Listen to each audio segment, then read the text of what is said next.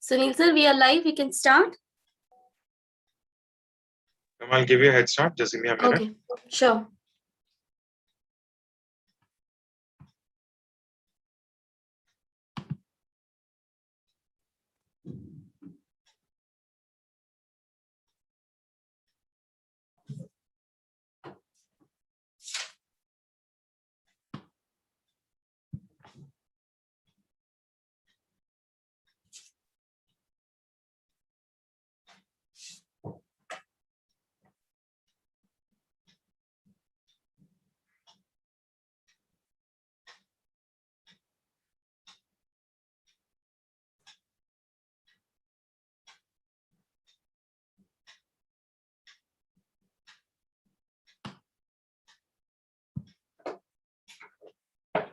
Chandran, we are live. Okay, sir. Thank you. Good afternoon, everyone. I, Chandana Paul, Assistant Professor, Sushant University, extend a warm welcome to all our speakers who are present here to our International Hospitality Business Leaders Conclave. The theme for today's conclave is Evolve to Rebound, Transformative Changes in the Global Hospitality Landscape. There are decades when nothing happens, and there are weeks when decades happen. The magnitude of devastation attributed to events like 9/11 and the Great Recession of 2000 seems bleak in comparison to the havoc wreaked by the COVID-19 pandemic. The coronavirus pandemic will remain in our collective memory for generations to come due to its devastating impact in different levels on the global economy. With continuing government assistance and the support of financial institutions, commerce will continue to push forward and get beyond the crisis. Overcoming economic crisis is not a new thing for hospitality. When, as we say, where there is a will, there is a way. However, there is another important element that all companies, in particular hospitality sector, will need to manage as business and commerce deal with the post-COVID world, the social aspect. It goes without saying that a resumption of economic activity is essential, but the vigil on the virus must remain, and in doing so, we are likely to witness decades of unprecedented transformations in near future. So now, without any further ado, I would like to take you through the schedule for today's event.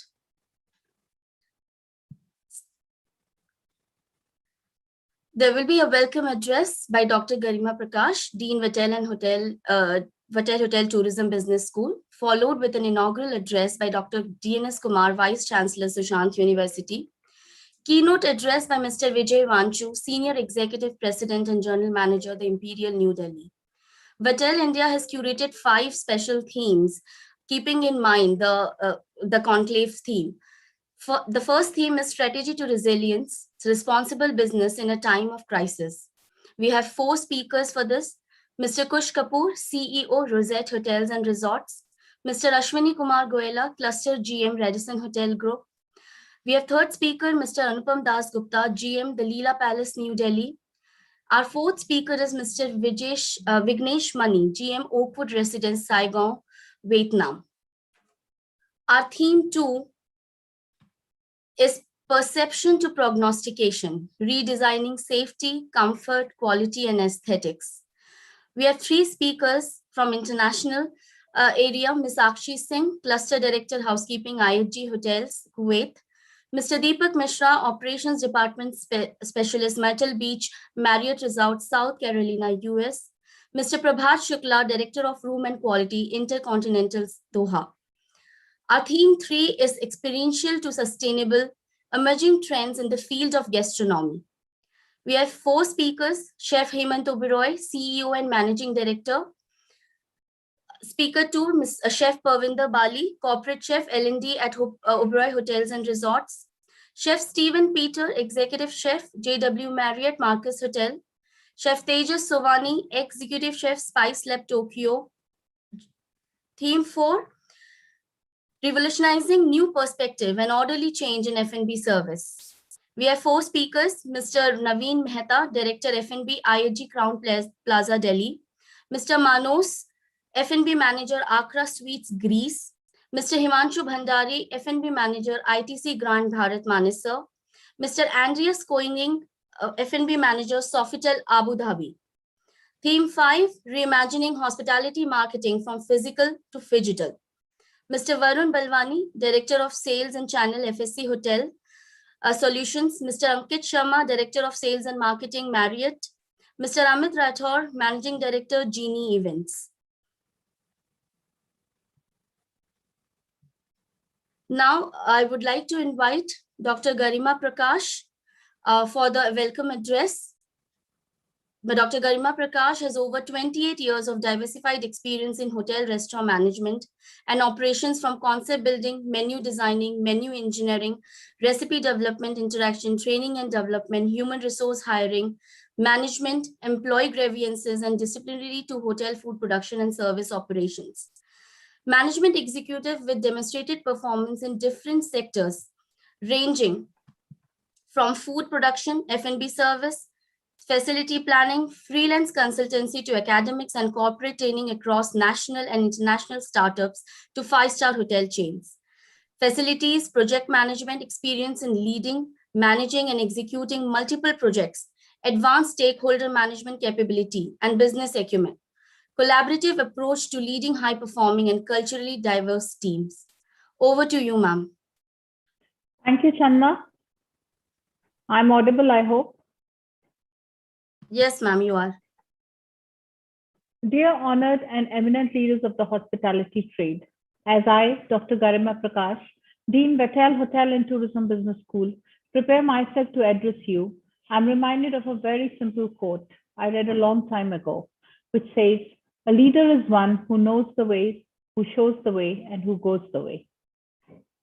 I am proud to be welcoming today distinguished personalities in this leadership conclave and find myself in the company of renowned professionals like you who had made their way up to the coveted positions. And I have no doubt in assuming that most of you would have worked very hard by the virtue of your dedication, perseverance, enthusiasm, and deep-rooted love for this trade. It is also very deeply believed that a true leader does not create followers. He creates more leaders. Leadership is not a title or a designation. It's about impact, influence, and inspiration. As an educationist, I can say that there is a lot of learning involved in the basic function of making people learn, showing them how to excel and how to have the patience and courage to embrace changes. After all, a teacher is a living embodiment of what he or she teaches. Dear ladies and gentlemen, we all know that a lot has changed from the times when we all started our careers in hospitality. I see that the young students at the present times, called as the millennials, who due to their restlessness wish to measure their success as a time-bound activity, and quite contrary to our thoughts, aspire to see themselves going up the ladder far too quickly. They are also the ones who believe firmly in the fact that changing organizations every now and then will assure their success rather than continuing to be loyal to just one organization. The topics that we will deliberate upon will form part of the several other issues which need to be addressed and elaborated upon as we see the necessity of bringing about the changes in the minds of our younger students, an element of stability, consistency, and firmness. I'm sure our students who are now attending this seminar from far and wide would draw a lot of inspiration from your success stories and will keenly listen to the challenges that you have had to face in your professional life.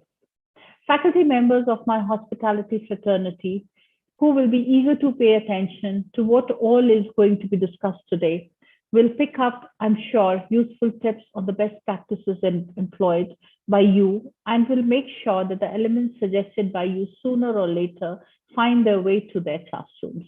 We all depend a lot on the industry support, and it has always been our endeavor to bring the academia and the industry together on a single platform, from which we all stand to be eventually benefited. Just like a leader who continues the process of learning till the end day of his life, so should a student or any hospitality professional be passionately attached to learning new things, and to what better platform than one ever imagined of, other than one right now, right here, in which distinguished specialists and experts have come together and are keen to share their insights, their wisdom, and their intelligence, which will prove to be a lighthouse and a guiding force to all of us. I thank you all very much for your participation and look forward to investing a very, very enriching time with you all. My best regards to everyone. Thank you so much. Thank you so much, ma'am. Thank you so much. Now I would like to invite Dr. D.N.S. Kumar, Vice Chancellor, Sushant University, for the inaugural address. Dr. D.N.S. Kumar, a doctorate and an erudite scholar with an experience of 29 years, is currently serving as the Vice Chancellor of Sushant University. Rendering his expertise to students, he has worked as a professor of finance and catered to young talent by mentoring and teaching them various subjects, including strategic cost management, corporate finance, risk management, and valuation of companies. He is a master analyst in financial forensics and has pursued his specialization in valuation of companies, bankruptcy, and liquidation and reorganization. He has been conferred with various awards and recognitions, such as Bharatiya Rashtriya Vocational Excellence Award by Sri Lakshmi Institute for Women and Rural Development, Dharwad, India in 2007. Mohammed Yunus Economic Development Award by Rural Development Organization, Belgium in 2006, and many more. Dr. Kumar has had an experience of working for CMR Institute of Management and Technology, Bangalore as Director, Alliance Business School, Bangalore as Associate Dean, Academic and Administration Institute for Finance and International Management, Bangalore as Director and Professor of Finance, CU Academic Staff College as Chairman, and Christ University, Bangalore as Director, Research and Professor of Finance. Over to you, sir. Well, good evening to everybody. On behalf of Sushant University and my personal behalf, I extend a warm welcome to all the distinguished speakers of this International Hospitality Business Leaders Conclave. When I went through the document which is submitted to me, I see 19 distinguished speakers are going to deliberate on a unique topic, a business leaders conclave in such time of crisis. Out of 19, I'm also able to note 9 speakers are from international, from a country or a place like Doha, Kuwait, Canada, US, and so forth. When I also saw the document, a very interesting topics are the themes on which you people are deliberating. You have started from responsible business to reimagining hospitality. And the entire discussion is going to roll around responsible redesigning, revolutionizing, reimagining. And in this process, you are going to also touch upon what kind of experiences business leaders are coming across these days while managing the hospitality. As a professor of finance and business, I understand a business has only 2 important functions for the leader. One is innovation and second one is marketing. Unless and until we have created something, whether it is a manufacturing business or service business or hospitality business, unless a new product or new service is there and it is well known to the people, the business cannot prosper. At the same time, in the process of managing hospitality business, I also understand people management and people development is very important, because we have seen so many star hotels, non-star hotels, the people who are able to manage, people who are able to build the talent and the expertise of the people have prospered in the business. Therefore, managing the people and developing the people is a key aspect of any hospitality business. At the same time, as a leaders in a hospitality industry, we come across a lot of legal issues. Legal issue may be related to a property or related maybe a sexual abuse, all sorts of things. So therefore today, managing the hospitality is not just doing the business, but also looking into the legal aspect and how we are within the framework of law we are doing the business. As I know, the hospitality industry is a key booster of key sectors of modern economy. It may be financial sector, it may be manufacturing sector, or it may be IT or IT enabled sector. It is the hospitality industry and tourism industry which has helped other sectors of the economy who are contributing substantially for the GDP of the country or economic development of the country. So therefore, the hospitality as a sector needs to be managed with such kind of leadership skills and competencies where a newer business perspectives can be brought in. At the same time, what is also most required in order to manage the hospitality is the multiple culture, the geography with which the people come to our hospitals, the hospitality businesses, different clientele base, different customers who come. Therefore, holistic approach is very important. At the same time, this business cannot be looked from a standardized business model. The business model for different class of hospitality, the properties that we have should be a unique business models. So what I mean is customizing the service is very important, and I'm sure the five themes which the organizers have captured are going to address on very unique and important and significant aspect of managing hospitality in the current scenario. I must thank Mr. Vijay Vancho, who has accepted our responsibility to deliver the keynote address. Thanking each and every one, the distinguished speakers, as well as the host from my university side. I wish the conference all the best. Thank you so much. Thank you so much, sir. Thank you. Now it's time for our most awaited keynote address. Our keynote speaker for the day is Mr. Vijay Vanchu, Senior Executive Vice President and General Manager, the Imperial New Delhi. Mr. Vanchu is an alumnus of St. Columbus School and IHMC in Pusa. Mr. Vanchu is one of the stalwarts of the hospitality industry and has been spearheading the operations at the Imperial New Delhi for over 11 years in his current tenure. Post completion of his hotel management, he was selected as a kitchen trainee by Oberoi Hotels. On graduating from the Oberoi School of Hotel Management as a qualified chef, he was offered the assignment of food and beverage instructor at the Oberoi School of Hotel Management. Today, his experience in hospitality spans over 40 years.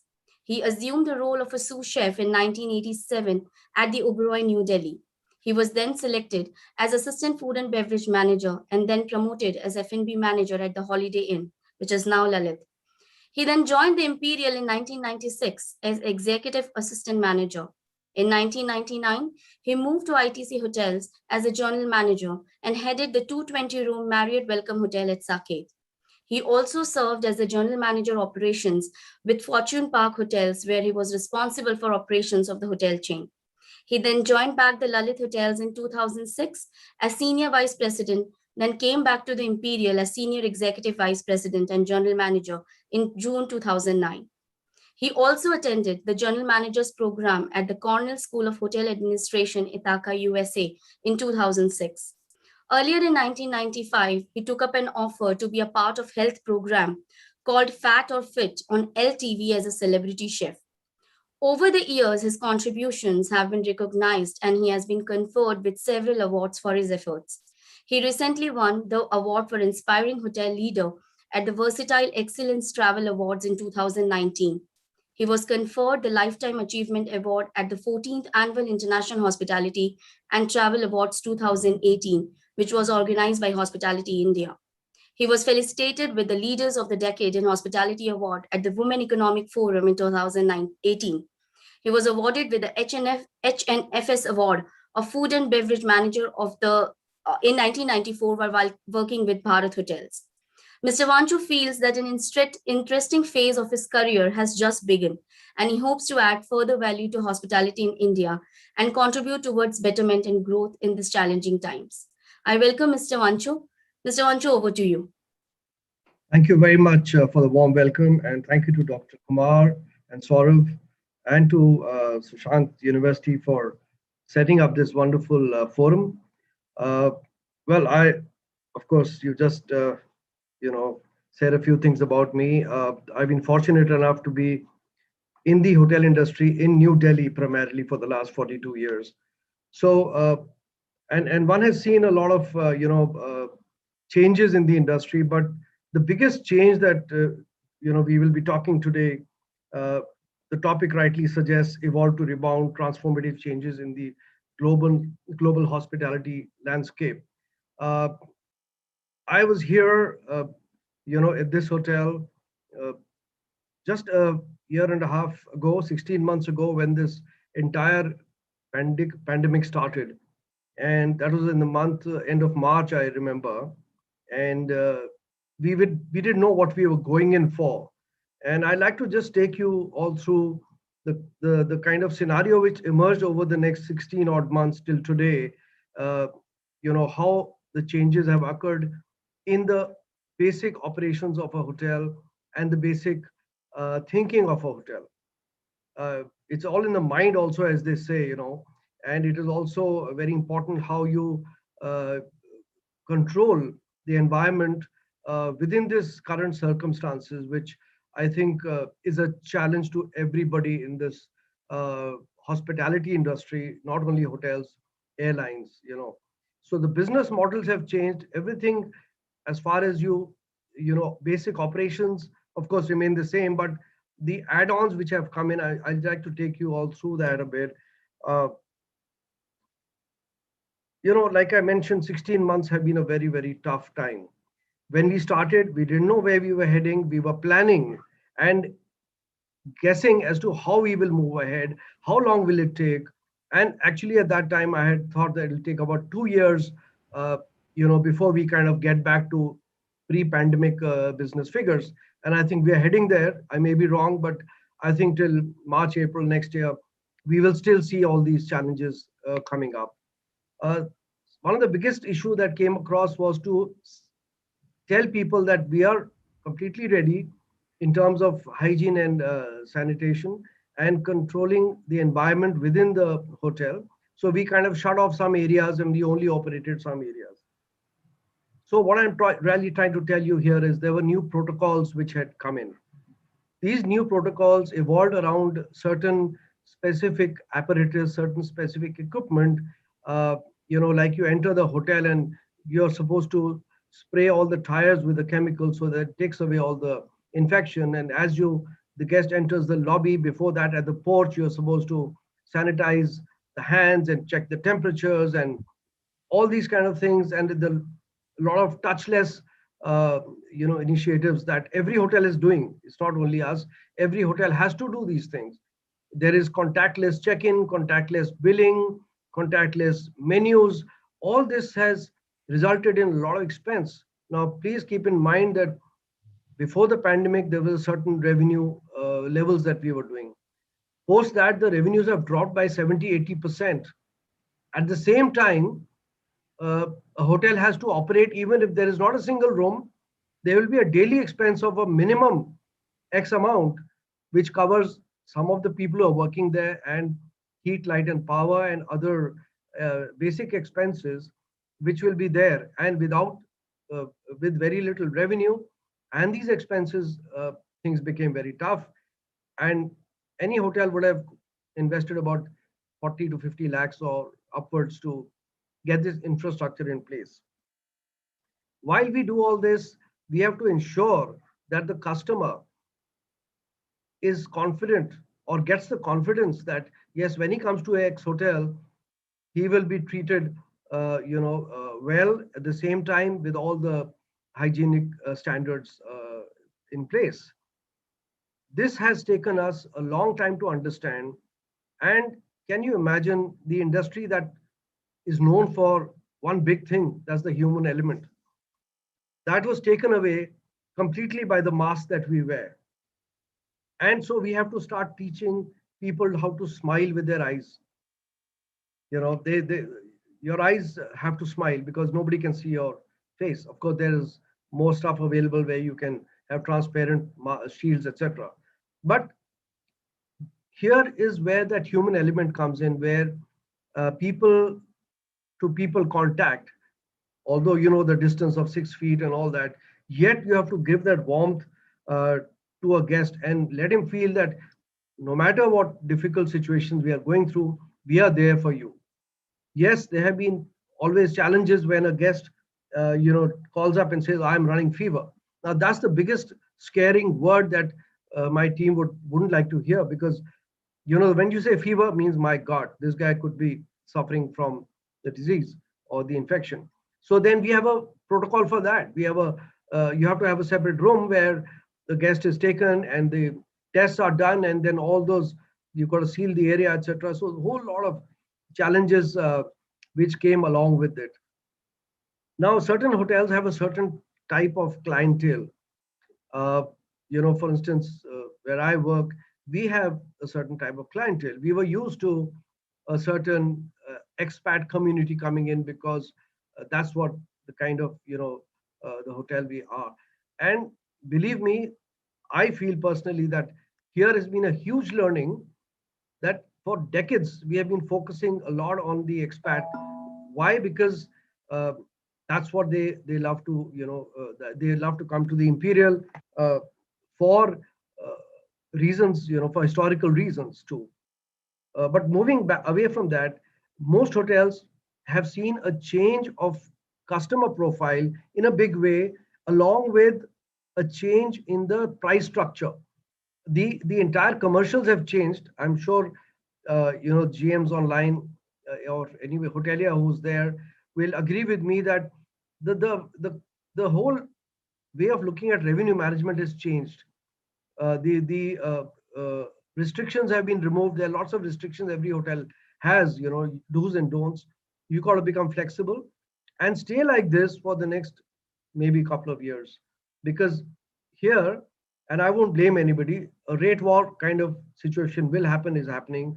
Everybody will try to pick up a business and try to give a lower rate for a bulk business. Now, when it comes to bulk business, initially there was a big scare because nobody would travel in huge numbers. And tourism, in terms of leisure, is completely finished for now. Uh, so how do you replace that, the leisure segment, the customer who comes for leisure? How do you replace that?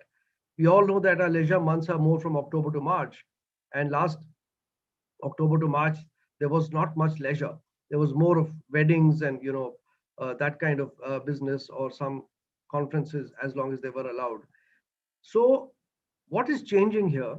We tried, as hotels have really tried to push the staycations, weekend packages, etc., are very, very popular.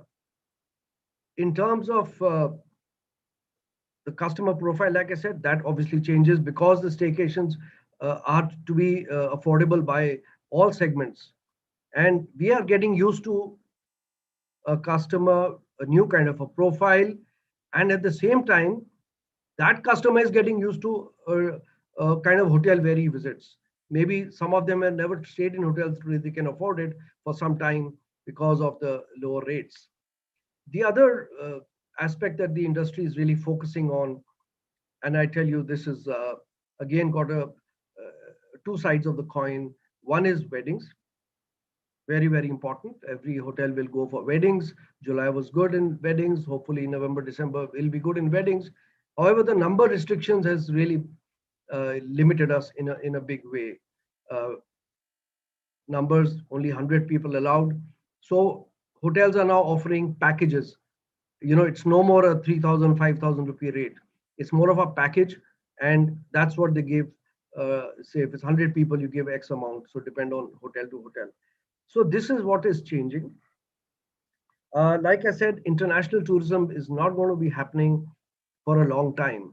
International flights, the day they start, it does not mean that the international customer or a traveler will come to India. Of course, as the vaccination is spreading and people are getting more and more people are getting vaccinated, it will become better and easier. But it's going to take time. It's going to take at least 6 months for at least the international leisure traveler to really come in. But we are here sitting in August, and October is the time when the season starts. So this is going to be a very, very big challenge. One of the other things that we have to focus on is on sustainability. We have been focusing on that. The entire industry has been focusing on sustainability and the environment. This takes on more importance now because you have to ensure that your air is clean, your entire environment is cleaner than it was before, and the entire protocol for the pandemic, the do's and don'ts are followed very closely. As Dr. Kumar had mentioned, it's an industry about managing people and developing people. And I also believe that to keep the people happy and safe. I always believe that you got to keep your people safe in order to safeguard the guests. You got to keep your people happy in order that they keep the guests happy. That's very, very important. And this has not been easy, let me tell you, because overall, I mean, unfortunately, you heard a couple of hotels closing down. Uh, but many hotels have managed to keep their team. Yes, maybe there are salary deductions which have happened and may continue for some time. And that is the challenge. You know, how do you, at the limited revenues that you are getting, how do you pay your salaries in time? At the same time, all your other expenses like heat, light, power, and your fixed and variable expenses. Uh, a hotel has hundreds of different types of expenses. Food cost is one which is, will vary as per your revenue. Room operating costs, per room operating costs, and all this continuous, uh, you know, uh, refreshing all your small things like gloves and masks and sanitizers, and all this costs a lot of money. So the hotels which are able to manage certain business level in terms of occupancy, they will obviously move ahead. But the yield is important. How much yield do you get per room? That yield means the kind of revenue that you get per room, available room. So it all depends how much revenue you can get. Your ARRs, average room rates, have been affected very, very badly and definitely have taken a big hit. I can say hotels have lost about 80% of the revenue, at least in the recent years. I may be wrong, but somewhere around 80%. The ARRs have dropped by about 40, 50%. And like I said, there's always going to be a kind of a competition, and that's fine. Every hotel will definitely try to get the chunk of business. The other business that is popular in Delhi is the the Bollywood business, the film industry. They require a lot of rooms for shooting, for movie launches, and that's something that hotels and we are particularly looking at, and I'm sure many hotels are doing that. So whoever can get a better chunk will take it forward. I mentioned about staycations. I mentioned about the kind of restrictions that are there, and this will continue at least, like I said, for about a year. The other aspect that hotels have really focused on and will continue focusing is food delivery. Food delivery is extremely important. It is a good revenue if you do it in the right way with all the precautions. And I think, of course, tying up with individual food delivery companies, that is very, very important. And how much how effective that process is, that is something each hotel is doing and will continue doing this for a long time. And in also smaller pockets of outdoor catering is something where we have been doing earlier, and I'm sure all hotels, that's something where you will definitely have to focus on. Restaurants, as we all know, only 50% capacity is allowed. So 100-seater restaurant can have only 50 seats. That's again a restriction because you cannot fill up your restaurant. It's against the norms. So that's where you go to all the restaurants, you'll find alternate tables blocked, etc. So that's something which will continue for a long time. As we move into winter, hopefully things become better, and you start using more outdoor areas, which is a big relief because now the government has allowed that you can use al fresco kind of dining without any problem. Earlier there were restrictions on that, so that's something which will definitely be very, very helpful. The domestic travel, like I mentioned, not many people are traveling overseas. They come, why do they come to a city hotel?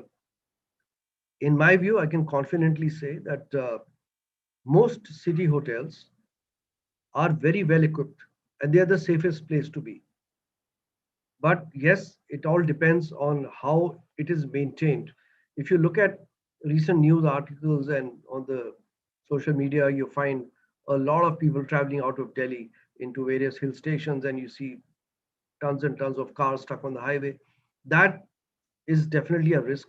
Whereas if you come to a five-star hotel in the city, you are bound to get a very, very clean and hygienic environment. Moving ahead from here, certain areas kind of have taken a backseat, which is not very great. But yes, training for that matter is very, very important, and it kind of has taken a backseat for the moment only. Uh, at the same time, hotels must continue focusing on continuous training of the staff. See, because one big change, please note, if a hotel has 600 employees and the year-round occupancy is 70%, has been, whereas today it's year-round occupancy is 30%. Can you operate with 600 people? No. So you have to reduce your manning, meaning you have to make many people sit down. Maybe 40% of your staff could be sitting at home. And yes, you have to still pay them certain amounts. So who you do not hire. The other challenge which is there, that you can't hire right now, unfortunately, because a lot of people are sitting at home and a hotel might rather give them the opportunity. So, but I feel that every such challenge, there is an opportunity to learn and the opportunity to improve on certain things and find innovative ways of uh, or delivering of keeping that revenue stream going. There has to be innovations, there have to be creativity, there have to be new things. And what we do successfully is, for our mostly the foreign guests, we celebrate all Indian festivals with our guests, and I'm sure every hotel must be doing it. Independence Day is around the corner. We will be doing the flag unfurling with our guests, and so on and so forth. We at the Imperial celebrate about seven festivals through the year. Hopefully, the foreign traveler will start coming in, and for them, this is a wonderful opportunity to take away that piece of Indian culture when they come during our main festivals. That's something we'll have to continue more. Personalized Personalization is very, very important. More and more care in terms of ensuring that the guest gets what he wants, because a guest has a choice. He can go to any hotel, and why should he come to your hotel? So obviously you have to do something different to ensure that he continues coming to your hotel. And there are possibilities of a negative experience for some reason. How do you handle that? Ensure that the guest does not leave the door of your hotel without being satisfied, what we call in normal terms service recovery. Because if a guest goes out, he talks to millions of people through TripAdvisor, etc. So these are the challenges more so today. And you have to be one step ahead. You have to be ready to wow the customer, to go beyond what his expectations were, and to surprise him every time. For instance, if it's his birthday, check with his passport or ID. Oh, tomorrow's birthday. Quietly, a cake goes to the room. Things like that, which of course all hotels are doing. So I think the key to this whole situation is to maximize your revenues as much as you can through innovative methods, through your traditional methods. And the biggest thing that today is going to happen and is happening already is online marketing. Everything is going to be online. Now, today I cannot call a group of my loyal customers, 100 of them, and have a cocktail dinner for them. I did that every year. But why? You're going to spend money. How much can you spend? So wasteful expenditure is totally out of the books right now. So no wasteful expenditure, no frills, no luxuries. Yes, providing the guest with a completely safe environment with all the amenities, with all your safety guidelines. That is the key right now for the next a few years.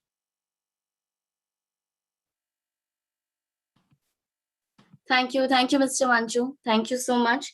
Sir very rightly said, transformation, changes, new challenges, standards, we need to follow, and we will follow definitely. Hospitality has learned to cope, and it will definitely emerge. Thank you so much, Mr. Manju. And we were talking about specific things that each hotel is doing. I'm sure every hotel has got its own uniqueness and what they do. And if our time permits, could share. I've sent a link to Saurabh if there is time. Otherwise, we can do it at some other time. Sure, sir. Saurabh, sir, are we doing it? Sure, ma'am. I'll be playing in a minute. Just a second. Yes, sir. Sure.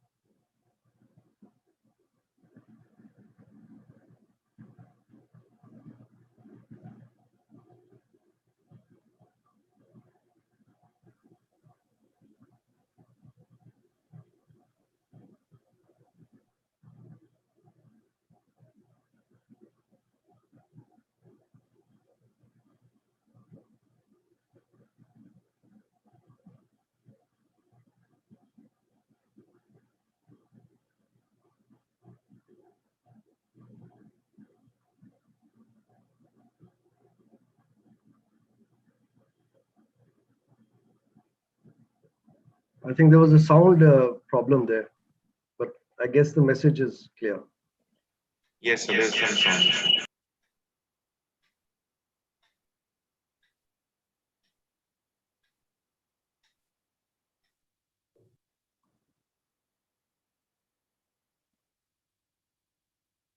This is pre-pandemic time, so you can see the difference.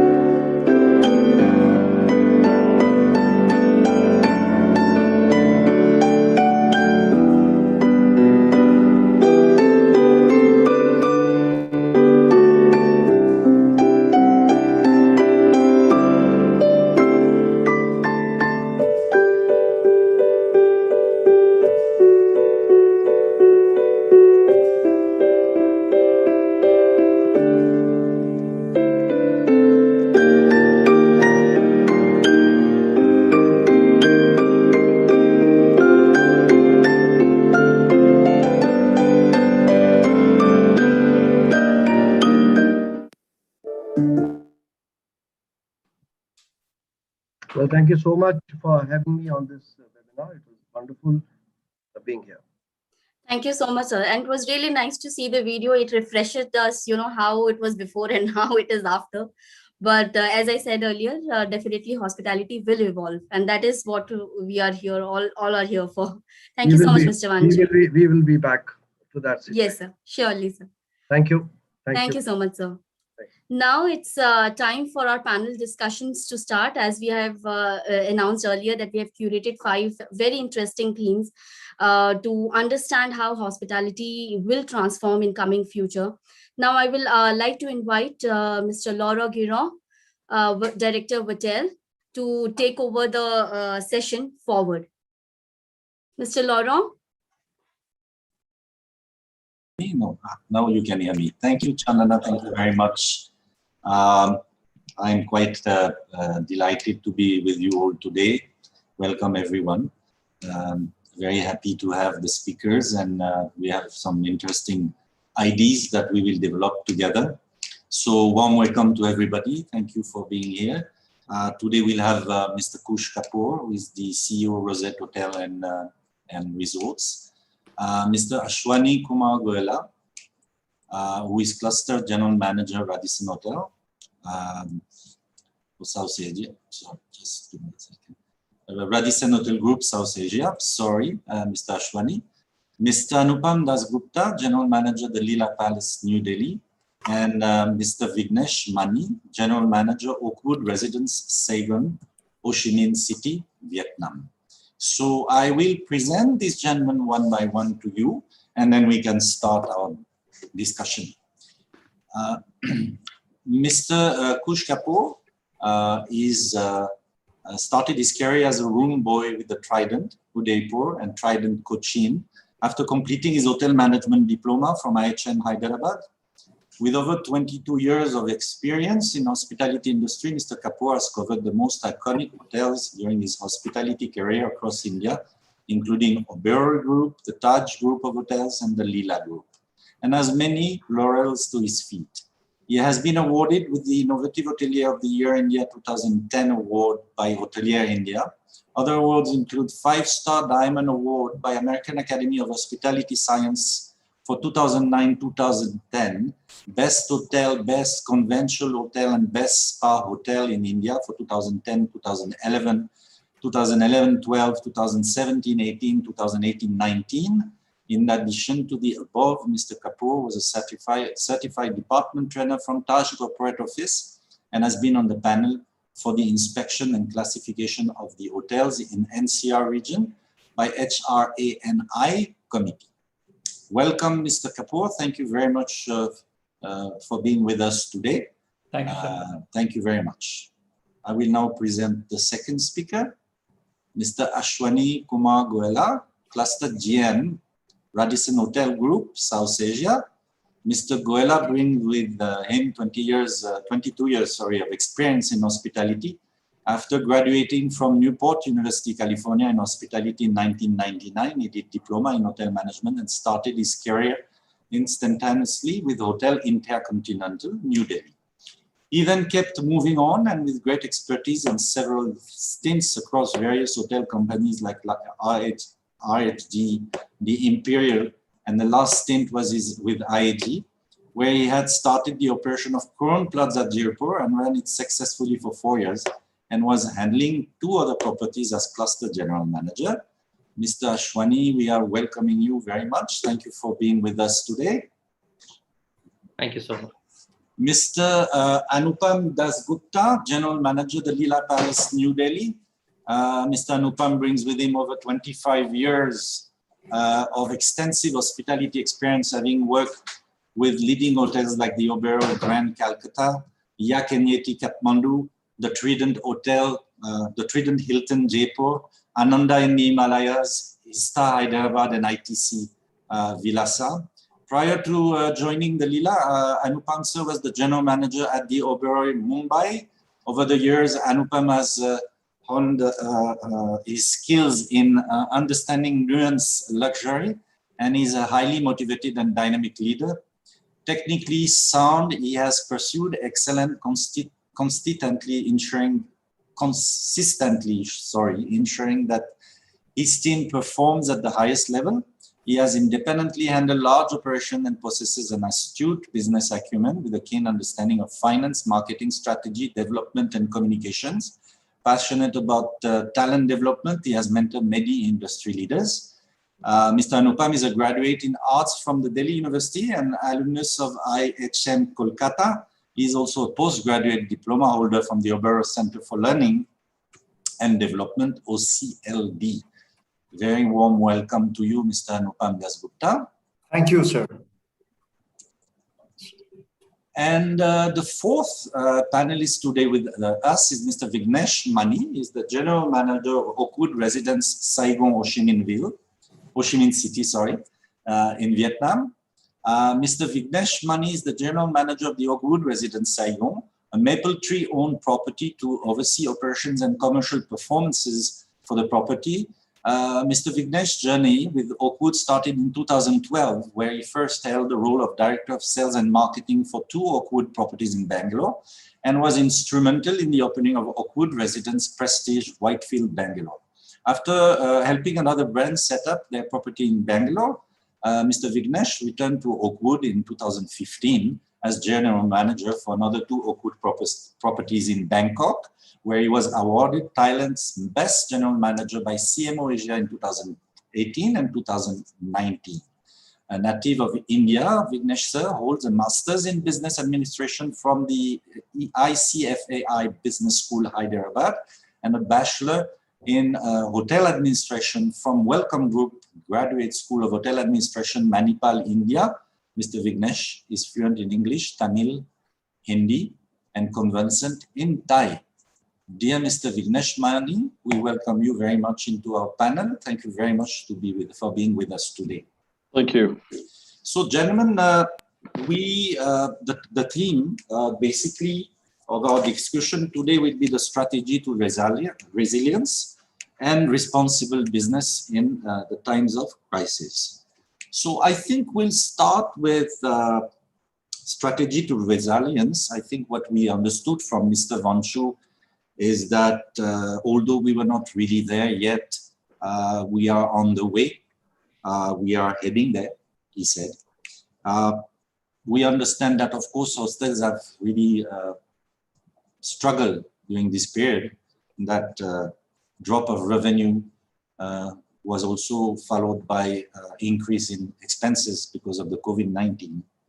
So what I would like to understand from you, gentlemen, is that what kind of strategy do you have for your hotels, for your respective hotels and brands, in order to restore, the previous level of business, if it at all possible? What are the alternatives to the loss of business? What can we do? What do you have in mind for this coming years? For these years to come.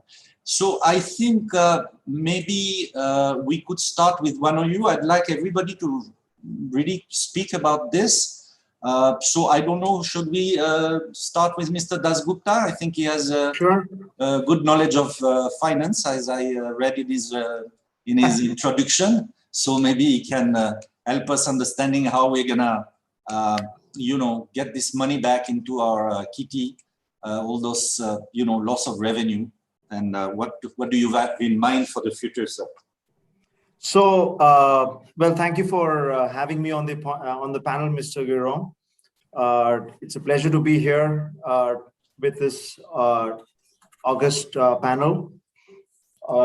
In terms of how we've braved this pandemic, obviously it's work in progress. To be honest with you.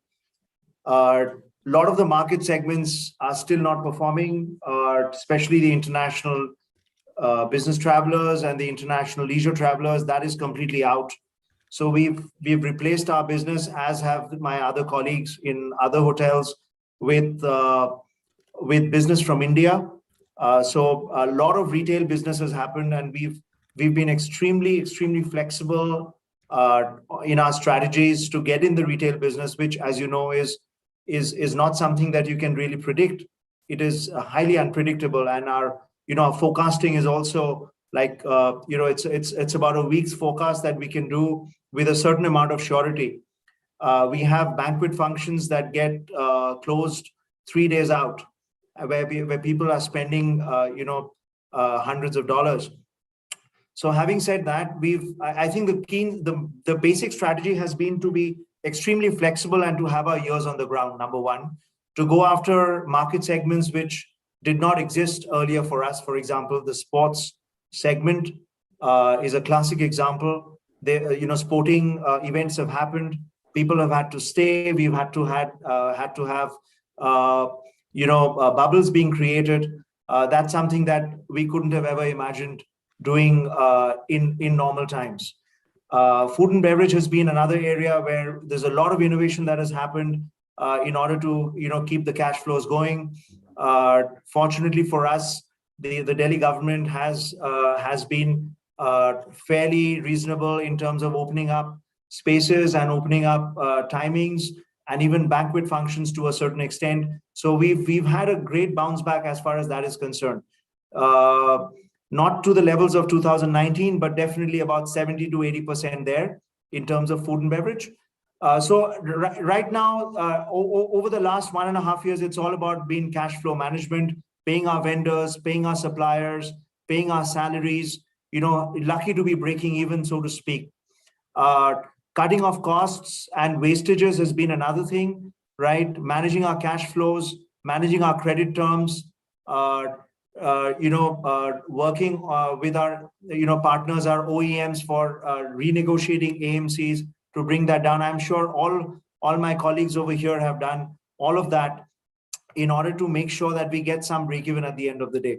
But having said that, we've become better managers and better leaders, I feel, because we're doing much more with a lot less now. Thank you very much, sir. That's very interesting that, this pandemic has made us go through all these things and review all our, operations. You mentioned foreigners, this foreign tourism. Mr. Vanchu also said that he lost a lot of market shares in terms of foreigners.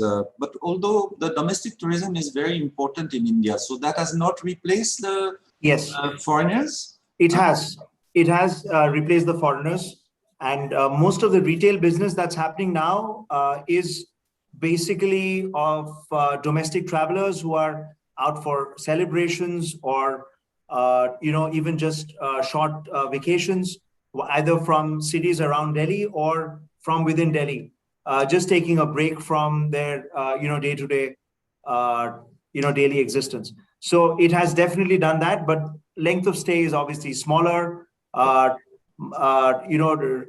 are much softer than what they used to be. So it has replaced them in terms of rooms per day, and but not in terms of revenue, apples to apples. Thank you, sir. Who would like to address then now? Maybe Mr. Goela, Mr. Ashwani, would you like to speak about your vision and what kind of vision you have for the few months coming, and what was your experience maybe during this past 1.5 years, and how do you intend to gain market shares and go back into the business you were at in 2019? Thank you so much, Lore, for having us here, and thank you. I think very well said by both Mr. Vanchu and Anupam. I think we all went through the same problem. However, to kind of add on, we being at the airport hotel and we being near one of the largest and the biggest airport of India, I think the retail and the transient segment, we were able to capture it very much in advance. As you rightly mentioned, the inbound tourists and the foreign transient travelers, as soon as they stopped coming in, what we focused was on, and as Mr. Vanchu said, that hotels, 5-star hotel was the safest bet for people. With the lowering of our ADRs and the daily rates, we were able to capture the segment which wasn't probably our customer ever till now and was going probably to a level lower to us. We were able to capture that segment coming in with us. They were happy to pay the same amount.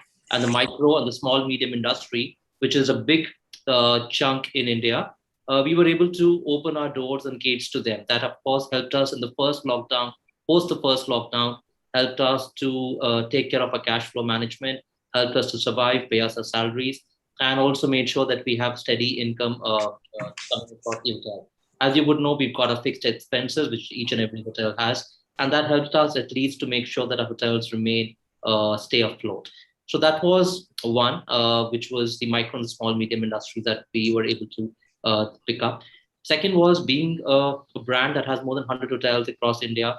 We were able to synergize our resources throughout our cluster. For example, in Rajasthan and Agra cluster, which is what I head over here, we've got about 8 hotels in that cluster. We were able to have one department head probably looking after more than 1 or 2 or 3 hotels. So hence, we do have the expertise of a senior team member, and yet he's also looking after more than 1 or 2 hotels. So we came up with a plan called the India Unification Plan that was a brainchild of the brand, the Radisson Hotel Group, wherein we identified 20 key parameters across the business, and we made sure that we synergize them across all the hotels. That helps us to manage our gross operating profits to a great level, wherein we were not paying out of our pocket, and we were able to negotiate the best deals coming out for our hotels. So that was part 2. Part 3 of your question, which is the vision for the next 3 or 4 months, and I think we all have now learned how to live with COVID. I wouldn't like to get into the fact that what each one of us are doing in terms of sanitization and safety, because I think everybody is doing that, and it's a given now, and I think it will remain forever.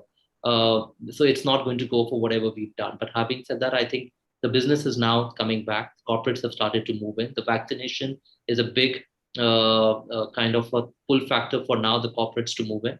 I can proudly say that today our food and beverage outlets are almost doing pre-COVID levels of sales that we were doing for a food and beverage. Rooms, because the areas are softer, our occupancies are much higher than the pre-COVID, but the areas are softer. So yes, we are not able to meet the revenues that we were able to do pre-COVID. But I think it's another year and a half from here on where things should start to come in, and we should be able to get to the pre-COVID levels. But I think the going is good from moving on from here, and we should only see an upward trend unless and until there is a third wave. We should see an upward trend moving on from here. That's from my side. Thank you, Lauren. Thank you, Ashwani. So basically what you're saying also is that because you have 100 hotels in India, you guys had a better time than the private hotels or smaller chains that were not able to rearrange cluster-wise. So that's was lucky for you guys. But, Mr. Vignesh, would you like to tell us what has been happening in Vietnam since you are there, I believe? Sure. And, what was the experience there, and what kind of plan you have in mind to cope with this, what's hit us quite hard in the past year and a half? All right. First, thank you for having me here. First, Vietnam has been lucky to push the waves as long as they can. Actually, the COVID became really hard in the past 3 months. So our numbers were pretty much stable compared to last year to this year. The ADRs have been soft, obviously, but the occupancies have been stable. We still have a lot of international markets which are still traveling in till the last quarter. Only in the last quarter onwards where the international airports were shut. So as a property, what we were able to do it is we changed the business segments to long stays, which helped us to ensure our profitability is through. Our numbers have been same. We have definitely been able to save costs by moving all the operations in-house. That is, moving our AMCs internally rather than externally. So that kept our numbers going. We ensured that our team is safe and moving most of the properties. Since I have a large property, almost 600 rooms here. We moved a lot of them in, so which helped me to keep my operations in place and keep my expenses in check while taking care of employees and the guests. We also, what we did is we used a facility in a smarter way. We moved packages like work from Oakwood, which came handy. We became pet friendly, which actually drove us a lot of domestic leisure markets, and especially expats who came and stayed with us. We also sold vouchers. Actually, we have a Tet festival, which is like the Diwali of Vietnam. Since people couldn't travel, so we sold vouchers online, and that was a roaring success for us. We sold almost close to 1,400 room nights through these vouchers because people will still wanted to buy and gift it. So that came in handy. And our plan for coming 3 months would be just to ensure that whatever business which we have locked in, keep the contracts going. India is definitely a challenge. I think it's going to be a challenge for the coming few months. But I believe with the government's move of, I don't know if you guys know about the sandbox concept. The country by itself is trying to vaccinate everybody in multiple cities where the travel within cities becomes easy. If that comes handy and is rolled out, currently Ho Chi Minh City has got 40% of vaccination done. So in the coming few months, if they're able to reach 70% between Hanoi and Ho Chi Minh, then we can have easy travel between both the cities. So that will ensure that our sustainability becomes easier. In Vietnam, the Tier 1 cities has not seen a massive drop as such, other than the hotels. But now with companies also buying out quarantine hotels for their employees, it's been a good trend which has been moving, because we see a lot of business moving in from China to Vietnam. So that has sustained a healthy occupancy in the city. Right. So those are things. On F&B front, it's been a challenge because I think India operates at the 50% efficiency. Whilst for us, the most of the F&B operations have been shut. So it's only a delivery model which has been working as of now. And I think that's going to be an ongoing trend for the next 6 months till the COVID completely reduces in city to city, or at least is manageable. So that way, F&B rise, we've been using our staff to become multi-skilled so that we can ensure their employment is there and they can still maintain our breakfast standards for the guests and keep the operations going.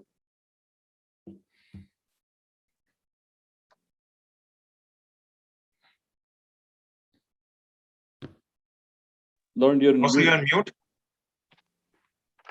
Oh, I always forget to unmute myself. So anyway, thank you for sharing the experience. We can see that the experience is very different from everyone, and that different hotels, different regions have come up with new ideas in order to develop some new revenue. Mr. Kush from Rosette, are you with us? Yes, Lauren, I'm so sorry. There's some challenge with my camera. That's why I've kept it off right now. It's okay. No problem at all. So you can anyway talk to us and let us know how you have gone through this difficult time and what is in the books for you guys at Rosette.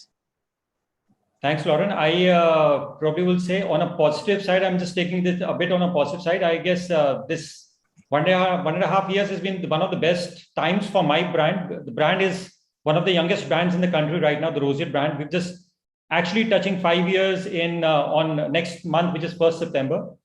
Why am I saying for us it's been the best time? Because we've kept every single employee on board with us. We've not let even a single employee leave the organization in the last 15 months, also 15 or 18 months. We've done some crazy stuff right from opening up of our food cafes 3 months back, which is doing fabulously well. This is a standalone outlet we are talking about in Vasant Kunj in Delhi. On the 1st September, I'm opening up the biggest ice catering in the country. I would say, and that's been opened, that's coming under the Rosette brand. It's going to be called as Ice Skate by Rosette. We're going to do international tournaments on that ice catering. We've actually started generating water from the moisture in the resort in Delhi. So we've tied up with a US-based company. We've done R&Ds during this COVID time. And now we're going full-fledged. So the water which you're drinking in the resort in Delhi is actually coming from the moisture in the air. We have been fortunate enough with my IT team, this is in-house. If you go on the food ordering menu of our the website, I would say, there is a camera option. You can click the camera option and you can actually see my chefs preparing the food in the kitchens in my hotels. So we've actually opened the entire world for our guests, that this is the level of transparency and the hygiene what we want our guests to see in our brand as such. In terms of and obviously we've been able to, I've been pretty, lucky, I would say, to have a very young team who's been absolutely passionate and innovative with us. If I talk about my all 3 hotels in the country right now, we got 2 in Delhi and 1 in Rishikesh, and we got 3 hotels in London. From the last 3 months, we've actually got into the positive note to an extent that my Rishikesh resort, because we know everybody's heading to the hills right now. My Rishikesh is on a GOP, working on a GOP on 70 and 75% right now. So we have, as I said, I'm pretty fortunate to have a young team, very dynamic, who actually do things out of the box. And for us, it's very simple. What we always keep in our mind, we need to be uncomfortable to get comfortable. We look at the future on a very positive note. And I keep telling my people and the folks in the industry also, you need to keep two things always in mind, irrespective of which situation. And we all understand from this COVID situation that something of this is going to keep coming in future also. So how well are you prepared for those situations? And it should not come to you as a shock, is where you as a brand define yourself as another brand of so-called competition in the market. For me, innovation and personalization for a guest and the team are two essential aspects, which I always make sure my team understands that day in and day out. And I always emphasize, and I actually urge my team to make mistakes. The only thing what you need to ensure that you don't repeat that mistakes, learn from that and move on. And that's the fastest way for anybody to grow. And when everybody is talking about COVID around and things around, I'm sure my industry colleagues know, 75% of the Fortune 500 companies and S&P companies have actually grown and started during the world recession time. So if we've seen the history is repeating itself. If you are innovative and if you are personalization in whatever you're doing for a guest and team, I'm sure the world is all there for you. Thank you so much. Thank you, Kush. So that, my God, that sounds quite exciting and sustainable. We'll speak about sustainability a little later on, but definitely exciting stuff that you have in the books for us. So good. And also you brought in my next question was actually, I want to understand what you gentlemen think will, of course, nobody can really understand what will happen, but there might be a third wave. There probably will be a third wave. What do you think? We have spoken a lot about vaccination, since all of you have mentioned vaccination so far.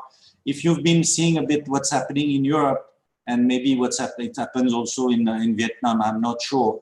Europe has put a passport together, health passport, and you cannot enter hotels, restaurants, and all sorts of malls and things like this if you are not vaccinated fully. What do you think about that? Do you think this is going to come to India?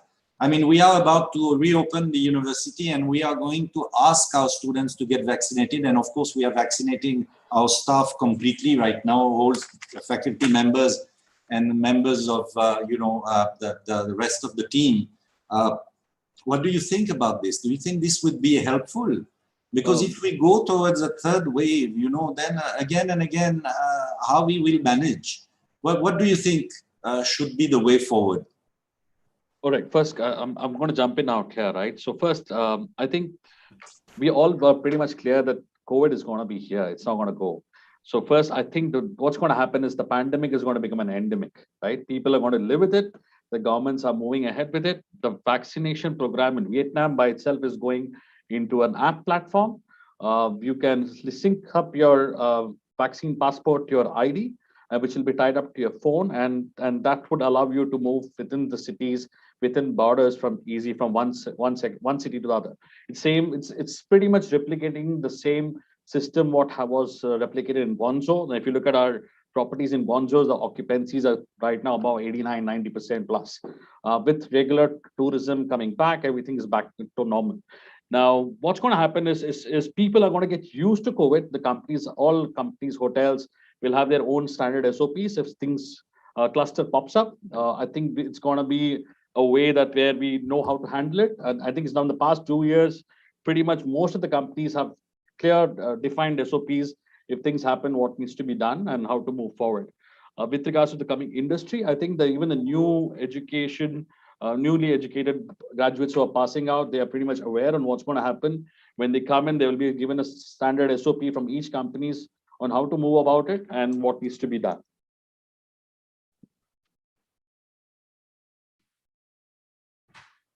Sorry, so I'll take the lead on this thing. And I rightly agree with Vignesh on that. A country like Singapore has already announced, the government has officially announced that they're going to treat COVID as a normal flu now. So, and I guess we've all seen these things in terms of resilience. If you ask me or any other thing, people are getting used to it. And behind everybody's mind, everybody knows this is going to be there for some more months, if not weeks. You cannot stop living just the way, if I talk about COVID-1 or COVID-2, where the entire lockdown of the countries happened, we've seen the worst of the times, I guess, and I guess we all want to leave it behind. Everybody wants to move ahead. And we all understand, even if I talk about from an Indian travelers, even if it is a matter of vaccination, everybody is desperate to get vaccination done because everybody wants to move out. Everybody has been held on into the homes for last couple of months. And we human beings are not designed to be like that, right? We human beings are designed to be social animals, actually. And that's what we call ourselves for. So for me, yes, it will take some more time, but we are seeing the positive signs already come out. I guess even if a third waves come out, which I'm pretty hopeful it would not come out, but even if it comes in, I guess we are pretty much used to handle after the first and even the same COVID wave. We know what we'll have to do if that strikes again. I guess we are better off handling the third wave rather than the first and the second wave on that moving ahead. Thank you. And I think absolutely agree with what's being said. And to your point, whether the vaccinations passport, I think this has already started in India with some states like Punjab already doing that with some of our hotels over there, wherein the guests can only enter if they've got a fully vaccinated certificate. We at the hotel are also trying to see, we can't force an urge at the moment, but we are encouraging all our new team members and even the interns from the colleges to get vaccinated and then only come in. And of course, we've got all our staff vaccinated in our own hotel. So I think, yes, this is the only way forward, wherein at some point of time in India, we will have vaccination. If you would like to travel, if you would like to go over to places, like to come over to hotels, you need to get vaccinated. Otherwise, the risk of you making sure that somebody else may get the flu is high. So I think to your point, Laurie, yes, it will come into India very soon. Thank you. Thank you, Mr. Anupam. I agree with Vignesh, Kush, and Ashwini with regard to this. This is the new normal, and this is how it's going to be in the next few years. I don't see that changing. We will have to live with it. We have to roll with the punches, as they say, and adapt to all these new policies that the government is going to bring in. We already have the COVID app, which shows you whether you are single vaccinated, double vaccinated.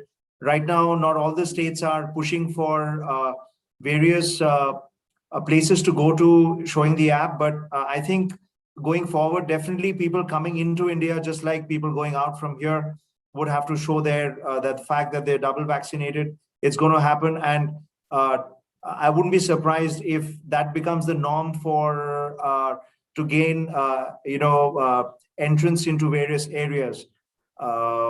I don't know how easy it's going to be because it's a little more complicated in India than it is where the population is slightly lesser. But having said that, this is the new normal. This is the way forward, and all of us will have to live with it for a few years to come, at least.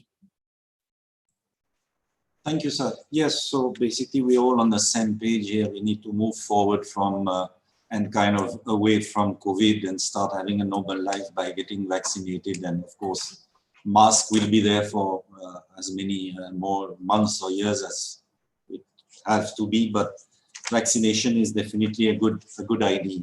I wanted to know, was interesting to understand, I have heard, globally, I feel it's pretty interesting what all you're saying is that business is picked up. Some of you are saying business is actually very good. Some actually are saying that business is better than before. I have, a few friends in the industry, in also the standalone industry, and I hear that some restaurants are doing even better than they were doing before pandemic. Even with 50% occupancy, they are developing more revenue than they used to have prior. I also understand that people have changed a bit their way of consuming. The consumer has changed. What kind of changes have you seen in people? My wife was telling me the other day that people now are coming at 6:30 for dinner because dinner stops at 10. So people are coming at 6:30. So it doesn't make any difference. They used to come at 10 for dinner. Now they come at 6:30. They still come for dinner. They still spend the money. and things are moving on. So what else have you noticed in your customers? What other changes could we say this whole thing has brought to your hotels?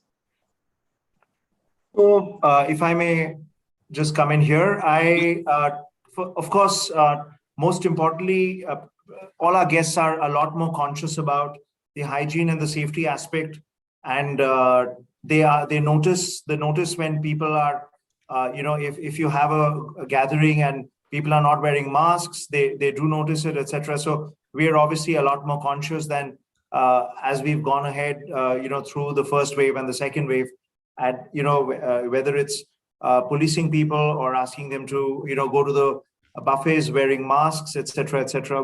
I think we are a lot more stringent as far as those things are concerned, because while we have managed ourselves, whether it's vaccinating ourselves, whether it's making sure hygiene practices are absolutely top notch, Bureau Veritas, etc., etc., but trying to manage somebody else is a different thing altogether. And especially on the other side of the service spectrum, it does get a little difficult to explain to people that you have to do this A, B, C, D. They're not used to being told what to do. But having said that, a lot more consciousness has happened within amongst guests, and they are themselves a lot more careful than what they used to be. So that is definitely one.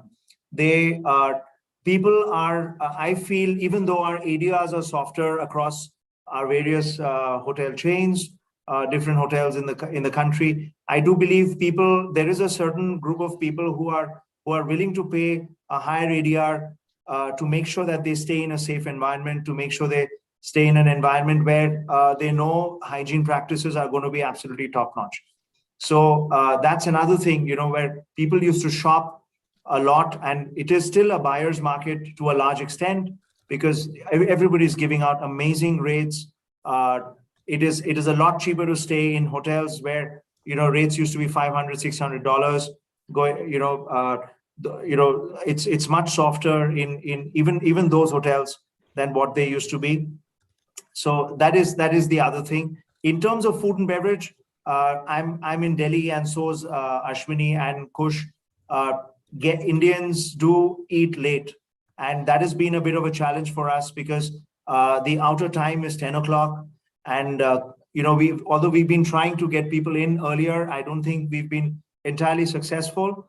But having said that, our lunches are much more busy now, and we used to struggle for footfalls for lunch in certain restaurants. I think that has really kicked in, because people are going out for lunch and breakfast and stuff like that. Whereas dinner norms are still pretty much the same. Anupam sir, don't tell me you're doing kitty parties, no? You'd be surprised. Quite a lot. That's very good. Yes, quite a lot, and they spend. That's for sure. Yeah, they do, yes. Ashwani, what's your take on the customers, the change in? Well, absolutely. I would agree to what Anupam has mentioned. I think the meal periods have changed. From dinners, it's become lunches, and our restaurants that weren't doing very well for lunches have started to pick up for lunches. We've got a signature restaurant called the Great Kebab Factory that we only open for dinners. We started opening it for lunches over the weekends, and our lunches are in fact busier than the earlier times. Another kind of an aspect that probably I'm sure other hotels are also seeing is that one is this captive audience that's coming to our restaurants, who are of course coming in about 6:37 and moving on by about 10 o'clock. There is also another great audience that we've at least got, and I'm sure others, is from our in-room dining. And our in-room dining sales have almost become, if I would say, pre-COVID 2.5 times more than what we used to do in pre-COVID. So I think with the amazing rates that people have started to offer, I think people are also, there is this new audience that is taking up rooms, taking 2 or 3 rooms together to dine, to stay, to have the breakfast together the next day, or to have dinner, and they order IRD and they sit together, because they know that there are restrictions. They are careful about the hygiene, that when we go down, there could be chances that probably there are other guests over there in the restaurants So they are creating their own bio bubble in the guest rooms and ordering IRD, which is ensuring our minibar sales and IRD sales are at an all-time high. It's in fact become probably higher than one of hospitality restaurants at one point of time. So I think that's also a perspective that I would like to give over here, apart from the meal period. Thank you, Lauren. Most welcome. Great. I think it's very interesting to see that shift of business. Vignesh sir, what is the scene in Vietnam? You said you had a lot of problems with food and beverage. I think the restaurants are not open yet to public, or what is the scene? Yes, it's actually true. The government law basically states that we cannot dine in guests. But having said that, even for my property, the in-room dining sale and deliveries has boomed a lot. So we don't have any more dinner sales, but what happens are delivery sales at 5 o'clock shoots up, which I think we are right now 160% up compared to last month. And primarily what's happening is people are now ordering in bulk. So people, the last order, which goes at 5 o'clock, you'll see not normally people used to order like 3 to 4 main courses or 4 dishes. Now it's gone up to 9 to 10 dishes on a single order. So the kitchen is busy and most of them is going on delivery. And from work from home, which package which we have is primarily worked very well, especially in Vietnam. We see consistently internet drop in multiple regions. So people who are working from home, a lot of them with rates being flexible now, a lot of people actually checked into the hotel where we're just working, and we have a kids play area where they can just leave their kids from morning to evening. So a lot of these working young couples were able to do their job. That helped us with our occupancy and while simultaneously keeping our in-room dining revenue up. But sure, we took a beating in our liquor sale because evening social scene was quite active in Ho Chi Minh City, which has been a hamper. But I think soon things should be back to normal. Thank you, Mr. Bani. Kush, what's your experience? I agree with all my fellow colleagues actually. And the guests today are far better traveled than they were before. They become much more smarter. And I mean, even if we see it's all over social media, something going wrong, everything comes on the social media for a guest. So that actually is putting us hoteliers on our toes more than it was earlier. I would say I haven't seen for the last 23 years of life. But that actually has made sense because the quality, if I talk about, has actually gone far better. Also, the hoteliers understand the guest expectations now and that's one of the reasons why we always try delivering extra than we used to do it earlier. They understand, the guest understands the quality. They are ready to pay extra to you in today's time. They want you to treat them as an individual rather than any other guest coming to your hotel. And if you are able to take care of their egos, they are ready to shell out the money what you want them to pay to you. Every time they come, we've seen and we've observed and we've realized in our hotels and even the restaurants that every time they come, they want something different, something new. And what I've realized in my restaurants and my outlets also, the guests are more comfortable talking to the chefs directly rather than to a steward standing out there, because talking to a chef, you can actually tell the chef, this is what I want in my food.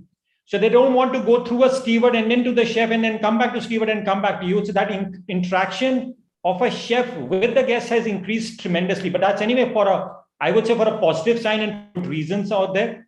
I completely agree with my colleagues would mention that the in-room dining has seen the highest numbers since the time we guys have also opened up our hotels and the resorts out here.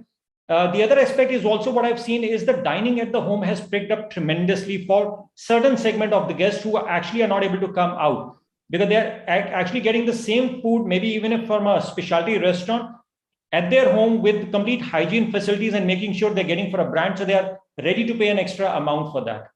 Thank you.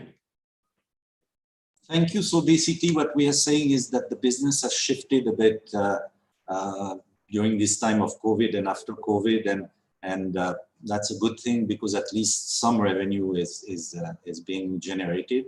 It's interesting to see that also that social media revolution has kind of worked for the customers in his favor, so that everybody has to put the best job together in order to attract the customers.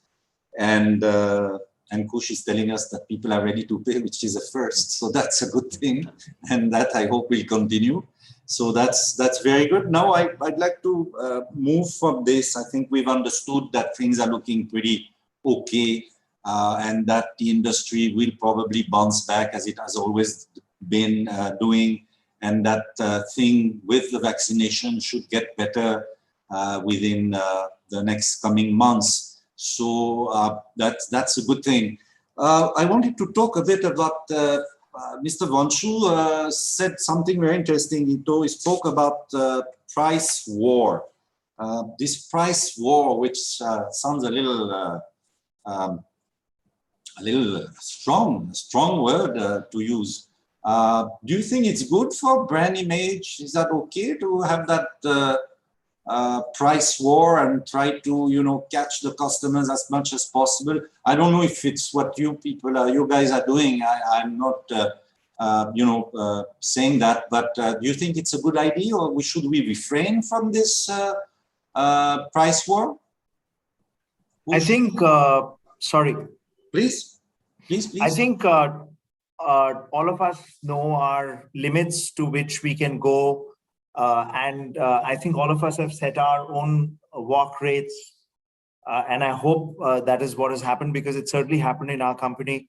Because, at the luxury end of the market, it's not just about managing your cash flows. You also have to manage perceptions. And it's very, very, very difficult to increase ADRs beyond a certain point. So I think we've been very prudent in the way we've managed our different market segments. And the price that you see online, the price that is there for everyone to see, obviously that is the one that drives perception.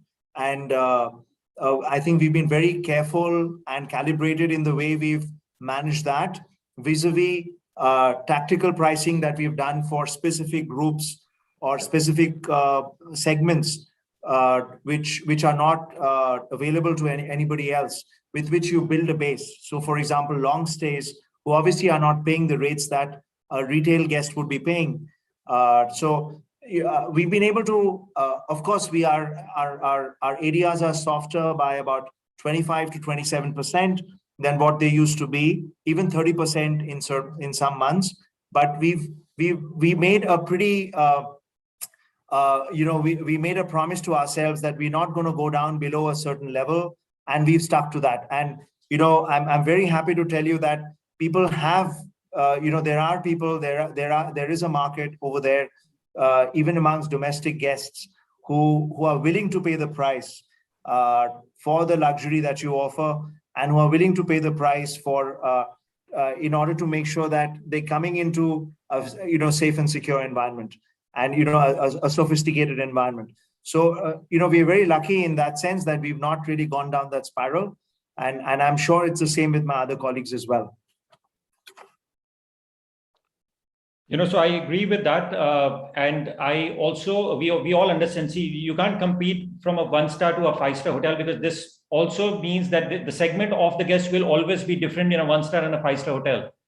So if I talk about a price cut or a price rate, yes, I agree with my colleague. You obviously can only take it to a certain level, and you don't need to bring it down, because you always have your cost factors, which you need to obviously see. There always will be fixed cost always in your hotels and resorts. It's up to you whether you want to bring them down and bring down your quality, or sustain the quality over a longer period of time, which eventually is going to bring you more revenues. We always believe that you can actually woo your customers or please your customers, and we believe more in word of mouth, which actually saves a lot. It takes a bit time, but once it's geared up, your guests are happy, they're excited, and you're taking care of their egos. Probably they're going to get more guests, because that's what the word spreads in the market out there. And today's time, it's all transparent. Everybody knows which hotel, what rates are going on. So there's nothing hidden, because it's an open market today. So even a guest knows what best rate he can get from which hotel. But ultimately, what he wants, whatever money he's spending, is he getting the value return from there or not? If you're able to give that, he's going to come back to you again and again on that part. We obviously believe, and I guess most of our fellow colleagues always believe in giving an extra back return to the guest, to which he's going to come back to you. And we human beings, we all understand we are actually more biologically made rather than logical, because logical, we don't understand it. Biological, why I'm saying, because we are all emotional creatures, or probably social animals. If I'm emotionally touched, you can actually ask me or take more money out of my pocket, rather than looking at only the logical sense. So focus on the segments, And I mean, if I talk about if it's an open market, you can't focus on all the segments. So you need to pick up the segments which you know are working good for you. And these segments actually keep changing from season to season or from the hotels to hotels. In this pandemic, I have seen all of us going out to woo all the kind of segments. So the hotels which were typical corporate have become MICE hotels. The MICE hotels have become corporate hotels, transit hotels, and everything. But ultimately, everybody has a price band to charge to a guest. And that's where you differentiate between what kind of guests you want and what kind of guests you actually let them go from there. Thank you. Adding on to Kush's point, right? Actually, I agree with a lot of things with what Kush said. But me as a property, we also took a strategical view on giving value for money for the product which we have. See, initially, I could say pre-COVID, we were always having a luxurious ADR, which we were pretty bullish about, and we were always demanding that. With the current after COVID, what we have done is we are still keeping our ADRs high, but having said that, we are giving a value proposition to the end customer. So there are more value add which comes in for them. So there's a balance there, because if you go down the rate war battle, it's a loss for everybody. The room takes a beating. You have more to spend rather than to win. So we always believe in sensible selling is always better for all.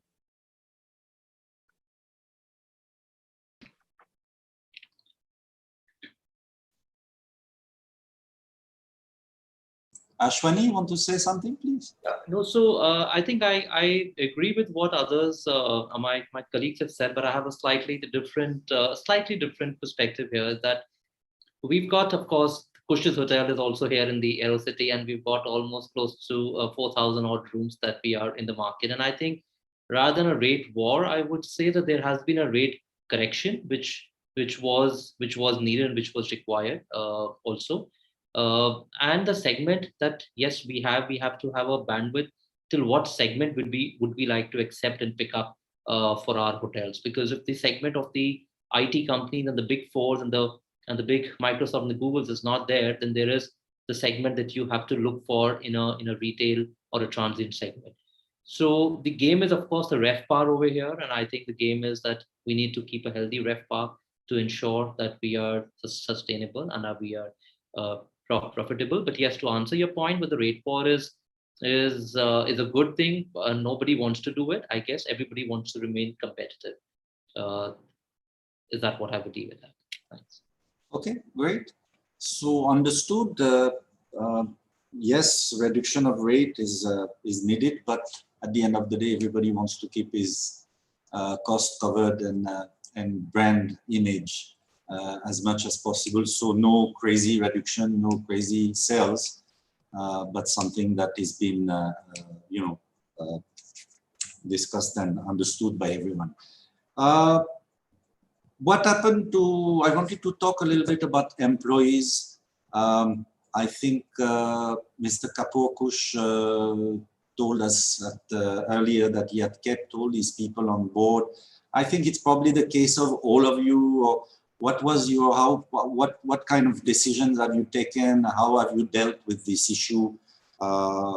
It's also part of responsible business. So how was the staff taken care of, and how did that all happen during the time of you were closed? And now have you called back your people? Obviously, I'm sure that hotel, working with 700 people, have not called the 700 back. So what's the story in this on this point of staff? So for me specifically, if I jump in, so we haven't let go of any of our staff, but we have definitely have moved into multitasking. So what we have done is wherever we had excess staff, we have moved them to a different unit if possible. If not, train them to take over a different role so that we can keep them within the unit. Wherever we had extra services, especially for AMCs and other areas, we have tried to train our internal people and to take over the job. So that way we have been able to keep them on board rather than letting them go. We've been very, very careful on hiring. I think hiring is pretty much for all hoteliers has been a no-no. So that has been there. And as far as we try as of now to keep even for the coming 6 months, we're going to keep our manning as minimum as possible.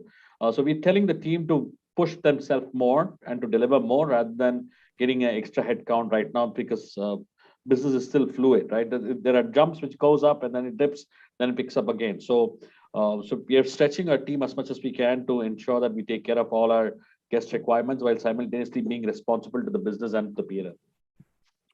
As far as we are concerned, we've also not let go of anybody. But what we've done is we've tried to cut our fixed costs by making sure that people take leaves, a lot of pending leaves that have been taken, so that there's the overall, the balance of leaves reduces, and we've managed to do that quite well. So we've not cut any salaries. In fact, we're giving out increments this year and promotions as well. So I'm very lucky that we're in a company that is able to do that. I don't think that's the case for everyone, but I think we're just grateful that we are able to do that. Yeah. Kush had told us already that he had kept all this stuff on board as well. Ashwani, how is it for you? Was it? Yes, so in our case, of course, except for the period which was the first wave and the lockdown where we encouraged our team members to go ahead and take their leaves and come back, we only had a pay cut for 4 months. And after that, as the hotel already started making profits, we haven't cut anyone's salary after that. And so is the case even till now. Yes, we did. And as Vignesh mentioned, we did a kind of multi-skill some of our team members.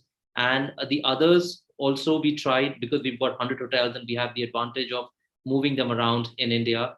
We tried moving them around to absorb them for, if not for their core responsibility, then maybe for some other area. For example, if you're a spa therapist, could you be a hostess maybe at F&B service then? And if they are fine to accept it, if we can teach them, guide them on basic soft skills, we try to move people in as many areas as possible rather than hiring from outside. So I think that way, as a company and as a brand, we've been able to take care of our team members to a great degree. I wouldn't say the best, but I think it was to a great degree. That's good to hear that the personnel was protected during all that time. I think it's a great thing to do from your side, you guys, hoteliers. I think I want to just speak about a little bit about sustainable tourism.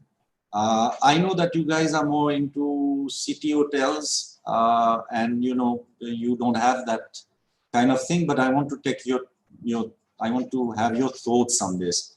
Mr. Mani, you are in a very in a place where it's very touristic. You've seen these scenes in the hills in Shimla, where they are like it's like a mela on the main road, and all these cars that are stopped, as we discussed earlier with Mr. Vanchu. How do you think we should address this? How do we go about it? You see the example, and it's not only in India. You see the example of Venice, where the Venetians are sick and tired of living there because there are so many tourists. How do you think the pandemic will have changed this a bit? How? Because it doesn't look like it's changing. I mean, it looks like it's worse. What could we do to kind of take care of this? Wow, don't know. Good question. So first, for Vietnam specifically, one thing which we are quite sure about is that going forward, we will not see the herd tourism which used to see pre-COVID times, right? Where you have groups coming in masses and one guy with a flag and walking around. I think that would be definitely is going to be a big challenge for at least for the coming 2 years. Because number one, I think even though with all this vaccination and everything going on, your self-quarantine or minimum quarantine for 7 days to 10 days is going to be a hamper for getting your mass tourism generally to go, right? On the sustainability bit, we definitely think what's going to happen is, specifically for Vietnam, is they're going to be making up specific routes on where all we can take mass tourisms specifically to those routes, which can easily manage those cities also. Example, Phuoc is one city which has been considered for mass tourism for Vietnam specifically. So same goes for Da Nang and Ho Chi Minh. Well, Ho Chi Minh City and Hanoi, all these places will be a transit spot for these masses to come in and move to the secondary spots.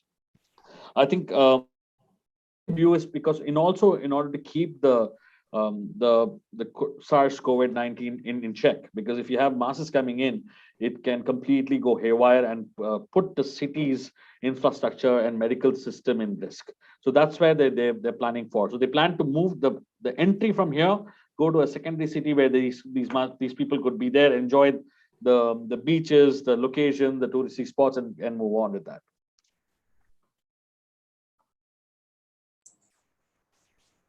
Anybody else on sustainable tourism?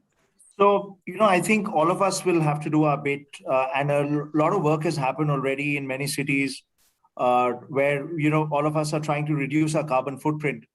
I think the next step for many companies, including for us, would be to have our own bottling plant, things that have already happened in many other chains. But I think that's the reality going forward.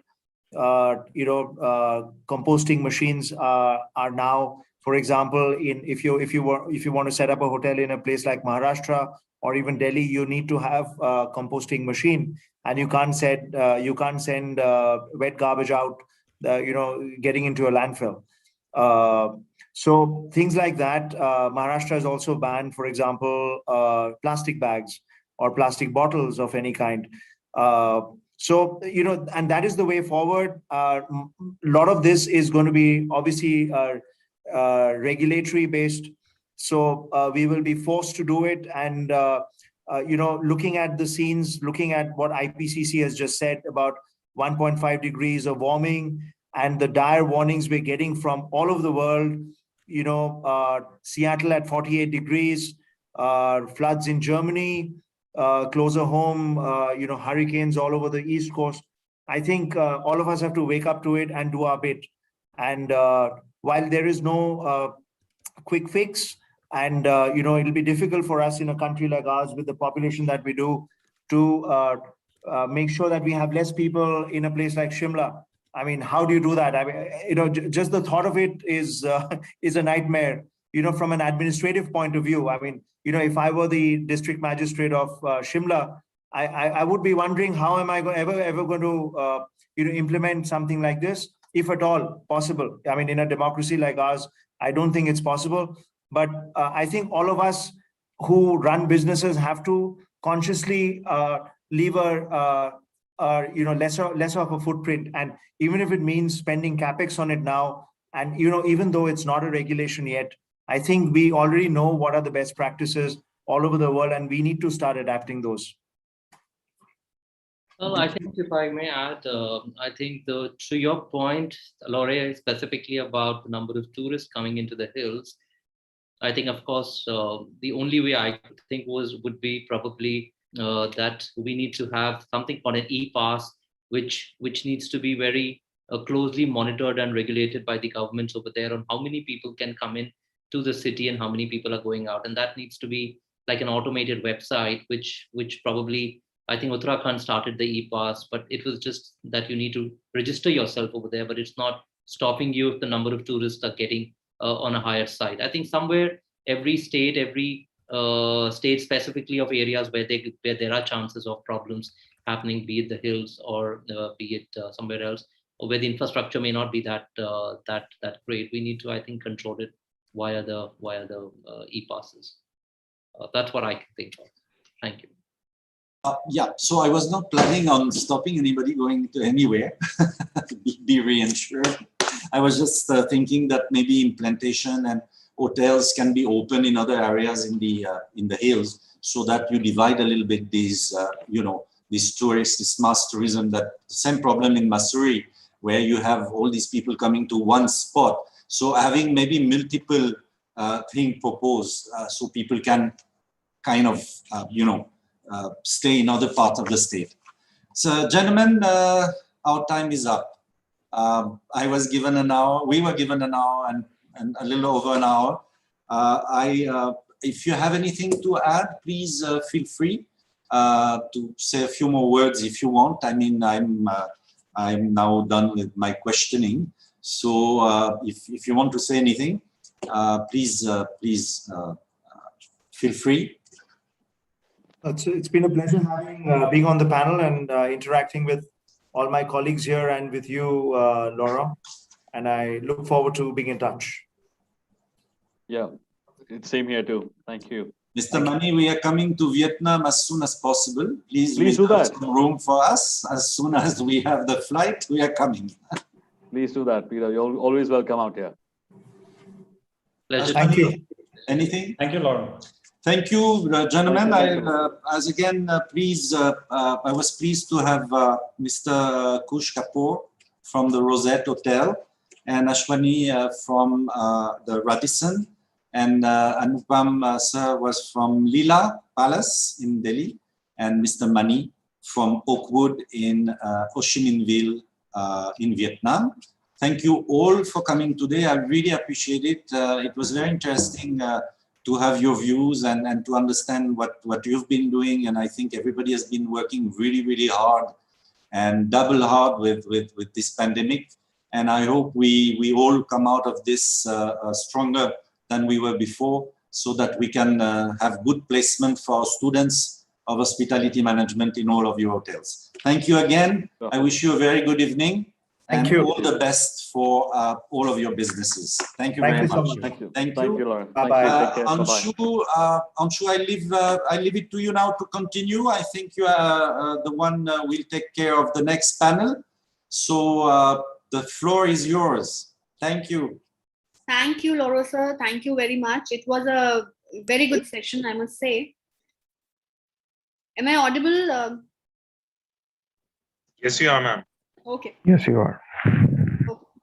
A very good evening to everyone. I, Anshu Ravul, Assistant Professor, Vatel Hotel and Tourism Business School, Sushant University, welcome you all to our second panel discussion. The theme for this panel discussion is Perception to Prognostication, Redesigning Safety, Comfort, Quality and Aesthetics.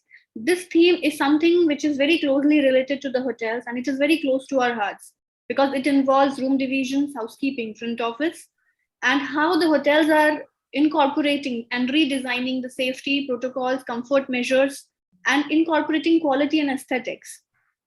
Now, for this, I would like to invite and introduce our first panelist for this session, Ms. Akshi Singh, Cluster Director, Housekeeping, IHG Hotels, Kuwait. She is a recipient of 2016 Housekeeper of the Year, Hotelier Middle East Award. She is currently the Cluster Director of Housekeeping of IHG Hotels, Kuwait, have been with IHG since 2008 and spearheaded the opening of the new Crown Plaza and rebranding of existing to Holiday Inn. She graduated in economics and later pursued her degree in hotel management, post which she was selected by the world famous and prestigious management school, OCLD, and passed out as a housekeeping management trainee in 1994. Worked with the Oberoi Group for 9 years in 4 different properties, both in India and abroad. We all welcome you, ma'am. Thank you. The next panelist. Can you hear me? Yes, ma'am, we can very well hear you, ma'am. The next panelist is Mr. Deepak Mishra, Operations Department Specialist, Martel Beach, Marriott Resort and Spa, South Carolina, USA. An experienced operational professional with a history of working in the hospitality industry, skilled in room divisions, food and beverage, along with every aspect of guest services. Strong professional skills with MBA degree in hospitality and tourism from Vatel, USA. Mr. Deepak Mishra has worked with major hospitality brands like Taj, Oberoi, Marriott International. Presently, he is associated with Martel Beach, Marriott Resort and Spa at Grand Dunes, South Carolina, USA. Welcome, Mr. Deepak Mishra. Good morning, Anshu. Good morning, team. It's a pleasure to be on the panel here. Good morning to you, sir. Thank you so much. It's evening here. Okay. Yes, I can hear you all clearly. Can you hear me? Yes, sir. Next panelist.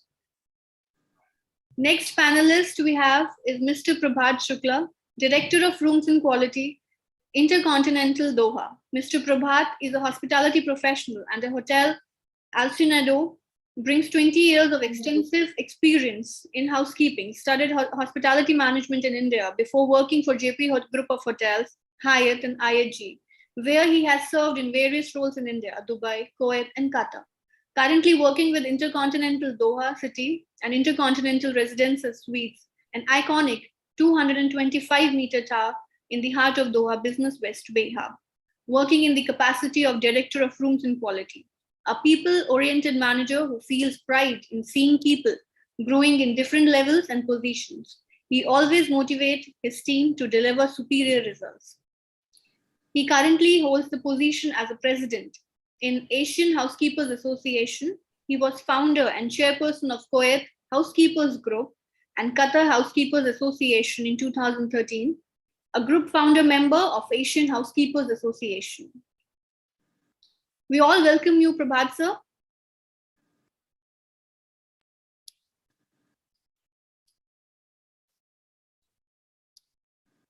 Prabhat sir, are you with us?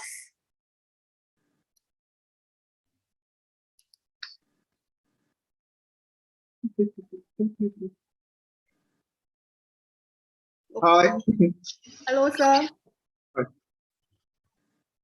So now I would. If I'm audible? Yes, sir. You are perfectly audible. Now I would like to start with this panel discussion, and my questions will be open to all of you. And if you wish to answer, you can one by one. We can do that. So my first question is for Akshi ma'am. A modern and minimal aesthetic will prevail in hotel designing post-COVID. So from room division's point of view, do the upcoming hotels need to think a specific aesthetic while designing the hotel interiors and architecture? Absolutely. Post-COVID, actually, we have seen a lot of change in the whole scenario. You know, the whole notion of luxury has now changed and has now moved from power or owning opulence to an all-inclusive focus on, say, health and safety, social well-being, generosity. In a new design, now health and safety is going to play a very, very vital role. And it would be like health and safety would need to be like an experience like we would initially put at par guest amenities, a food and beverage experience. Now health and safety would need to be that experience. In that perspective, I would say that a modernistic and minimalistic aesthetics would definitely prevail post-COVID. And this, I would foresee this, just as an example, I would say in hotels now, currently we would have, in the new hotels, we would have entrances which would be huge, maybe, two-way come in and out. It would not be a small entrance. Then in terms of design, we might have public areas and spaces, which now would be more huge, bigger, to give in for social distancing. In terms of rooms also, I think in terms of designs, we will now see an emergence of larger rooms because the guests would now not only want to live, they would want to work, eat. And in some cases, like in Kuwait, we see a very, very visible sign of a guest being reluctant to go to a gym. So they might even want the luxury of fitness to be provided to them in the room.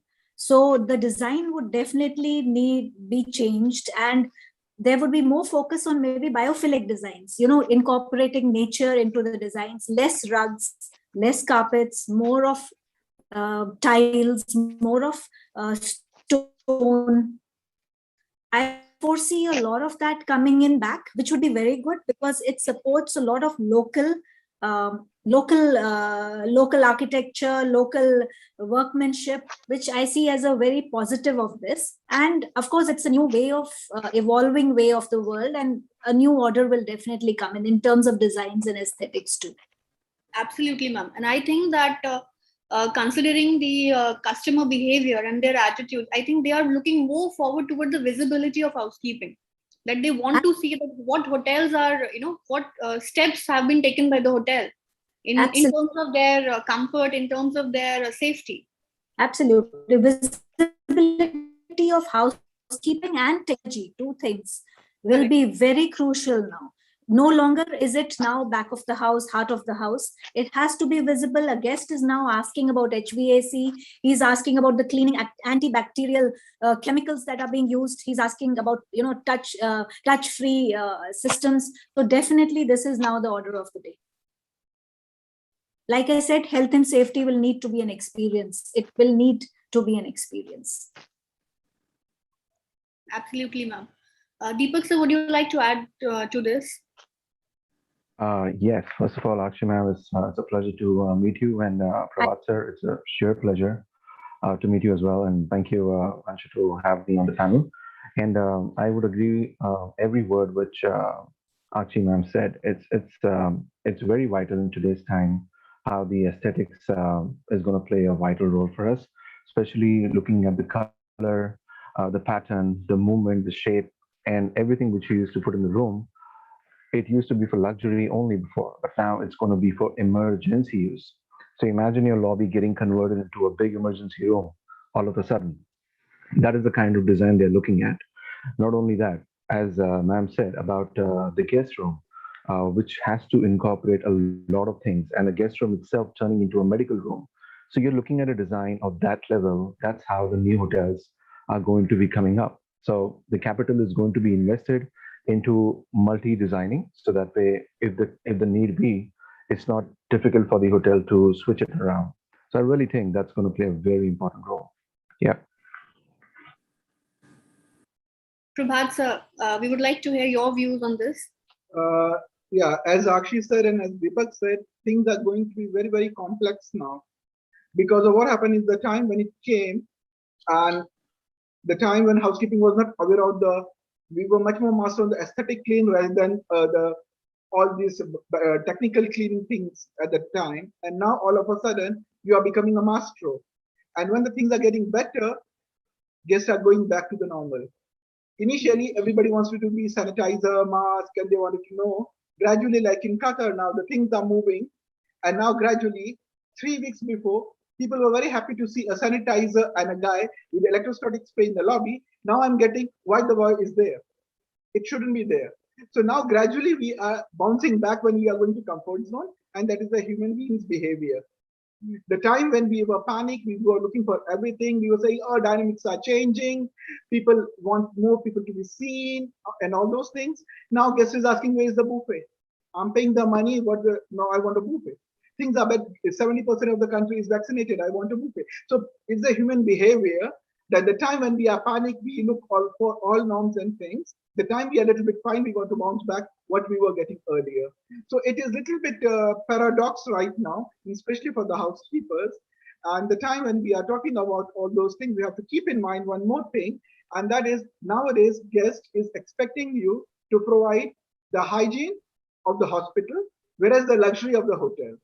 They want both side by side. We have removed the bed runners or cushions, but they want it up, that they want those because they don't care that the time you say it is for your safety and all. No, I am paying, I want it up. Where is the cushion? Where is the runner? Where is these items? They're not happy if you are giving a disposable cups. They say they want their own cups because we are paying and I want a value for money. The same time, they are expecting all the hygiene patterns and things are there. So what happened is, the bottom line, you have to work very, very hard now. So that is something which is getting changed now. Yeah, you can say when the new things are coming, housekeepers will be, if they are being involved at the time of the initial room design, which is not any time, so they can put their nose into the detailings of the things are much more into the clean and sanitized part. But in normal, things are not going to be changed much more. The time they will bounce back a little better. Guests will expect what they were getting earlier. Absolutely. We say that hotel housekeeping from hotel or hotel housekeeping is changing to clinical housekeeping now. Sure. Post-COVID, it's going to be clinically clean. Not only clean, but clinically clean. And guests are actually, this is an era wherein we are information explosion. Anyone from anywhere can check what the hotel is doing, And what all measures can a hotel take? The hoteliers themselves don't know that they can do this, but the guest knows that you can do this. So this is a time when information is so easily available to everyone. So this tells me like in housekeeping, IoT is something which is not new, Internet of Thinking. But for housekeeping and using it in housekeeping efficiently is going to be a new thing in housekeeping, using IoT or a new technology in a form. So I would like to know, Deepak sir, if you can put some light on this, that how IoT is being used in housekeeping, Internet of Thinking. Like for example, in our previous webinars and on Google also, I found that PVR cinemas, they are going to incorporate IoTs, wherein the dustbins are going to announce as when they are about to get full. So you can change the bins. So this is IoT. So how hotel housekeeping is going to incorporate those things?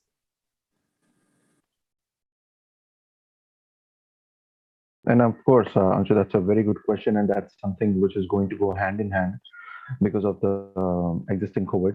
Well, talking about the US markets, I can only tell one thing. It's the hotels are running at 100% occupancies here, and we being at Myrtle Beach, we hardly feel that it's like COVID here. So that demands the hotel to be responsible. And I can say that with Marriott hotels, they definitely are using technology seamlessly. All right, and they are thinking on that digital side, where just from mobile check-ins to mobile checkouts, we also have robots who deliver items to the guest room. And talking about sensor-enabled products, so just imagine waving your hands in front of a light and the light turns on, right? You have the services which are linoleum made, and we also have the surfaces which are made of cork, which makes it microbial anti-rust, and it makes it easy for inhibiting the bacterial growth. So these is the things which we are looking at in terms of making the operations smoother for our team. We definitely have self-cleaning bathrooms. We have self-cleaning trolleys where our housekeepers are using it on a daily basis. Not only the housekeepers, you talk about the front office. When you talk about the guests coming in the lobby, we definitely have our self-kiosk check-ins, which is allowing that guest that flexibility of using things by themselves, so that way they feel that they are not in contact of close contact of people. So I would say that things are changing dynamically, and motion activated doors, voice control command equipments, virtual access to things, and self-cleaning bathrooms, digital concierge services, all these things are incorporating for a better use. And I think that is the need of the hour, which is needed.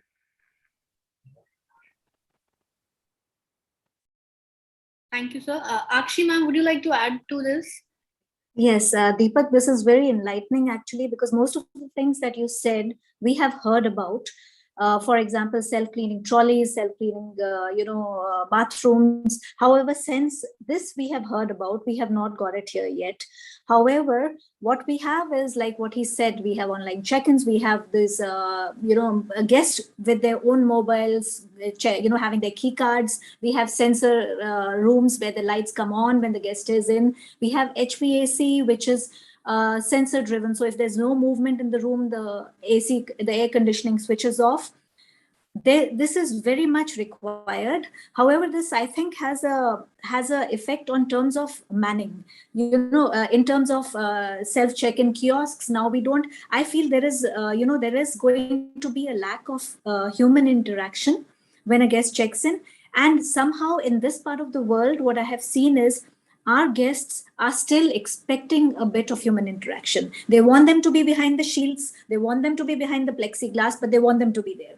They are not very comfortable doing it. So we have not yet adopted that, but I think it might be a wave to the future. And but it will be, I think, in stages, where one part of the world, which is already, like Deepak says, they are doing it.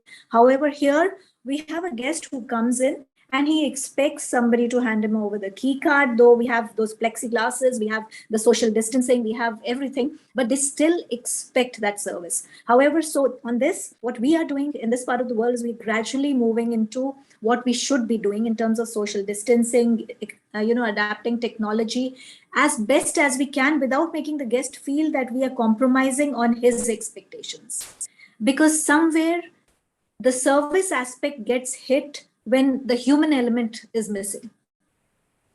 So that is what we need to strike a very good balance. Right now, we are trying to. And I think over the next 2-3 years, we'll know where we exactly stand, because there has to be a delicate balance between the two. And in terms of expectations of the travelers, our international traveler, like Deepak has mentioned, our international travelers are more understanding. And in fact, I think they would be very comfortable with a seamless check-in and they would just go into their room. However, a lot of our business is local, and the local guests have not changed their notion yet as much as the international traveler. They also are very cautious. They want social distancing to be observed.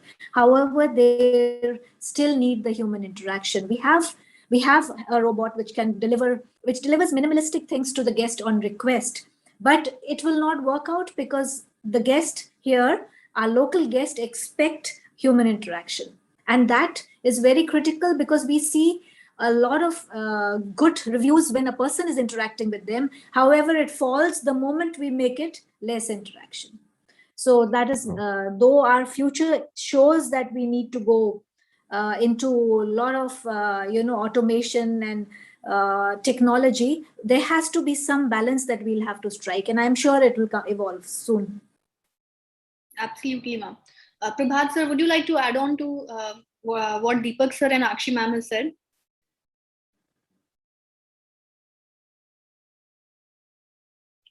Sir, you need to unmute yourself.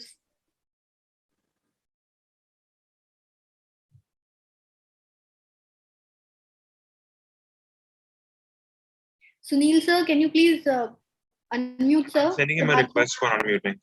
Okay. Done. Yes. Can you hear me now? Yes, sir, we can hear you. Yes, sir. Very good. Thank you for that.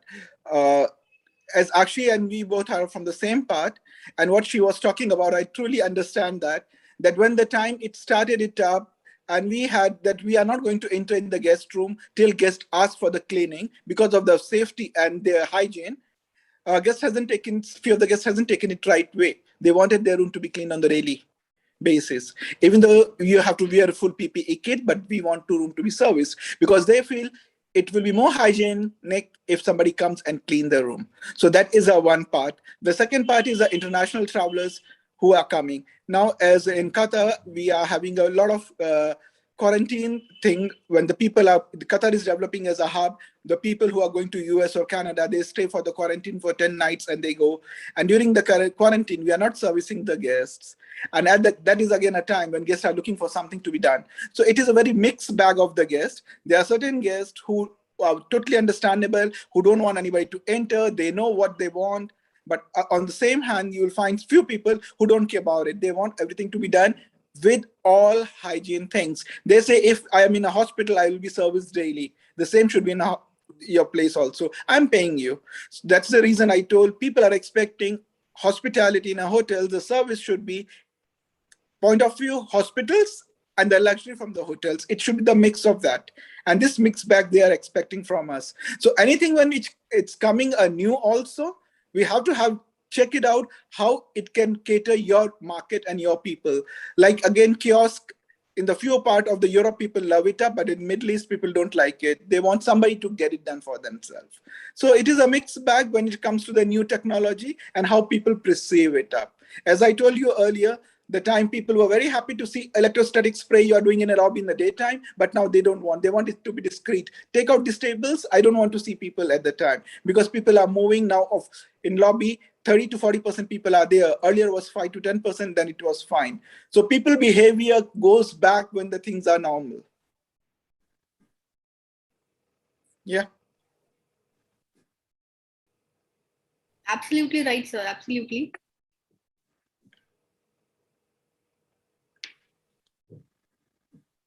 as in the we teach students also that hotels are still home away from home, and without human interaction it is incomplete. Whatever technology we bring in, whether IoT or AI or machine learning, whatever we bring in, but still it is going to be incomplete without any kind of human interaction, because ultimately we are not selling, actually we are creating experiences for the guest, and that is how we are surviving in the industry.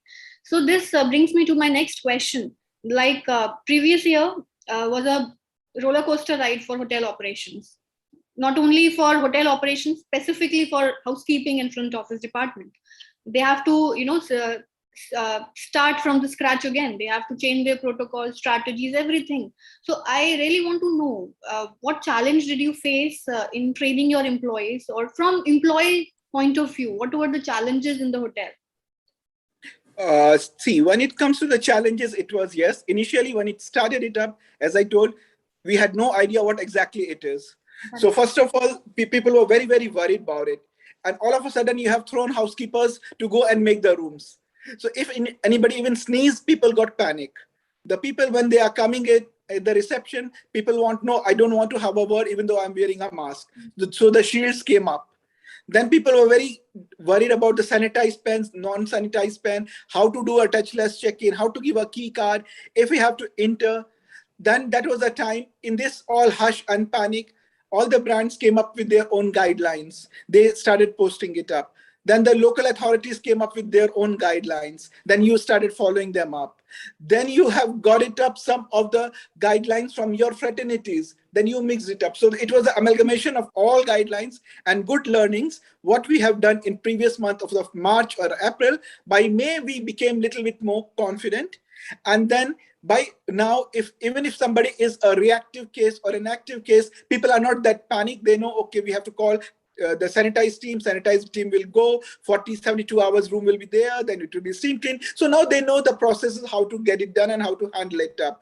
Yeah, if you see in the month of April, people were very panicked. People were, no, I'm not going to enter in the same elevator where the previous guest gone, who was being identified as a reactive or a positive case. So now the things are being changed. People are more confident. So first of all, in the confidence, we have to take our trainings. And when we were taking our trainings, those are the trainings where much more, it was a brand trainings. It was from the local authority trainings. It was your good learning training. So what happened is those trainings have given the confidence among the team members that, yeah, we are learning something and we are understanding. New gadgets came up. Your trainings with the new chemical companies, Johnson Diversity came for the trainings. Steam cleaning companies came up with the trainings. Ecolab came up with their own trainings, laundry trainings, handling trainings. So you had so much of the learnings throughout, and people also were finding it out on the net. A lot of companies came up with the free training, COVID, free e-hoteliers and others. So people were also very, very curious at that time what to do. And a lot of like these webinars were going on. So people were jumping one webinar to another, that if they find something good, they discuss about it. And then gradually they become more confident. From June, I can see people are very, very confident. They understand what they have to do. They understand the usages, they understand what are the mix, and they understand their responsibility and their own safety in the form of the 10 minutes training and others, that how they can be safe and secure, how guests can be safe and secure, and they don't get panic now because they are confident. Thank you. Thank you, sir. Akshi ma'am, was it same in the IHG hotels? Yes, Prabhat is also from an IHG hotel. And see, what happened was there was a twofold thing. What happened in February, March, that last year, housekeeping suddenly came under spotlight. So, we were all under the spotlight. And luckily, I have to be frank, nobody knew what was expected. So like he said, we were all in for trainings. In my hotels here, we became a quarantine hotel for 600 rooms, the only hotel in the city. And hence, you can imagine the training that my team went through, including myself. Last year was an era of training, whereby we came to know hospital grade cleaning. We were housekeepers, we were cleaners, we were aesthetic, handlers, but we were never hospital grade cleaners. Now, this is what we learned. We had WHO come and train us in our hotel through the local authorities, Kuwait government. It was it was an amazing experience, not only for us, for our teams, but also it gave so much confidence to the team in terms of a simple task like how do you remove your glove and a mask after you go into a room of a quarantine guest. So this itself needs to be done in such a tact that you don't contaminate yourself. So the role of a PPE, the role of a simple thing as wearing a mask, of course, we all know about the chemicals, we all know about how we need to, disinfect with steam, but simple tasks became so important. And now, after what we have gone through, I can easily say the spotlight is still on very much on us, but we are very comfortable in it because now we have evolved.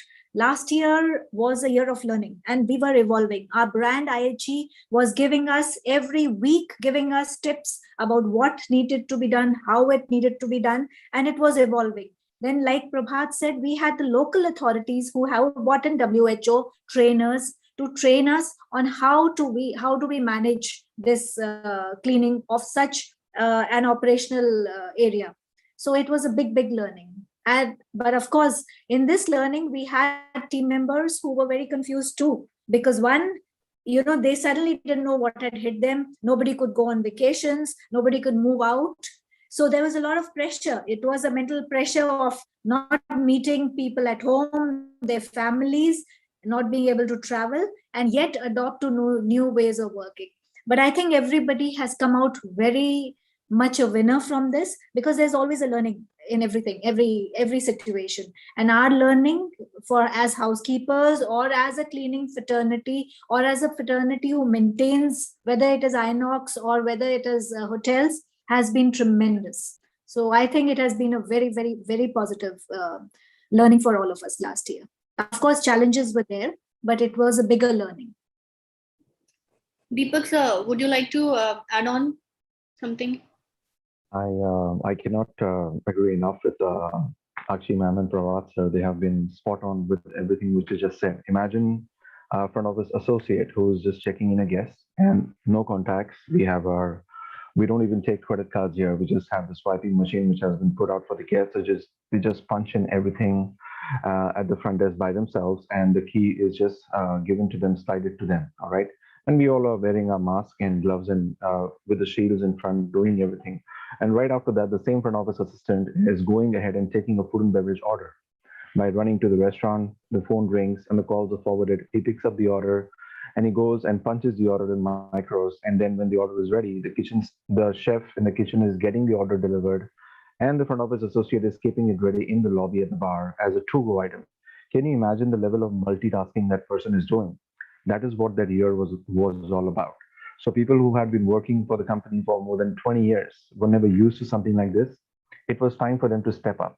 And the role was very clear. A general manager, a director of operations like me, we had a challenge in front of us that, hey, we have to get this thing done. And that is by walking the talk and by being yourself, by making yourself available in the lobby and doing it yourself. So that is what we did. We stood in the lobby, we stood there, we did it ourselves. And that is what the team saw from us. And that's how they started doing it. All right. And along with everything which Ashi ma'am and Prabhat sir said, following all the guidelines, which kept on changing every week. As for the country, coming to the US, people coming to the US, coming to a different state, coming to a different county, coming to a different city, there were so many different guidelines which were being followed. But the people were trained. Company like Marriott, they have commitment to clean, and they made sure that the people were empowered with the right training, multitasking, and by walking the talk, the managers definitely pulled it across. So it was a year full of multitasking, and the people who actually took up the challenge to be multitasked, those were the ones who actually came out as winners. And people who felt that, no, we cannot do it, we had to let them go, because that was a time when we had to decide whether I'm going to keep somebody who has been working with me for 15 years and is not ready to, and does not want to evolve with the demand. We really wanted them to, but the demands had changed. We had to incorporate multitasking in a lot of them. And of course, hiring was not on the roll. Letting the people go, calling them back, training them, it was a huge task. But that is what the year was all about. And I'm proud to say, we all are proud to say that we all came out as winners. Absolutely, sir. This brings me to my next question. Abiding by a lot of rules, changing protocols, what are the sustainable practices that can be strategized for post COVID-19 recovery? I think COVID-19 recovery is not a distant dream. We are about to reach there, hopefully. So what are the sustainable strategies that, the hotels, especially hotels, because waste management, sustainable practices have been a very important integral part of LEED certification and other kind of certification that we have for hotels. And especially it has become a mandate now. It is a mandatory requirement for a 5-star deluxe property. So what because there is a huge difference prior COVID and post COVID. Different kind of waste we are generating in the hotels, in other industries also. But from the hotels, I would really like to know that what are the sustainable practices that can be strategized for a better recovery for the hotels.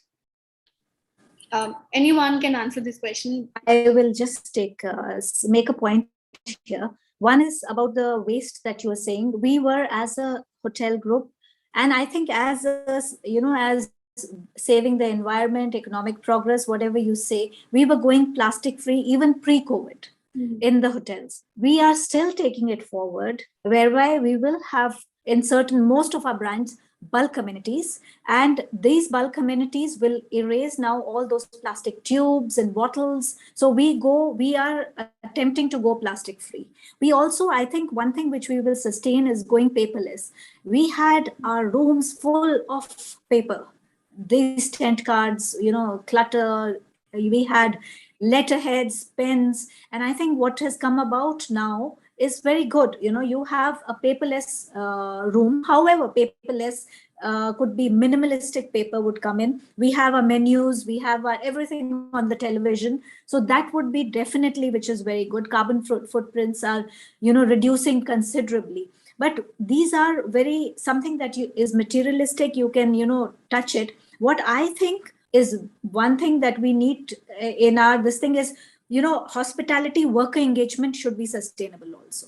So that is something that Deepak has just said, which is very, very critical. And I think we need to hone in on that and continue. That is our teamwork and multi-skilling.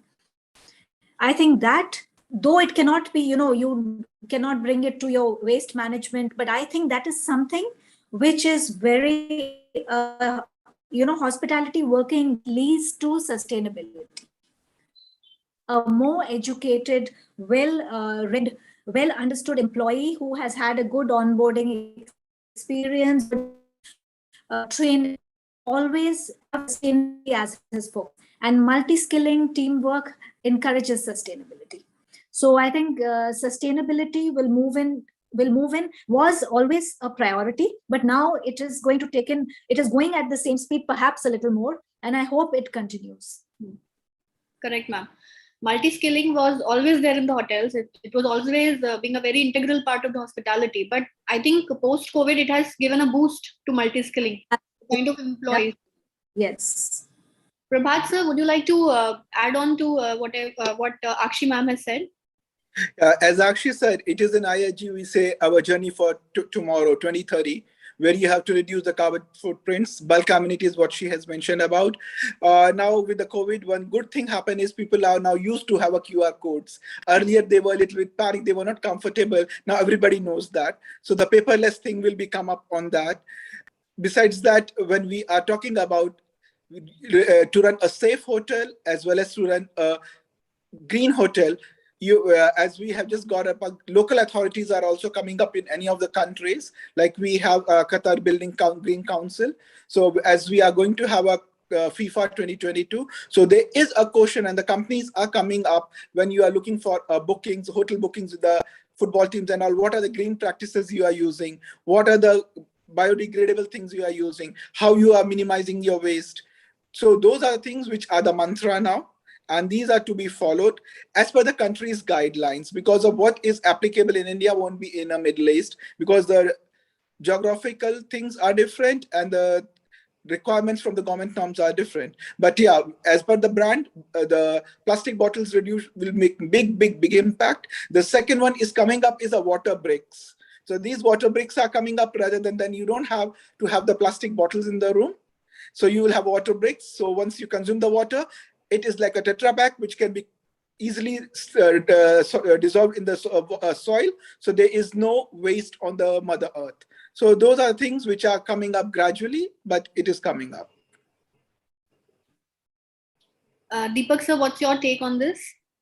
Some great thoughts here again, Akshi ma'am and Prabhat sir. And I would only want to say that when you talk about sustainability, it should not just be something about environment management, but we really have to look for a plan which provides the future proofing of the business for growth and resilience.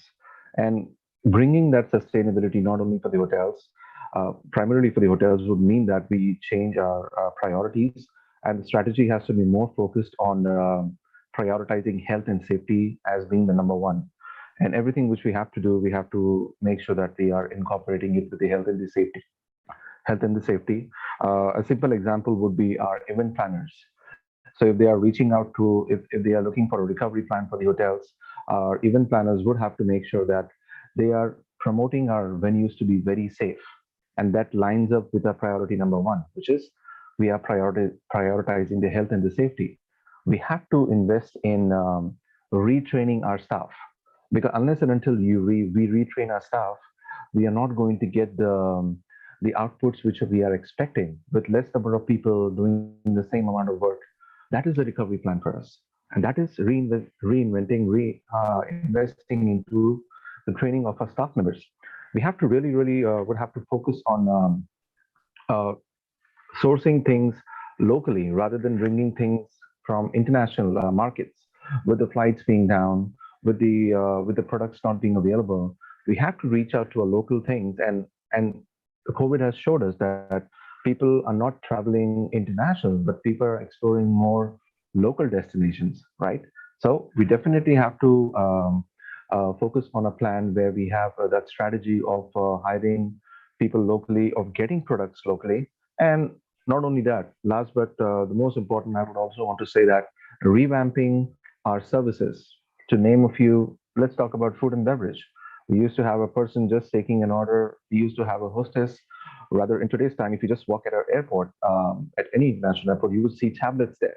People could straight away go and order the food there, and the food has been delivered to that. That is called revamping of your food and beverage services, right? So those are the kind of strategies which you will have to implement in your growth, which is going to make sure that your business grows further. That is what that is what we would be looking at in the coming time, at the future. Right. This brings me to the last question, the most critical one. Housekeeping as a department is not a major revenue generator department. And during these times, having soft ADRs and a very competitive pricing in the market, how the cost effectiveness is being incorporated in the housekeeping or in the room divisions department, yet ensuring a complete satisfaction for your hotel guest?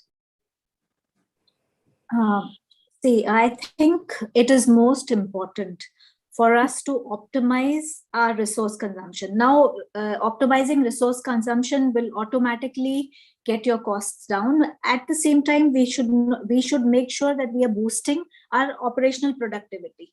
See, this can be in terms of, you can say we would be now, it's not only housekeeping, I'm looking at the hotel as a whole.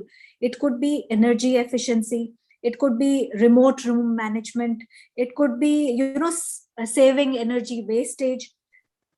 Mostly data-driven decisions are going to take us to cost effectiveness. Now, whether it is in, small things like moving on to technology, less paperless, touch-free services is a one-time cost. But in the long run, it is going to give us cost effectiveness because it boosts our operational productivity. So this is critical. I have never been a believer in cutting costs in terms of whether, you do not need to go overboard, but whether it is in manpower and training, this is something that you should not be cutting costs, because I believe service is very essential. If it is human interaction is most important in terms of training. Like Deepak said, training is critical. Training is what? Training, onboarding experience is critical. So there, I would say if you invest in that, it pays you off in the long run. So that is what I would say is resource consumption. You are training your resources, and in the long run, you are training them for sustainability, for cost effectiveness, and to get a great name for your organization. Yeah, so it's create a win-win situation. Absolutely, it is a win-win situation. Yes. Prabhat sir, would you like to add on something? Yeah, what Akshi said is very good, but at the same time, when you are getting it from last March or April, the most important thing, as many of the hotels, including Akshi's hotel, have done, is reforecasting and the time in the budget. And that was a time when you have to understand and explain to the people that now the expenses are a little different.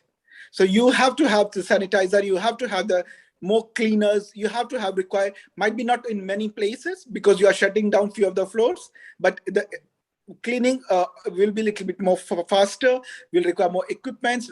So your departmental profit, which was around 81% was wow, it dropping down to 76% or 74%. So first of all, you have to understand on that. Second, because of, again, as your ADR is not going to be that strong, which was earlier. So it was, for example, in $500, so it will be now $350 or $300, something like that. So you have to understand that what is your parameter where you have to play with. What is the luxury for you and what is the basic? So what the basics you will complete and how much you will spend. So when you do a reforecasting, you will understand that the dynamics are not the same. And then you are playing on that. So it becomes little easier for a housekeeper or the rooms division to play on that field because it will have more space than what was earlier. Optimization and other things are fantastic and which we should do. But again, reforecasting and rebudgeting to understand everybody and train and coach others, other business partner, which is your finance, your general manager or others, that you are seeing that these are the expenses which are coming, more cleaning, more manpower or more equipments. So that will make you a little bit more easier. Right. Deepak sir?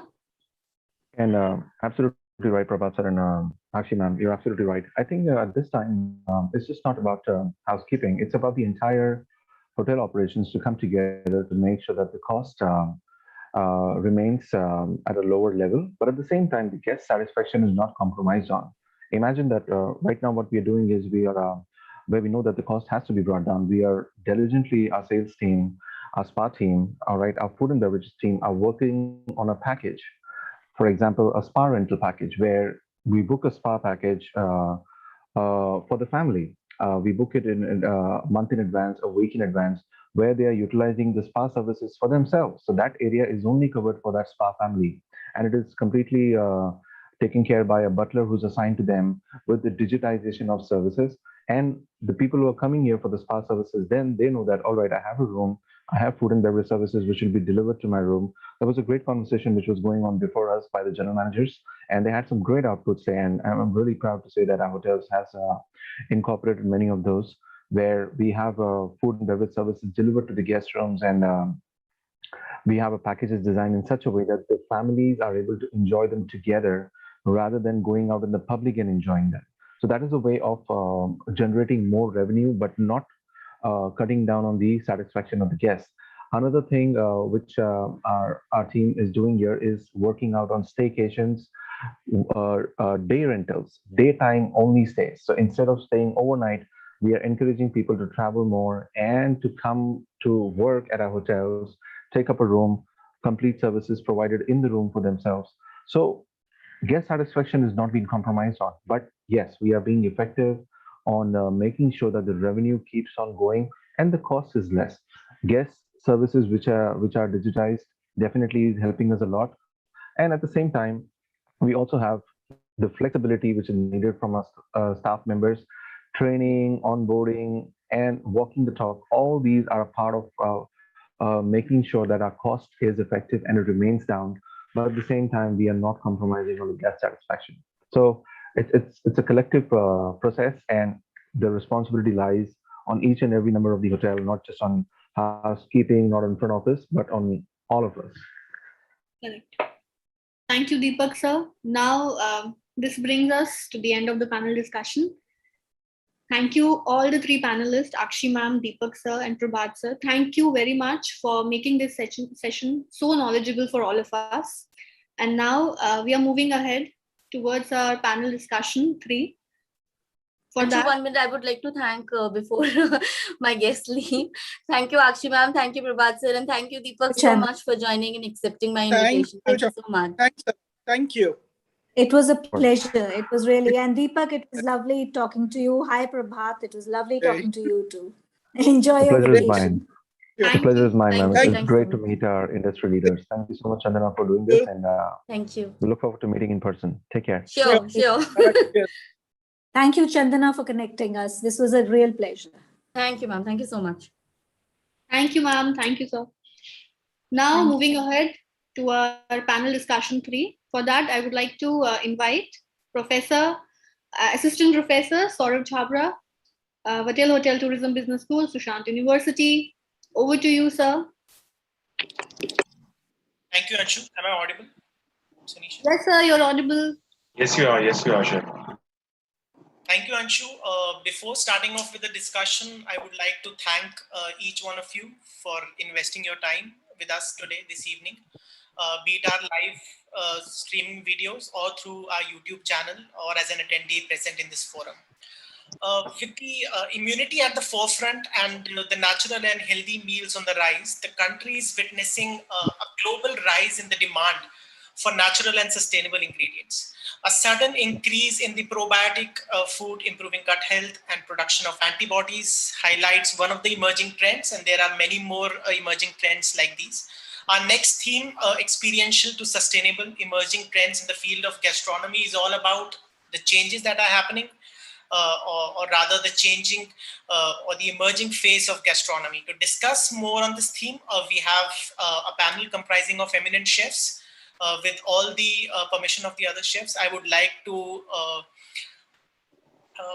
have our first panelist, who is a man needs no introduction, a synonym to cuisine and good food. Chef Hemant Oberoi introduced Indian diners to cuisines from across the world. His knives have carved the evolution of culinary industry in India, whether it's Mediterranean cuisine at the award-winning Sok, Sichuan at the iconic Golden Dragon, or it's Japanese at the world-ranking Wasabi. Chef Hemant broke boundaries in gastronomy, and not to forget at the legendary Zodiac Grill, where he took the fine dining culture to unbeatable heights. The man behind Taj Cuisine, for more than 4 decades of experience, the former corporate chef and the grand executive chef of Taj Mahal Palace, Mumbai, Chef Hemant Oberoi became an independent restaurateur after retiring as a celebrated corporate chef from Taj Hotels. Today, the same celebrated master chef has created his own company, OB Hospitalities, a brand that will change the dynamics of hospitality, already making waves across the continents. I believe it is my good fortune to introduce you all to the culinary maestro and a guru to many budding chefs and also not so young chefs in the field of gastronomy and culinary science. On behalf of Vatel Hotel and Tourism Business School, Sushant University, please accept a big thank you, chef, for accepting our invitation to be a part of this event. Our second panelist is Chef Parvinder Bali. Chef Parvinder Bali is a hospitality educator working as a corporate chef, learning and development at the Oberoi Center for Learning and Development, which is OCLD. He's a certified hospitality educator from the American Hotel and Lodging Association, AHLA, a certified professional chef from the Culinary Institute of America, and also a certified chef de cuisine from the American Culinary Federation. He has written many books with Oxford University Press, which are very popular among students of food production. His books have received many awards as well, such as prestigious Government World Cookbook Awards held in Spain and first prize for the excellence in book production 2012. An alumnus of IHM Kolkata, Chef Bali did his post-graduation from Oberoi Center for Learning and Development. Around 3 decades of professional experience behind him. He began his career in the hospitality industry with the Oberoi. During his illustrious career, he has worked with ITT hotels too. Chef Parvinder is also associated with culinary schools such as Monsignor in Argentina, Le Cordon Blanc, London, the Culinary Institute of America, New York, where he visits as an external faculty to take culinary classes for professional chefs. A chef with an extraordinary skills, an author of 5 books, an avid reader, a music lover, a cyclist, fruitist all in one. We welcome you, Chef. Thank you. Our third panelist is Chef Peter. Executive Chef Peter's culinary journey has taken him across the world, where he has brought his distinctive talent and experience to luxury hotels. As Chef himself admits, working in award-winning restaurants has influenced his culinary skills in a substantial way, allowing him to create unique flavors combinations that locally sourced and simple yet sophisticated. He has an extensive experience in seafood since he has spent almost 4 years in Peking, a multi-award-winning seafood restaurant, awarded the best seafood restaurants for 4 times. Chef Peter has joined JW Marquis City Center, Doha, from his prior role as a director of culinary at Marriott International Middle East and Africa, developing restaurant and lounges concept for hotels. Before that, Stephen was the executive chef at the Ritz-Carlton Al Wadi Desert and the Ritz-Carlton Alhambra Beach located at Ras Al Khaimah, UAE. He has also worked at JW Marriott Marquis Dubai as executive sous chef. Prior positions also include Madina Jumeirah Resort, Alcazar, Bristol Hotel in Germany. As a brilliant professional, he was awarded that 1 gold medal and 2 silver medals in Culinary World Cup Luxembourg in 2018, 2 gold medals FHA National Team Challenge competition in Singapore 2018, and the winner award of Culinary Excellence in 2016 Middle East and Africa. We welcome you, Chef. Thank you so much. Fourth panelist, Chef Tejas Suwani. Chef Tejas Suwani, an expert in modern Indian cuisine, currently holds the position of executive chef at Spice Lab Tokyo and the Grey Room. He held a key position of executive sous chef with the Oberoi Group of Hotels. He helmed the restaurant Amranta in Delhi's Oberoi Gurgaon, where he gained praise for his innovative take on the Indian fine dining before relocating to Japan last year to lead the team at Spice Lab. He has also been associated with Amman Resorts as executive sous chef and also did his stagiary from the renowned Noma Copenhagen. His accolades and awards includes Best Regional Specialty in Premium Dining Award by Times Group. The restaurant has been awarded by Easy Diner and Food, the Young Chef of the Year at Top Chef Awards, Best Regional Specialty in Premium Dining Award by also Times Group. A chef with a strong belief in the saying, if you're not innovating, you're not contributing. 33-year-old Chef Tejas Suwani combines tradition with innovation and is focused on what next. He channels his passion into exploring the immeasurable possibilities that Indian cuisine can offer to the world. He helmed the restaurant Amranta in Delhi's the Oberoi Gurgaon. Let's kickstart our discussion for the evening, chefs. The theme is experiential to sustainable emerging trends in the field of gastronomy. So, chefs, every year new movements appear across several areas, and gastronomy is no exception. Especially after COVID, there have been drastic changes in the consumer meal preferences, and the year 2020 and 21 is marked by a return to the land and the origins, with an emphasis on natural and sustainable food ingredients. So, chefs, what, according to you, are the latest emerging gastronomic trends of the year 2021? And if you may allow, I would like to start it with Chef Hemant Oberoi. Chef, please. Hi, Saurav. I hope everybody can hear me. Yes, Chef. Yes. Hello to all my colleagues from the industry. It's nice Hello, to Chef. see everybody here, and some of the young faces whom I have not met, and some of the old faces whom I know them. And it's nice to be connected, actually. Yes, this pandemic has changed the scenario totally for everybody, I think. And we in Mumbai are still suffering a lot because we have not opened up as yet. It's only for the lunch service which we have opened up, and so this pandemic has changed. I mean, we had to change the menus, to alter the menus totally, depending on what the customer wants and the new standards which have been laid down, and the care has been taken to make sure that customers' safety is also as important as the staff safety is. So it has changed in quite a bit of ways, and interaction has reduced totally between the customer and us. A lot of showmanship is gone. those interactive kitchens or the flambés or everything which was done on the table side is gone for the time being. And we have to depend on the local ingredients today. So because some of the ingredients we were getting from whether from Japan or whether from Europe, not available anymore. So we have to live with it for the time being, and the life has changed. And the trends have become on the smaller menus, very compact menus. And I think hygiene, it has taught a lot of lessons to us also, probably, which we wouldn't have learned otherwise. And that's the way I think. I don't think that is the future. I don't think that is the future, because we as a country, we will come back again, and we will come back to the restaurant, visit the restaurants with probably safety precautions to some extent in some cities. And not so many people will be taking that many safety precautions in some cities. So I think it's a matter of time.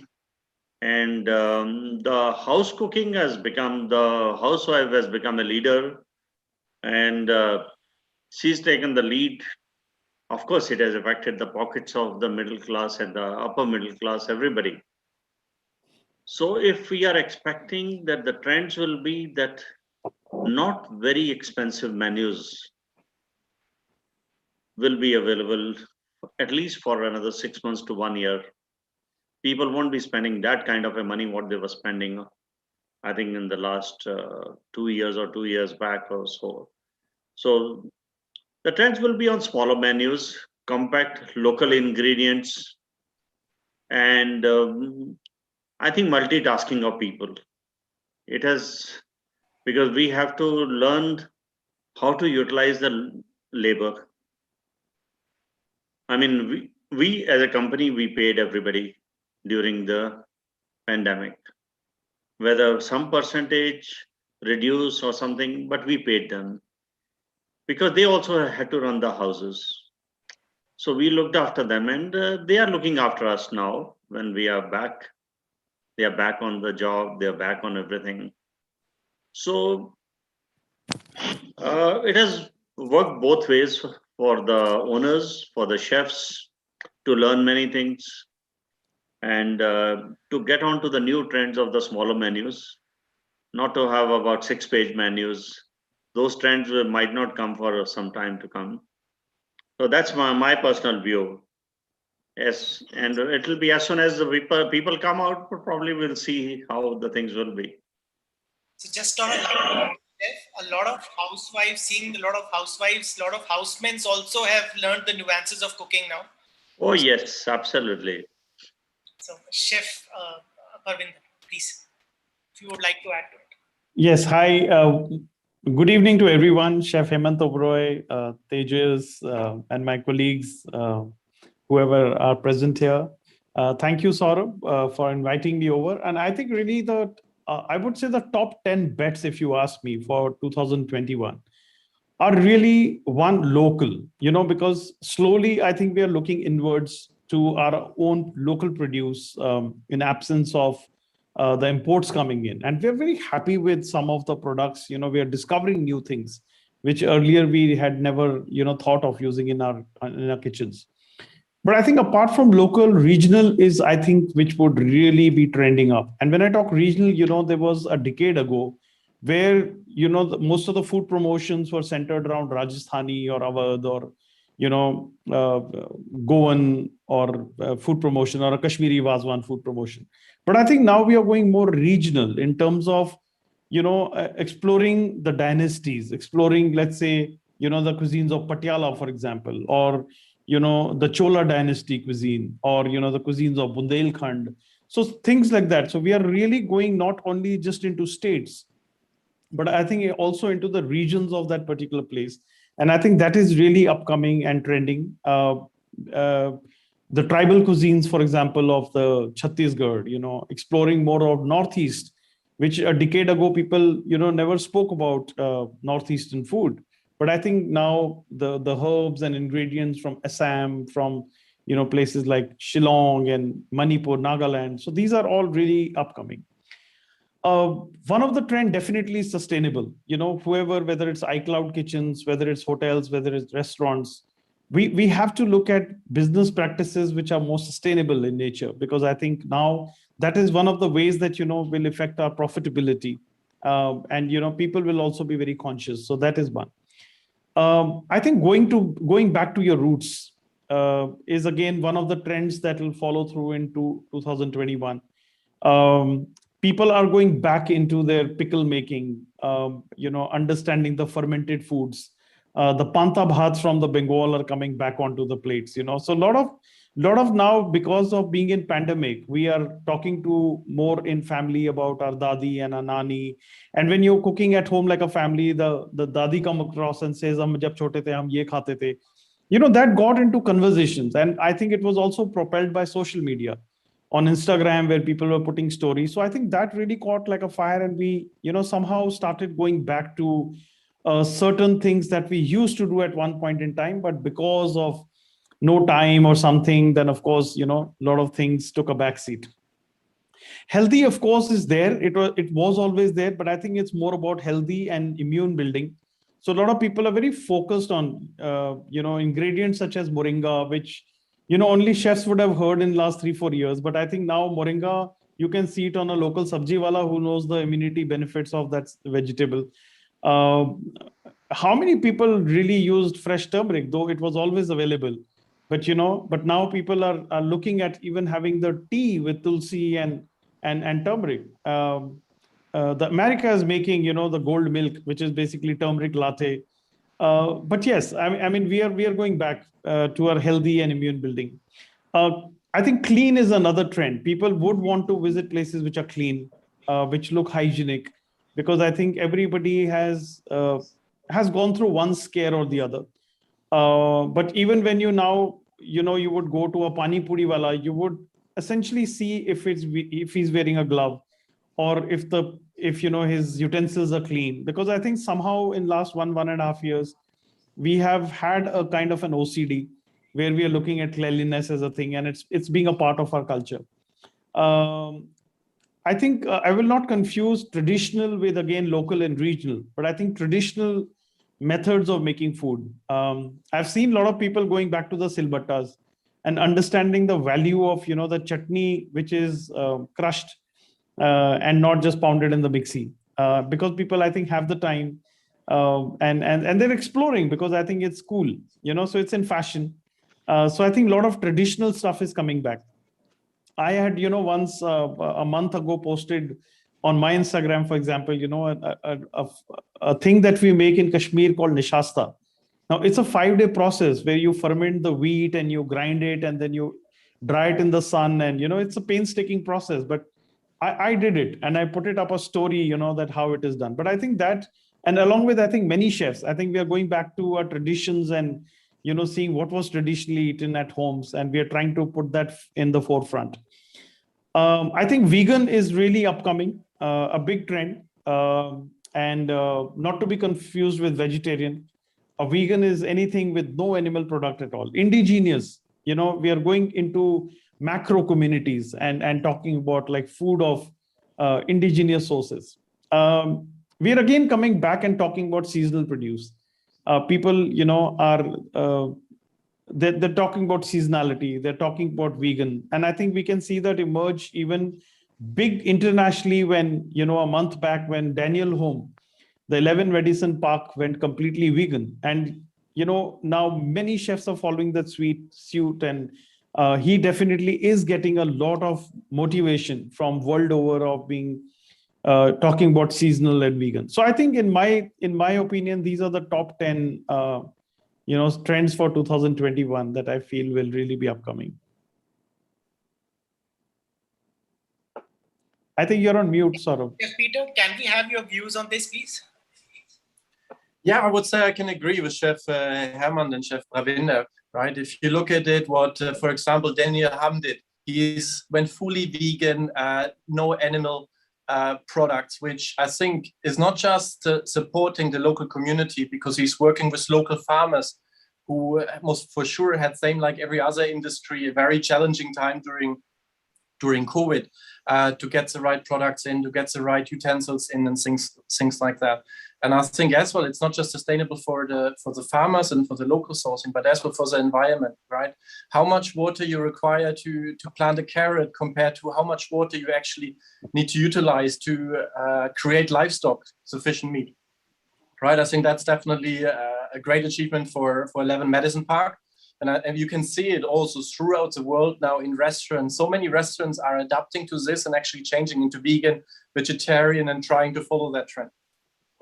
I think one of the other trends is as well is COVID, I think, drained everybody's pocket quite to a limit, I would say, right? So there's another opportunities of zero waste restaurants, like you have, for example, in the UK. I saw a nice article the other day about Douglas McMaster, who has a restaurant where everything is used, from potato peel to carrot peel to biodegradable items, which he utilizes in his own garden and so on. Definitely is one of the key points on how to utilize everything. And you can see it as well in our company, for example. Zero waste is it's a big thing. We have a 360 initiative with Marriott. We want to reduce 50% of our food waste by 2025. So we're actually measuring every day our food waste and see how we can minimize it on daily basis. Definitely, I think still a trend is over the last few years that everything kind of needs to be Instagrammable.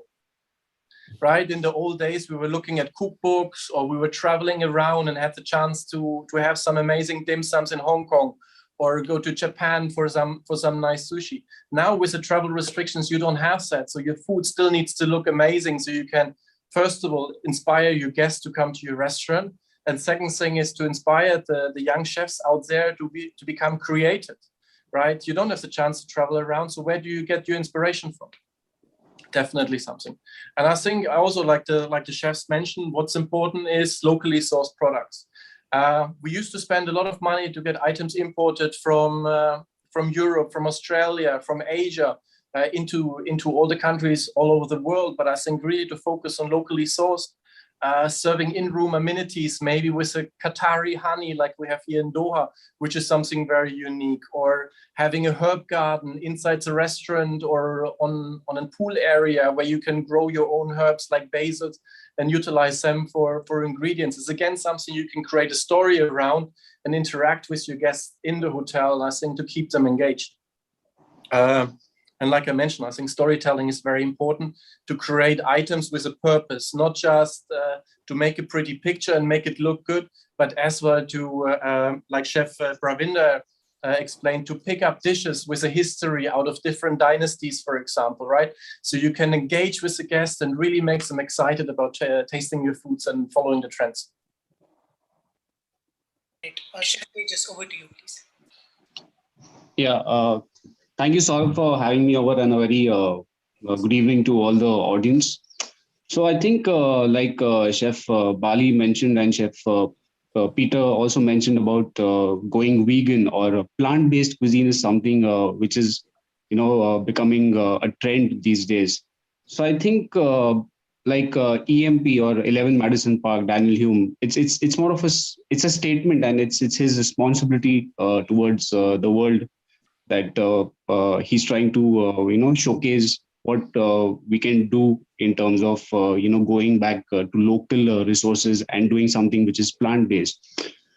Second, I think this is a trend which is re-emerging because Chef Alain Passad, he tried this in 2001, wherein he changed his entire menu and went plant-based.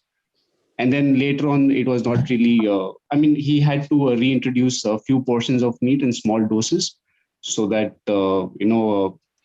people were not really understanding what plant-based cuisine was at that point of time. But it has come back now in 2021. And many restaurants are going vegan, or they are trying to, develop plant-based cuisine. So that is one of the trends which I think is going to be there in the future.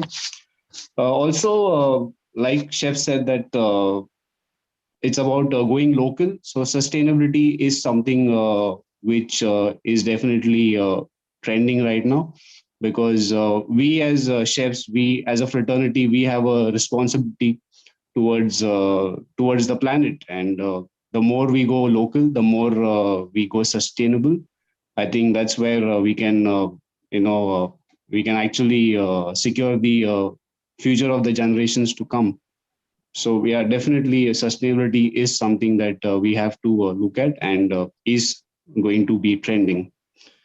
Home dining experiences is something which has really caught up because of the pandemic, because I think people have started looking at cooking as a therapy. Everybody has become a chef. You look at the Instagram accounts, you look at Facebook accounts, they're exploding with dishes which were being cooked in five-star hotels or in restaurants. And now people have started, trying these at home and they want to showcase it out to the world. So yeah, like Chef Peter said, your food has to be Instagrammable friendly. So people are trying, to go in that direction of, making food look beautiful because you eat with your eyes first. And I think that's what you see on a screen. You just see a photo. Yeah, so that's what I feel. These would be the trends: sustainable cuisine, plant-based cuisine, home dining experiences for the year to come. Very well said, Chef. So taking the sustainability topic ahead, we have COVID vaccines now available and it looks like the crisis is more or less in control. But what about the climate crisis? We all talk about sustainability, but there are carbon footprints, there are use of plastic still.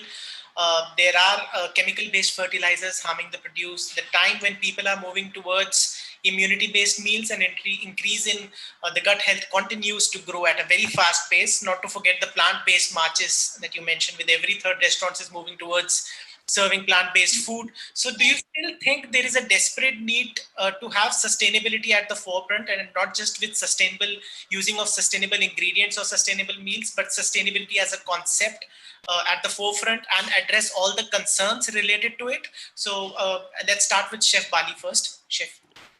So, I think food and sustainability, I think I would say it's a lot of fashion, more of a fashion, which started maybe even pre-pandemic. And, with chef manifestos to pop-ups and zero waste menus. And, so there have been a lot of talks on this one. So yes, I think chefs were always conscious, of being, of practicing sustainable food. But, we must also understand one thing, that we are completely driven by guests. And there are guests who come in who demand things, which they want. And if you don't have it on the menu, then it is, the hotel is not seen in a good limelight. So I think everybody around has to contribute, and not only the chefs. So if I'm, for example, sitting in India and somebody wants smoked salmon, on the menu. Now, a salmon is a fish that is not grown in India. So of course, to meet the demands of the guests, chefs have no choice but to import the salmon all the way across, from different countries. And then guests are so specific these days that I want a Scottish salmon, or I want a Norwegian salmon. So now we want to have two varieties being imported, one from Scotland and one from Norway. So, I think as a world over, people have to become conscious. They have to understand what is food miles. How much does the food travel from one place to another? How much of carbon footprints it's gaining? I think we all talk about it, but unless we all are seriously thinking about it, I think it's just going to be a topic of discussions. And I think, I would say that, it's definitely starting to take the hold, but I don't think it's still the mainstream. I mean, it's great as a discussion topic. In any forum, I'm talking about sustainability and all that. But if you ask my personal opinion, I think it is our guests who also need to change their mindset and understand what is sustainable food and how does it impact overall. Sorry, maybe I'm sounding negative here.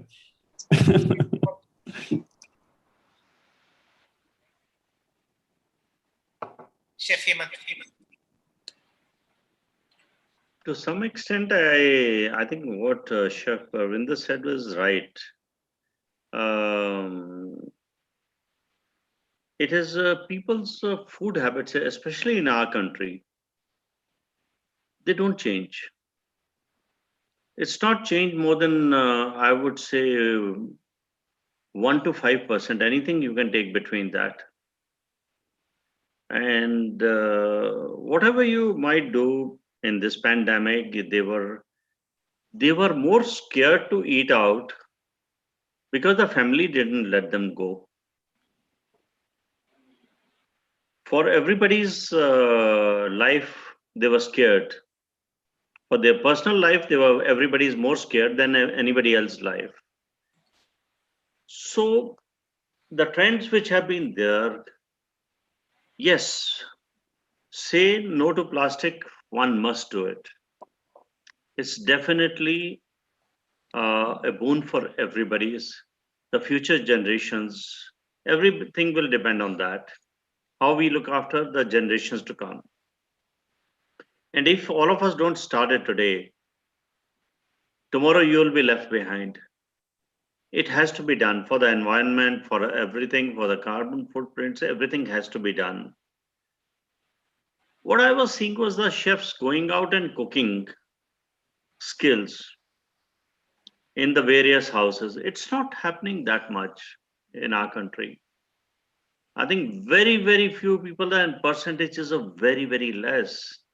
When 40% of the restaurants are going to shut down in our country due to this pandemic, and people are so scared about their own well-being, how will they invite the chefs to come and cook?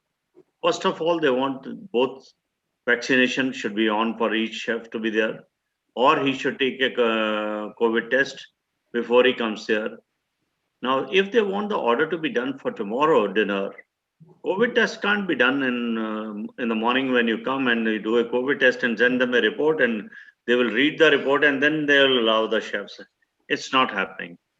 I think people are going to soon come back to the restaurants where they will find good food, back to normal food, with a difference, I'm saying, because this local thing has become a big one. And we ourselves have found out so many ingredients, and these trends will remain with the local ingredients. Yes, the customer is always right. And the moment he comes to a luxury dining, whether in a hotel or a standalone, they expect the works back again. No, I don't want to have a burger at your place. No, they're not coming to eat a burger. Whether it's a 50-pound burger or 1,000-pound burgers, but they're not coming to eat a burger only. They are coming to eat what they liked and what they are used to. And if that is not there, they are going to get upset sooner or later. Let the time go by. And I think as soon as people start moving out, life will be back to normal. But as we have learned, that takeaways have become a part of life just now for the time being. It might not happen too much in the future because all these carriers have become millionaires and billionaires, and not the restaurateurs. They have been shelving out money to Zomato and Swiggy and everybody. And they had reduced the prices, and the bottom line, the restaurateurs are only suffering. So I will definitely vouch for anybody that say no to plastic, please. Look after the environment and look after the well-being of the people. Chef Peter, if you would like to add to it.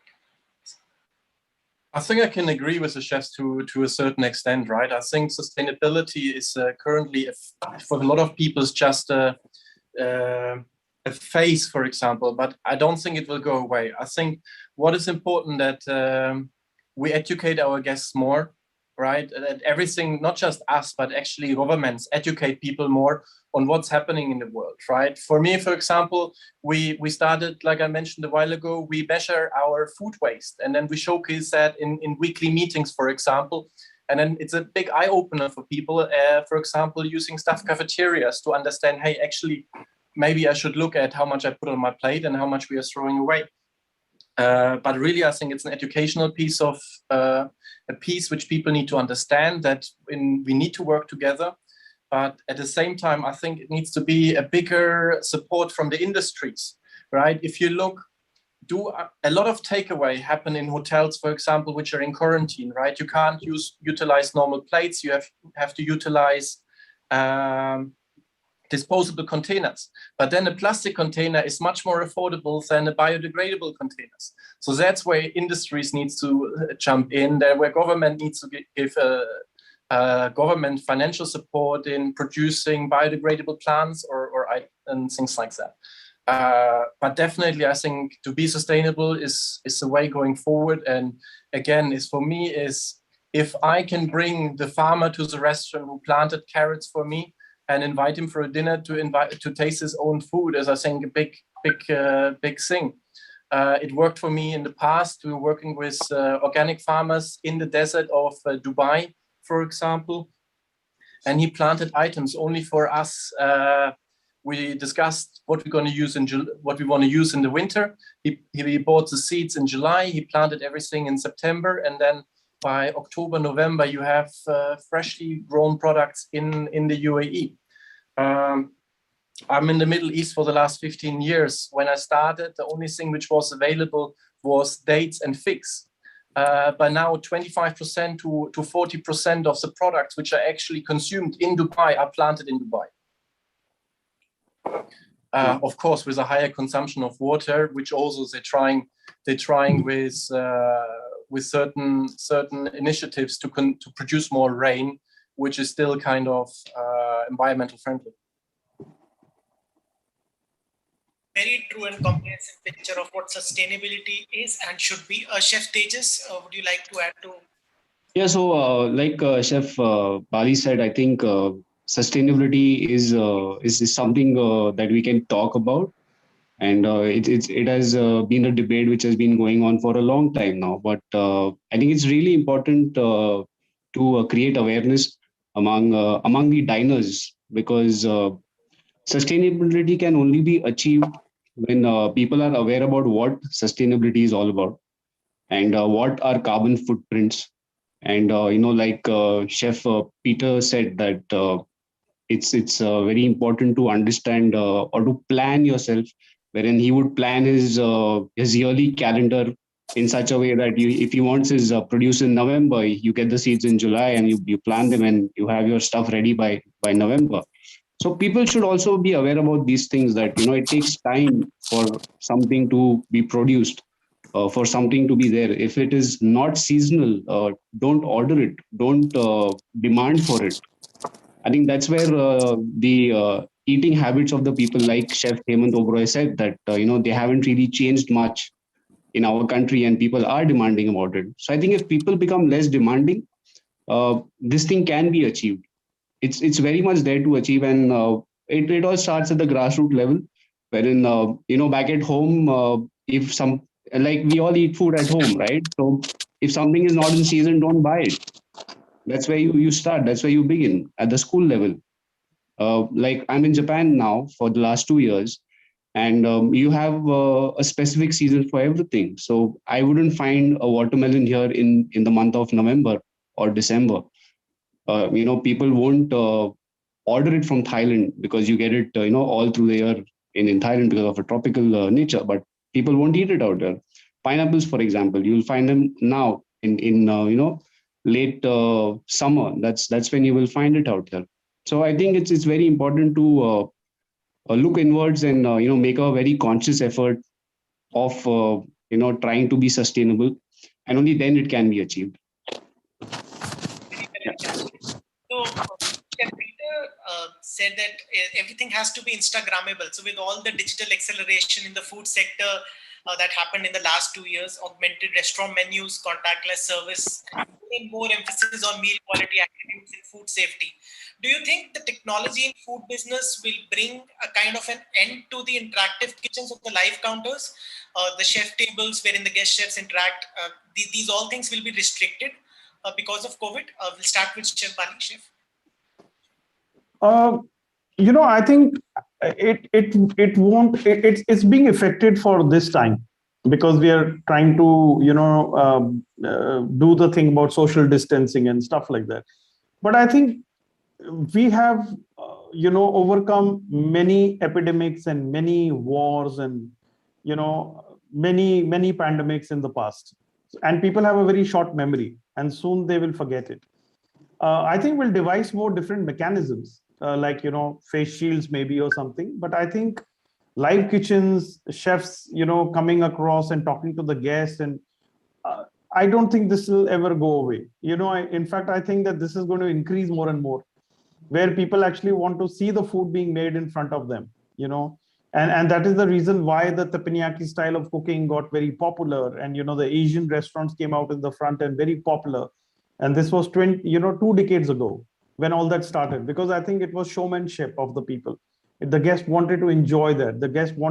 A guest will not complain when he's sitting in the restaurant and seeing his, food being made. But I think when he's not watching the food being made, then every 5 minutes in his mind are like 10 minutes or 15 minutes. So I think it's interactive things, etc. will, I think, never take a backseat. I think it's very temporary, very momentarily that we're doing all this. But like Chef Hemant said, it's all going to come back very soon.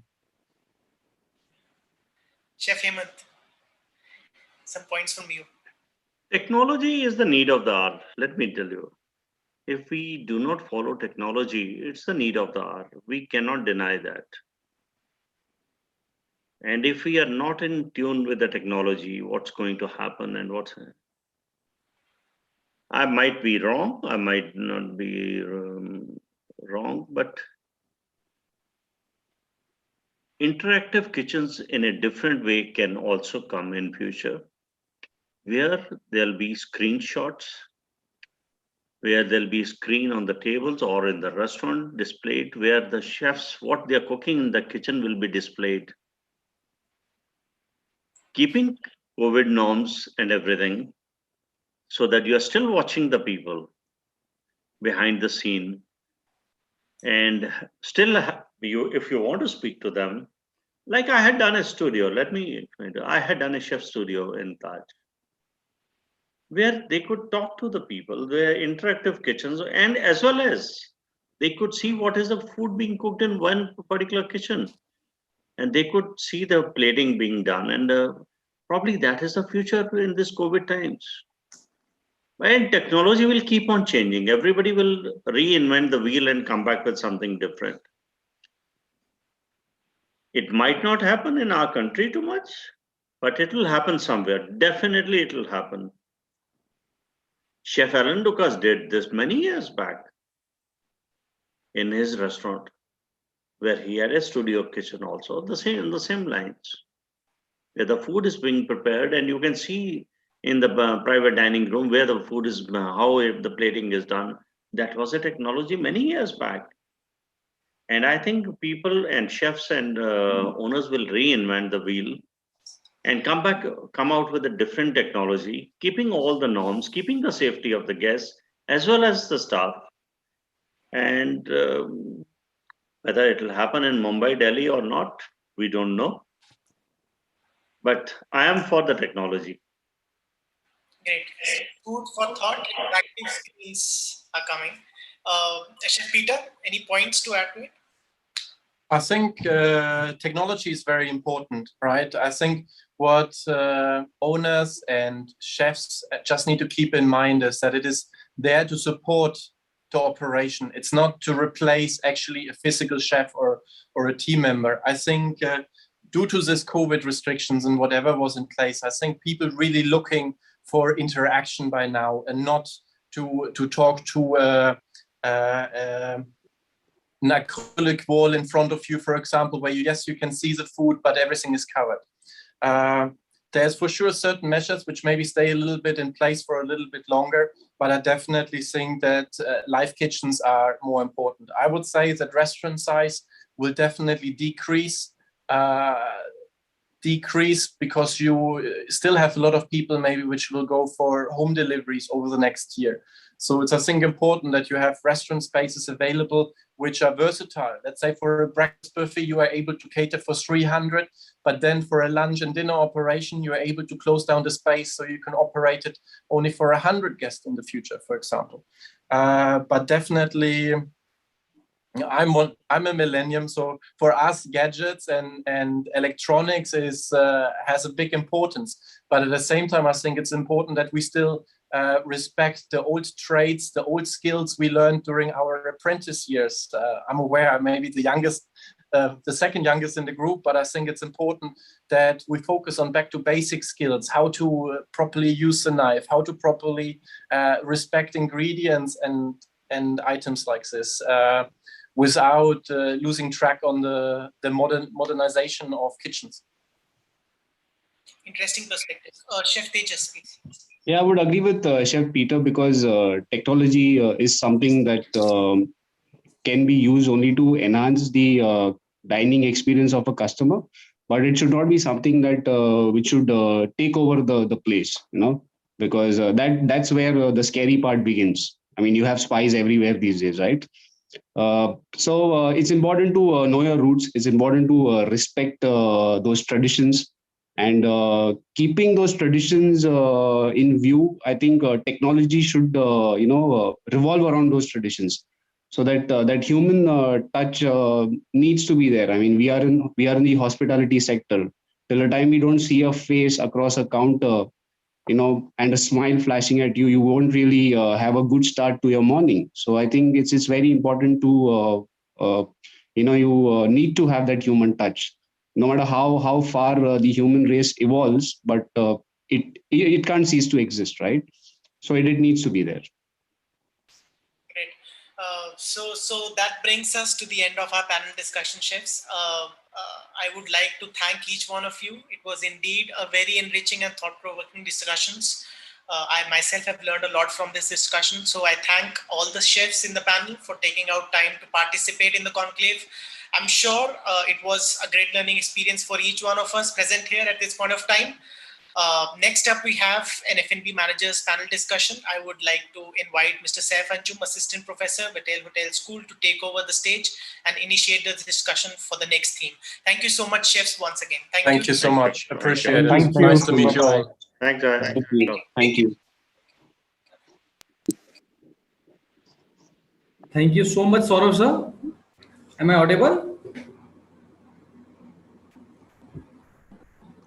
Yes, sir, you are. Yes, sir, you are. Yes. Thank you, Saurav sir, for such a beautiful discussion. Now, I, Saif Anjum, Assistant Professor at Batel Hotel and Tourism Business School, Sushant University, welcome you all to this panel discussion with theme Revolutionizing New Perspective and Orderly Change in F&B Service. The pandemic has had profound effect across all the industries, as we all know. Few have felt the very real impact of the major pandemic such as the travel industry. Probably the biggest hurdle in achieving the goal of making hotel food service profitable again is rebuilding trust. This isn't exactly an issue that stated with the COVID-19 pandemic. Rather, hotel food profitability has been on the mind of many hotel industry leaders for quite some time. There are plenty of ideas in the market all these days. And the thing is that how we can take those ideas into action. But the real challenge comes when implementing a plan and making it stick. Developing a strategy that will not only build trust in the hotel industry, but also offer it incentives that will boost food service profits. So now let's hear it from our prominent speaker for this panel discussion. So first speaker for the discussion is Mr. Naveen Mehta. Mr. Naveen, who is an experienced food beverage director with the demonstrated history of working in the hospitality industry, like the Park Hotels, the Lalit Hospitality Group, Intercontinental Hotel Group, Park Plaza, and international experience with UK. He is skilled in catering, menu engineering, food and beverage, hotel management, and customer satisfaction. He is a strong operations professional with a positive outlook. Currently, he is working as a director of food and beverage in Crown Plaza, New Delhi, Rohini. We all welcome you, sir. Thank you so much, sir. Thank you. Happy Next, to be a part of this. we have Mr. Manos. Mr. Manos, who is an experienced food beverage director with the demonstrated history of working in the hospitality industry, like the Park Hotels, the Lalit Hospitality Group, Park Plaza, and international experience with UK. He is skilled in catering, menu engineering, food and beverage, hotel management, and customer satisfaction. He is a strong operations professional with a positive outlook. Currently, he is working as a director of food and beverage in Crown Plaza, New Delhi, Rohini. We all welcome you, sir. Thank you so much, sir. Thank you. Mr. Manos is a hotel management diploma graduate from TEI Athens, Greece, and hotel management postgraduate diploma from SHMS Montero, Switzerland. He started his journey from positions such as commie waiter before he became a restaurant manager and F&B manager as he is right now, working in a la carte restaurant and events, managing big team including many trainees, employees, handling many different kind of unexpected issues, and being able to think many times out of the box, which gave Mr. Mano the valuable experience he is having today. Merit International, Accor, IAG are some of the most known companies he worked for. The success key for Mr. Manos is that he is always ready to meet new challenges and find the best solution for the organization and his team. We all welcome you, Mr. Manos, to this panel discussion. Thank you for the invitation. Thank you very much, sir. Next, we have Mr. Himanshu. He started his career with Trident, Jaipur, after which he moved to Taj Mahal, Mansingh Road, New Delhi in 2003 and welcome Merit Sheraton, New Delhi in 2004. Mr. Bhandari has completed the Food and Beverage Executive Training Program for ITC in 2012 and then posted at ITC Maurya in 2012. After this, with his capacity and skills, he worked as an assistant manager in F&B at ITC Grand Chola, Chennai, moved back to ITC Maurya as a banquet manager and got promoted as a food and beverage manager, currently at ITC Grand Bharat Manesar. Welcome, Mr. Himanshu. Now we have Mr. Andreas with us. Mr. Andreas is a graduate from the Hotel School, The Hague, Netherlands. Started his career as an outlet manager at the Mandarin Oriental, Washington, D.C. and then looked after the Hyatt Zanzibar, Tanzania as a member of the task force. By virtue of his dedication, was picked up by the Grand Hyatt Dubai as outlet manager and then got on to managing bar at the Intercontinental Hotel, Dubai. His talent was recognized and he was soon promoted as a senior outlet manager of the hotel and has finally risen up to position of the food and beverage manager, Abu Dhabi, Konesh, UAE. Right from the time that he started from the level of an apprentice trainee, and Andreas has exclusively been into operating the various food and beverage outlets from where he has gained a very valuable and rewarding experience. We all welcome you, Mr. Andreas. Thank you very much, Saif. So now the first question for this panel discussion, I would like to start with Mr. Manos, and everyone can participate one by one by sharing their views and opinion in that. So, Mr. Manos, I would like to know about the current situation we have in F&B industries. The current circumstances have completely changed the system of operations in the food and beverage industry. We all know that you must have therefore changed the way of recruiting. In what ways have you modified the system and process of staff selection as the demand in the industry of, in the food and beverage in every sector related to the food and beverage restaurant outlet, or if it is a hotel, how you have adopted the strategies to recruit the manpower, which we can, fulfill with the current demand of the customer and the guest. Okay, Mr. Saif, thank you very much. Nice to meet you as well. Mr. Manos, you are not audible. Hello. So, what we have planned since last year was more a la carte based F&B service. So we started to think about making not so many buffets, having more a la carte. Breakfast, for example, be a la carte. Dinner to be everything a la carte, no buffets. So this gave us the opportunity to try to find more a la carte skilled staff in order to be able to work in challenges like this because if you work in the F&B service, it's completely different to have a waiter of a buffet restaurant and a waiter of a la carte restaurant. So this makes our lives much more difficult because you need to make the budget a bit higher. You need to find better skilled waiters and bartenders, and this is gonna affect the final budgeting. Plus, you need more staff. if you want to serve 300 people a la carte breakfast, this you can imagine how much preparation and mise en place needs.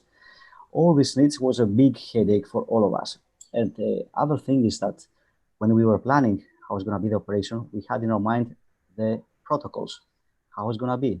People are afraid, people are not afraid. I don't know. When guests start coming after the first 2 weeks in the season in Greece, we realized that day by day we had to cancel all the standards and the protocols we had in our minds because people came for holidays in Greece. So they thought, they had the feeling of everything's safe here. So please give us table faster. We are waiting here for the juice. We are waiting for the coffee. Why is too late? Sir, I'm sorry, everything's a la carte. Everything's prepared at the same time. But on the other hand, we had to struggle a lot in order to be on time, to serve on time fresh ingredients, and sometimes was successful, sometimes not so successful when everybody was coming at the same time. We tried, for example, to have reservations for breakfast, so don't have a lot of people coming at the same time and having a mess. Some people respected this, some others still didn't respect. Everybody used to come at 10 o'clock, 10:30 before the breakfast was closed. So it was a big struggle, but at the end of the day, the solutions was given by personalities. So you need to have good staff, high personalities in order to find the solutions outside the box most of the times. Because everything is planned in our minds, everything is planned on the schedule, but at the end of the day, some things are not working according to the schedule because you have to do with people. And people, everybody's different. And people, when they come to Greece for holidays, they think that there's no COVID, let's go on. We spend money. We want our money back. This is it. This is what the problems we faced the last 2 years in the hospitality here. True, very true. Mr. Naveen, would you like to add on it? Thank you, Saf. Hi to everyone. Some very, very valid points by Manos. I think that's the pain point for every one of us to get the right staff at the right time and at the right place. It's the last 2 years obviously have been tough for every one of us, and it has taught us a lot of new things in terms of how to hire people. But what I see and what I believe, the most important aspect of what we're looking at right now is people who are multi-skilled and who can do multitasking. We don't only need bartenders, you need people who can do bussing and bartending both. You need people who are skilled in talking to people as well, and you need people who can, fast runners as well. That is what we have been looking at when we are hiring people. Fortunately for me, we have been able to retain most of our on-roll employees. So that was a good thing, thanks to the management. So we didn't have to, suffer much in terms of hiring people as of now. And being a part of IHG, we roughly had about 8 hotels in the Tri-City. So whenever we require any additional support, we have always asked for a task force which has been there to help us. So currently we're not hired anyone. It's only been very, very critical positions which we have hired in the last 3 months or so. But overall, it's been the same team which is there from the last 2 years who's been working with me. Thanks. Mr. Himanshu, would you like to add your experience in it? Yeah, thanks, F. And I think it's rightly mentioned by Naveen. Multi-skilling is very essential. The communication skills, are at paramount importance right now. And obviously, post-pandemic paranoid, the guests leading more to a discerning guest checking into the hotels. Hence, the role of the F&B services diversified. As a brand, communication, a 360 understanding of the product and a hotel chain is very important. During the pandemic, there are students who have graduated without any on-ground experience. So, considering ITC believes in ethos of the responsible luxury and sustainable practices, we have taken that opportunity to give aspirants practical experience rather than putting a restriction on the number within the F&B community. As rightly said by Naveen also, being in ITC, we are able to hold on to our existing staff and thanks to the management. But yes, the dynamics of the industry has drastically changed, and that is the only reason the modified plan has to be in place and the leaders has to be lead from the front. And as rightly said by the other fellow colleague members also, that multi-skilling is very important. We are not looking only for a a kind of a station holder or a supervisor, but we are looking for a, station holder who can supervise, a supervisor who can do an executive job, or maybe a bartender who can be good in suite dining or in-room dining. So yeah, that's absolutely right. The multi-skill is very important. Absolutely, Mr. Himanshu. We all are agree with you. Like multi-skilling is one of the key to success nowadays, as every employer is looking for an employee who can handle his entire work when time comes to handle those particular operations. So that he don't want to run for another staff to take care of that, and they don't want to spend money on the salary and wages as we were in the before pandemic. So, Mr. Andreas, like with your experience, how you are handling, the F&B operations and giving the right service and the good quality satisfaction to the guest with the minimum or the staff and the quality staff you have. Yeah, I mean, what has been mentioned already by the others is definitely multitasking, which became very, very crucial. When it comes to the staff selection and the hiring, I think it really depends on every individual hotel. Many hotels in the Middle East, they terminated or made redundant a lot of their team members from the beginning of COVID.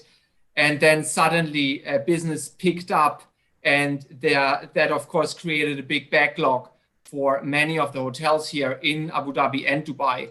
And then hotels became almost desperate, and we are fighting for local staff. We all wanted to hire locally, obviously, to save money on the flight tickets and the recruitment fees.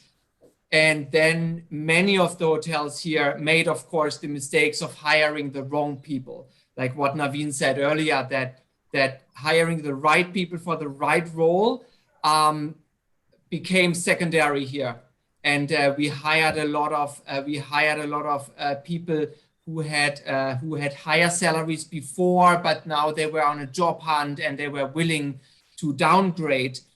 And so people accepted lower paid jobs, but after 2 or 3 months, frustration kicked in, resignations kicked in again. So what we did here at the Sofitel was definitely that we took our time in finding local staff members that was a right fit for the role. Yeah. True, sir. Very true. So right people at right time and right job is very necessary nowadays. We need to be very careful to pick up, recruiting the staff for our operation, because it is they are an asset.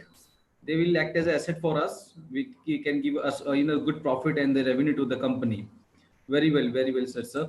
The next question is like a gourmet street food. We all know what is a gourmet street food now. So, like in your opinion, gourmet street food brand can be a new food and beverage business post-COVID, as a majority of people might not be enjoying street food what they were before pandemic.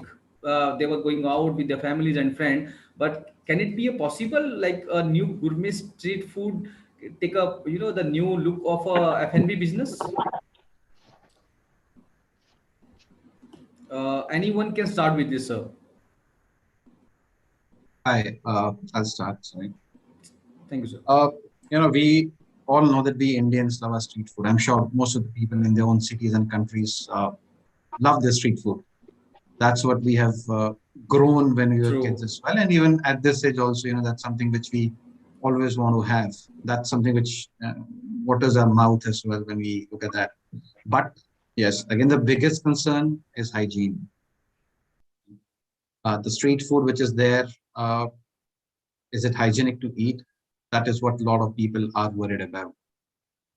Now, in hotels, as a lot of our five-star hotel colleagues, most of the chefs, most of our F&B people, I'm sure we must be doing, and we are in fact doing a lot of our street food on our restaurant menus as well, because that is what the local touch is all about.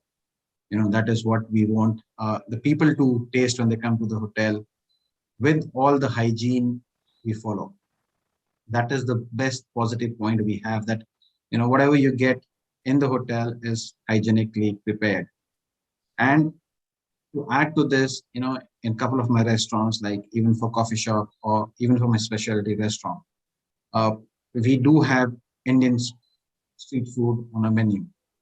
which is liked by all, that's a good thing, because that's something which is, it's a little filling, which is a good starter to have when you're on the table, and they're confident they're eating in a good place. So that the street food, obviously the gourmet street food is something which people want to have it.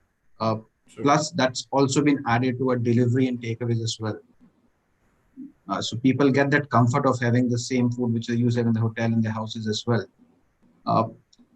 So I'm sure this will become something which we look at being a part of a 5-star hotel menus as well. Currently, people are doing it, and I'm sure it will add more value, more options to our current menus as well.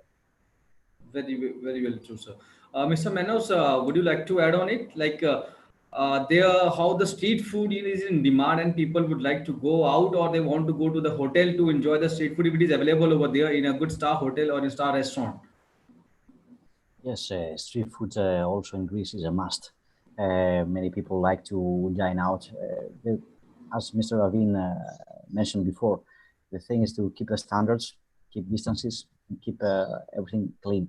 Because if food means having people on the queue waiting for a kebab or a souvlaki to get it, and it's a lot of to get this order on time, it is not that ideal. However, in the touristic places here in Greece, like Santorini, all this takeaway and street food are packed with people. I don't know why they are not afraid of the situation. It's like nothing is happening these days. It's still busy, And as Mr. Navin said, yes, we also add in our menus street food delicacies, street food items, of course, in a different way, like hotel dishes, but still people are asking for it. However, something from the street is always something that everybody has a desire to eat it. It's still busy. It will always be busy. Just it has to be the best will survive. The others who are not very clean and not keep the standards will not succeed and not be able to keep on going in that way. True. So very true. Mr. Bhandari, anything on this, your opinion or experience? So yes, as rightly said by the other colleagues also, the love of the street food is unparalleled. And the pandemic did play a dampener in the ability to enjoy the street food. Street food giving, the hygiene and the sanitization issues. Irrespective of the pandemic, ITC hotels has showcasing and highlight the local cuisine, which is their strength. And I rightly said that, it can be a part of menu, but also, if we can display the same kind of a setup, what we get in the street with the hygiene and with the responsible and with the luxury, of course, it will add on to the value as well. And especially, these days when, during the pandemic, everyone is looking for a hygiene food and a proper sanitization of the restaurant as well, including the staff who they are serving to. So, that has been really great. And, we have been gone ahead of the curve when it comes to sanitization protocols, even before the pandemic. And post-COVID, however, we have taken the opportunity to strengthen our protocols in place of through We Assure that ITC Responsible Luxury has started the We Assure program, which has led to a higher trust among guests and, of course, patrons like leading to a great acceptance to a gourmet street food. And yes, and my only thing is that, apart from putting a street food in the menu, if we can display a same kind of a setup, which, a visual kind of a thing can add on Exactly. To the menu as well. So, yeah. So people can enjoy the same environment, the same, the ambience what they were missing in the sitting at the home. Absolutely. And when they are entering into a hotel, coffee shop, where this like, the fest kind of a thing, where they are eating, the all street food with proper hygiene, proper service, and followed by all protocols which take care of the COVID, so it's really required by a hotel to give and to supply basically those particular things which is in demand nowadays in the market from the food and beverage industry. Yeah. True, sir. True. My question is to Mr. Andreas. So, like, what guest is nowadays expecting from the hotel industry related to the food and beverage when guest is like suppose guest is entering to a restaurant in a 5-star hotel, so what is the expectation nowadays, because it was totally changed in the past 1 year. Before that they were not worried about their the health or the sanitization or other issues, but what expectation now our guest is having to related to the restaurant or F&B service areas?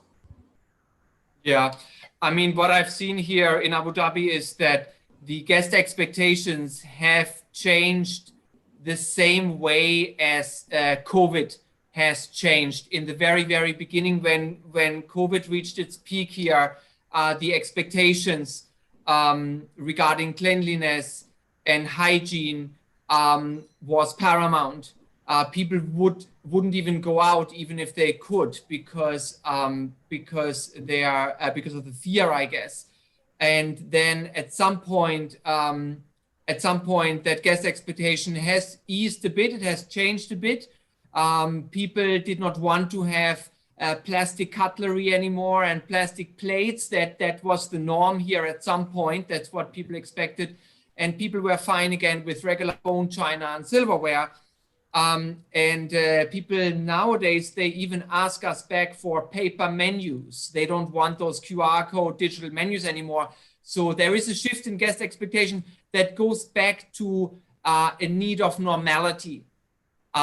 Yes, there is definitely a basic expectations of hygiene for sure. Everyone wants to have a sanitized table and everyone wants to see their waiters in proper personal protective equipment.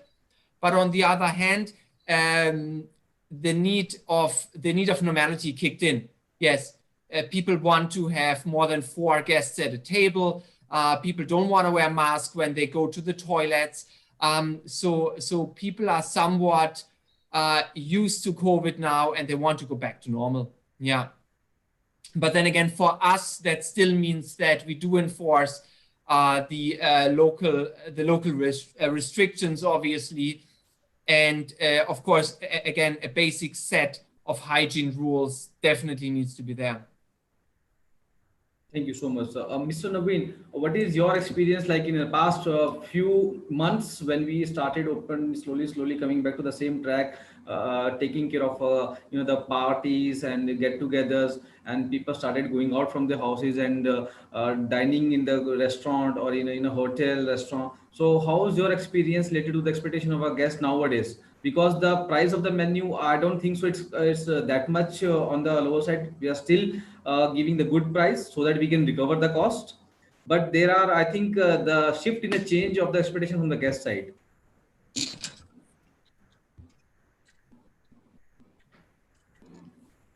Hi. Rightly said by Andreas, the expectations are in fact the same. It's not changed at all. In fact, the expectations have gone up from what was there earlier. They are obviously expecting more hygiene, more cleanliness, more sanitization. They're expecting the same service standards, obviously, for which we were known for. And luckily, I'm sure most of us have been able to deliver that to our guests as well. But at the same time, a lot of people have become technology driven now as well. They don't want to touch a menu. They obviously they have got used to using QR codes. That's a good thing. That earlier, which was the technology, which was a luxury earlier, is now a necessity for even for us and even for them as well. Because that's also adds to their hygiene value that they're not touching any menu which has been touched by some other person. We're putting small tent cards on our table, which has that IG, a clean promise, which we normally put it on our tables, ensuring that tables are sanitized using the best of the products which we do. Plus, I think another expectation which is there from customers, because of us now into takeaway deliveries also. So they are expecting that the same standards, the same qualities met, which they receive in their houses, as to what they used to get in the restaurant as well. But we all know, what you get in the restaurant, that human touch, that that personal connection will always be missing when we do a delivery part, because there's only the food which is there in the house. It's no human connection getting there. Very true. The expectations are increased, but luckily, I'm sure we all are able to fulfill them. That's why we all are surviving here. That's just still there. Just want to add in this, like just now I just recall it. 4 months back, few hotel group, they have like a Redison, they have started, to give a find an experience in a luxury car. So, but like, what is your, the opinion, like that particular, the idea can work for a longer period of time, or that we can just work out for a shorter period of time till the time COVID is there, or everyone is sitting at home and they don't want to go outside the home or to go to the hotel, so they can go and they can exclusively be that particular luxury car is designed in such a way that you can go and have enjoy the menu with the good star 5-star service, and the chef is preparing the food, and in that, and we are getting the same feel that you are sitting in a hotel. The Radisson, they have I think they started this in Gurgaon in the like 4 or 5 months back, I believe. So will it be yes sir? I'm sure a lot of us has a lot of concepts which we have worked upon. There are a lot of new ideas which have come up in the last few months of our learning in terms of what we learned from this pandemic. I'm sure this is a good idea. I'm sure they must be successful as well. But again, coming to the point, we are an F&B industry. We are an industry where we need that human connection and the human, standing next to us, talking to us. That's what we are known for. That's what service is, right? Inside a car, yes, it's a great concept. We have done a lot of cooking in our guest houses as well, where we have designed menus, or we also designed something called as DIY menus, where we give them the ingredients which they can cook in the house. But at the end of the day, the equipments which we have in the hotel, the service which we have in the hotel, cannot be matched at what is there in the house or any other place outside the restaurant. True. So that human connection with human touch, that smile on our face when we serve, the pressure which we handle, which is there on our faces sometimes, it's something which we always miss. That's what we want to come back to. That's why we all are waiting for a long time. Okay, we can go out and we can plan some party, and we can go and we can just spend time with the friends and the family, but which is again quite difficult for everyone, because they still have that fear in the mind of a COVID. So it takes time, but slowly we all are coming back to the track as we all are picking up the business slowly, and hopefully very soon we'll be in the same position where we were in the 2018 or 19, doing all business good, and everywhere is totally jam-packed for the parties, for the occasions, festivals. So we are waiting for that day, and very soon I hope we will be back to that track. It's not only you, it's every one of us who's very true. So very true. We want the good old days back soon. Exactly. We are crossing our finger. So Mr. Manos, I just would like to ask you one question about chef driven at home. Like during the pandemic, people are not coming out from the house to celebrate their occasion and to get the experience of a 5-star hotel. So what 5-star hotel they have started? They have started giving the same kind of the taste of a menu of ingredient, and a chef they are going to the for the house party, and they are preparing, or giving the same kind of experience what they were in the restaurant or in a hotel. So what is your opinion that how it will impact to the the image of a hotel, or people will stick to this, that the chef is coming from a 5-star hotel, and they are getting the same experience what they were usually go and they can enjoy in the hotel? Okay, this was an idea during the lockdown period when some upscale 5-star hotels tried to do that, or some very good restaurants in the big cities. They tried that.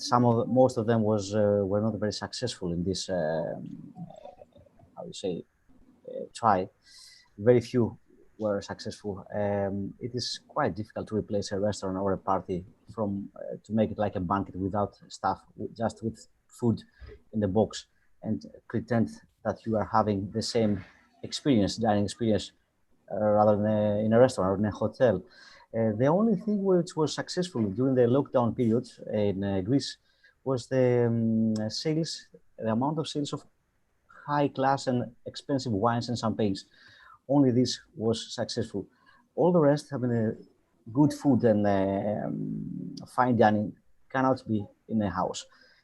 Many people tried, was unsuccessful, and everybody, as my colleagues told before, they want their lives back. So the question is, we want to go back. We want to go outside, to dine outside, open air. In Greece, especially, for example, everybody's fighting to get a table with the best view outside in the open air, although the distance is not the same as inside. For example, inside area, we keep the distances. Outside area, everybody has the demand to go there, the balcony, the veranda. So we have to put more tables, and people don't pay any attention that the distance is not so big as before. So yeah, everybody wants to dine. Everybody wants to forget a little bit the lockdowns and forget the COVID period. Everybody wants their lives back. This thing. This is, I think, the conclusion. Mr. Bhattari, I would like to add on it, like how it is useful and how it is impacting the image of the hotel, or it is one more the diamond in the crown. So yes, I'll completely agree. At times it is absolutely fine that the chef is going to some residence and to do a cooking session with the guests. But it's a great idea, and it can generate revenue also. But at the same time, there are certain restrictions and constraints from the guest side as well, because somebody is coming from outside to their house and to do a cooking session. So obviously people will not prefer that, and instead of we can doing a virtual session, just like a cuisine classica kind of a thing with the chef and with the kind of a virtual cooking session with all the guests, and that can be done. But yes, by having a chef at your place, you might not be able to give that experience that you give in the hotel or in a restaurant, because obviously the equipment the chef has required, the ingredients that the hotel has might be not there with the guests. So, but yes, it's a great initiative, and it can generate to a revenue as well. Thank you, sir. Mr. Andreas, anything you want to add on it? Yeah, I mean, I agree with what the others have already said. Our core business is definitely that we want people to come into our hotels. That will not change. So we are somewhat restricted when it comes to the place because we own restaurants and hotels. But yes, during COVID, we did have a demand for outside caterings. They were very, very private and intimate affairs, and it definitely gave us a chance to build trust with those clients, which means that whenever you do an outside catering, it's a hit or miss thing. Either you leave a good impression and you win a customer, and these customers will come to our hotels, or of course you mess it up and you will lose customers and you will definitely damage your image. Just the next one, like I want to share your experience or view. Like, should 5-star hotel also adopt a cloud kitchen model on the peddler side to maintain the continuous flow of revenue and the sale, and which will definitely help the hotel to survive in tough time, like everyone is facing this pandemic and trying to survive to give their salaries, wages to the staff, and to maintain the at least the equilibrium point. So what is your opinion on it, sir? Mr. Naveen, would like to share your experience, like, or opinion you had on it? Thanks, Chef. I'm sure those cloud kitchens are a great concept, no doubt about it. That's something which is good because the multiple businesses can come together at one venue and operate from there. But what I believe for hotels, we do have a lot of infrastructure at hand. We do have our kitchens already there. So we don't have to get into a cloud kitchen sort of a concept. We're still operating. Now the hotels are opened back, the restaurants have opened back. The hotels are working back to the same condition which were earlier. I'm sure in the next couple of months, if everything goes fine, we will be back to normal situations as well. Yes, it does gives you an extra advantage if you want to try a new cuisine, which is not exactly a part of your menu. Then you can use a cloud kitchen and start operating it from there under the same hotel name or under the same restaurant name. But at the end of the day, if I have a product which I'm already selling and which is there, my priority would be to stick to what I'm doing and serve what I have at my disposal. Mr. Manos, your opinion on it about the cloud kitchen model? Is it possible to keep on the permanent basis as a parallel side to the hotel to add a revenue on it, or on that whenever it's required we can shift to that particular side?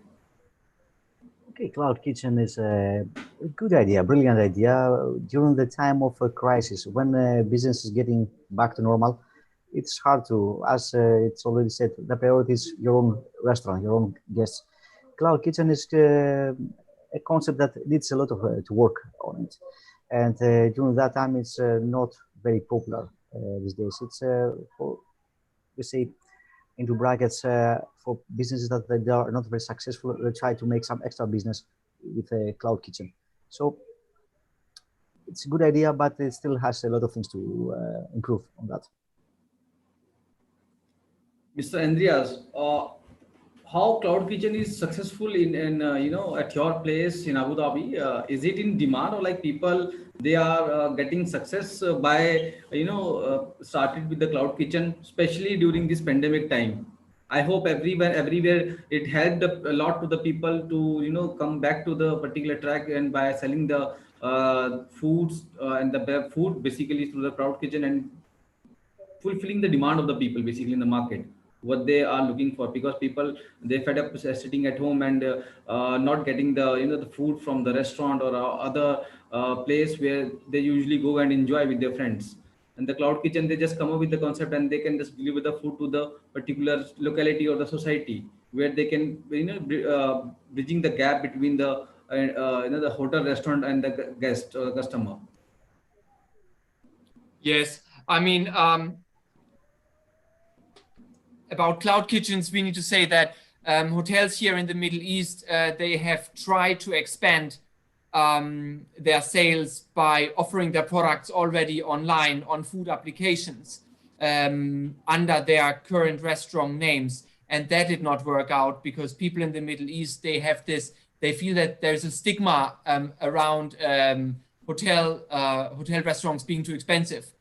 So even if you are listed on your applications, people would still opt for a big brand they know. So they would prefer a burger from Burger King over a burger from the Four Seasons Hotel, because they would think that they get more value for money.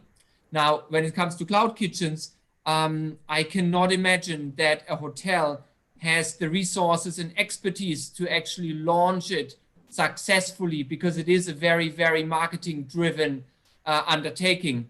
You need to create a brand, an image without having restaurant experiences, right? And I cannot imagine that hotels would actually be able to create one. What we are doing here in the hotel now is we do have an empty kitchen, and we are actually cooperating with a cloud kitchen company, and they will use that kitchen and they will cook 5 different menus.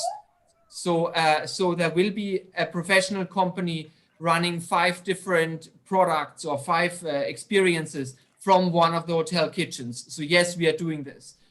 Now, every hotel needs to decide if they have the resources and the space. What Naveen said earlier, because at the end of the day, you will lose a kitchen, you will lose an entire back of house area for a cloud kitchen, right? So, and that should be an outside company, yeah.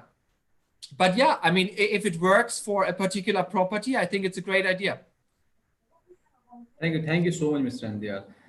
So with this, I just want to ask one thing, like how we all basically, you business leaders in F&B, managing the budgeting part, and how you're forecasting the sale in F&B, especially now, at this period, because it's very difficult to predict, to forecast about next week or next month, or so how we all are doing this, budgeting and forecasting related to the revenue of the F&B.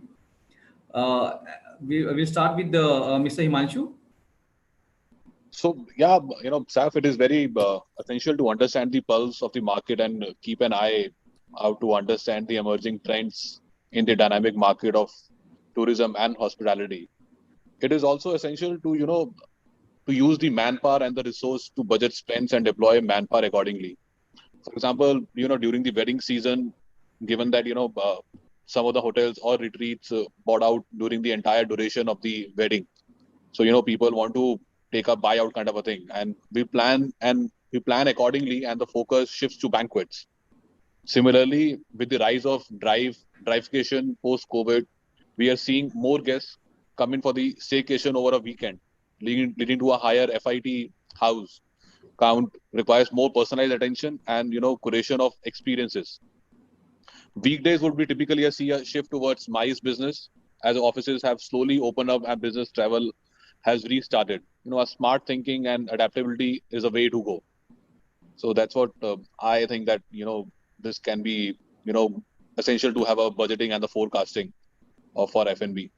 So, sir, do we keep us stocked enough to fulfill the requirement of coming month or coming days? Because we never know, especially if you talk about India, okay, when we get in news or information, okay, the number of the guests is come down from 500 to 200 or 100 to 50 or 50 to 20. So how you manage that particular the time period, and it's called for an investment in purchasing of raw material and keeping everything stocked with you. Yeah, so that's, you're absolutely right. That's what I'm saying. So to keep a close eye and to have a look what market is going through, and obviously the guidelines of the COVID across the state has eased out during the last, I think, 1 month or two so after May lockdown. So even in Delhi, if you talk about, even in Gurgaon, if you talk about, the ease out of the guidelines has been done, and the restriction on the restaurant timings and the cloud kitchen and the delivery takeaway has been eased out. So we have seen the change. You're absolutely right that the guidelines has been changing every week. But yes, that's how the business owner should see, and that's how the business manager should see the forecasting and do the budgeting accordingly. Mr. Manas, what method you have adopted nowadays to forecast and to give the best related to the revenue side, and where you can keep in control on the costing part also, and you can give 100% quality product in the service to the guest, but without taking that much risk in related to the the purchasing and the costing and to the salaries and all, basically a budget. How you are managing nowadays? We have we are not facing this kind of problems these days. It's high season now in Greece, so week really per good. week, yeah, it's very busy anyway. So we have this kind of let's say positive problem that business is really high. So till the end of September, the numbers are really good. The only concern is what's going to happen at the end of October when the season is getting lower. It is a seasonal hotel, so especially Santorini is a very popular place here in Greece. So the numbers are really good. So we just work with full power, full prices. And we have this kind of positive headache, let's say, how we're gonna handle all this kind of business. So budgeting at the moment is not an issue. Budgeting was an issue in the beginning of the season when we didn't know what's gonna happen and how guests will adopt to the market. Nowadays we are good, and things are getting better and better. Really good. That's really good that there is no such problem to take care of the budgeting part and do costing and controlling. That's really good. Mr. Naveen, I just we would like to add on it, how you are, because it's a very tough job. It's a very tough part when it's come to the monetary part, where when we ask from the management, okay, this is the budget, and we need to pay back in terms of revenue, in terms of sale. But how you are doing and what method you have adopted to take care of all these areas? The first best part was that when we prepared our budget for this financial year, we had kept in mind the impact of COVID. So obviously, we forecasted about 30 to 35% less of what we actually did last year. Okay. So the pressure in terms of number was not there, that that we have to achieve a target which is unrealistic. I'm sure every one of us now currently working on forecasting numbers. Earlier we used to have long-term plans. Now we have short-term plans. It's like every day there's something or the new thing coming up in terms of changes, in terms of the number of people who can attend a banquet. The restaurant seating capacity is getting changed. It's very, very variable. So currently what we're doing is we do forecasting twice a month, which is one is before the month starts. And then we have a mid-month forecasting as well for the next 3 or 4 months, keeping in mind what's the speed of our business going on. Rightly said by Himanshu, it's a very, very close eye which we need to keep on our business on a day-to-day basis. But with such variable business, not taking anything from anyone, but a lot of experienced people have not been able to forecast right. But good for us that we have been able to meet our forecasts and budgets, which we decided. So that's the thing which is, I think, most important. Good GOP, the numbers are in green, and everyone's happy. So that's the best part. That's really great. From your side, Mr. Andrews, you want to add in it, or because we are usually adopting the one on the same thing, same method to give the 100% and to get the right quality job from the particular department. So anything you want to add on it, sir? I mean, when it comes to proper forecasting and budgeting, what Naveen said earlier was definitely we are very much short term. Here in the hotel, we have a very, very flexible owner who understands that forecasting is very difficult. And when it comes to forecasting, obviously, it's more about cost management. That you don't want to have too many staff members, or that you don't want to have too much things in your storerooms. So this is managed very, very short-termish here in the hotel. And so when it comes to the long-term perspective, it's definitely a positive outlook, but very, very, very, very short-term. With this, I think we have covered all important areas and questions which is related to the F&B service industry and how you all are managing and doing and giving 100% to the quality product and the service to the guest. So I don't think we have left any question which is not discussed. And as per the discussion, it was really a very informative discussion. I have gained the knowledge and what exactly is happening globally, and how you all are contributing and handling the department and the operations with 100% guest satisfaction, and obviously without saying taking care of a COVID protocols. So with this, it takes me to the end of the panel discussion, and I would like to thank you so much, Mr. Mehta, who spared a time for this panel discussion from a busy schedule. Mr. Manos, thank you so much for your participation, sir. And we will look forward for such, the participation in another panel discussion or some other event, which we will plan very soon. And Mr. Andreas, thank you so much for your presence, for your participation for this panel discussion. Thank you very much, sir. Thank you so much, Mr. Bhandari, for sharing your views, your experience related to the F&B industry and the current scenario. Thank you so much, everyone. Thank you, sir. Thank you. And I would like to close the session. Thank you so much. Guys. Thank you, sir. Thank you very much. Thank you, guys. And have a busy days ahead. Take care, guys. Yeah, you too, sir. You too. Thank you, guys. Thank you so much. Thank you so much. So now I would like to call Mr. Sunil to take over from here. Mr. Saif. Sunil, sir. Thank you so much. Thank you so much. So good evening. This brings us to our last leg for the panel discussion. It's panel number 5. We're talking about reimagining hospitality marketing from physical to digital. So let's talk about what digital is all about. Digital simply combines the word physical and digital to create a new word, digital. Well, it's not exactly clear who coined the term. We started using this term a lot at the height of COVID-19. Why? Because we noticed more companies quickly adjusting their strategies to digitally accomplish their task that had previously been accomplished in person. That includes things like grocery shopping, success of mass retail curb, site pickup solutions, and delivery programs attest to the fact that consumers are now very comfortable using a mobile app to walk the aisle. For example, in using a mobile phone to book a restaurant, looking at their menus, going for contactless check-ins, online weddings. Yes, we are seeing a lot of them happening recently.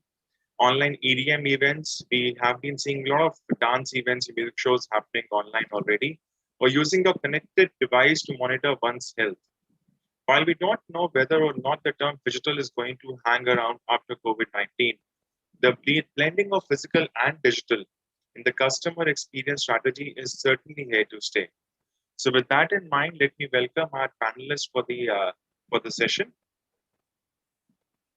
We have Mr. Barun Balmani. Mr. Barun Balmani is the Director of Sales and Channels, FSC Computer Systems, India, Bhutan, Nepal, and Bangladesh. Hailing from the science background, a destiny got him into doing hotel management, and to the date, he feels blessed to be part of the hotel industry. Mr. Varun began his journey with internship at the Oberoi Vannavillas back in 2005. During his 13 years of journey, he worked with brands like Leela, Roseate, both opening hotels and Andas, then got a unique opportunity to get in a cross-industry experience and now taking care of a world-leading software solution firm, FCS, for Indian subcontinental region. Welcome, Varun. Thank you. Mr. Ankit Sharma, Director Sales and Marketing, Marriott Kathmandu, Nepal. Mr. Ankit Sharma is Director of Sales and Marketing for Kathmandu Marriott Hotel in Kathmandu, Nepal.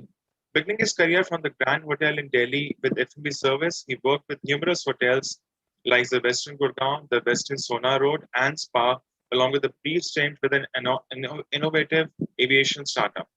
With 14 years of multi-regional cumulative operational and sales experience in the industry, he has a motivational management style with a record of building and maintaining healthy relations with business sources and client network.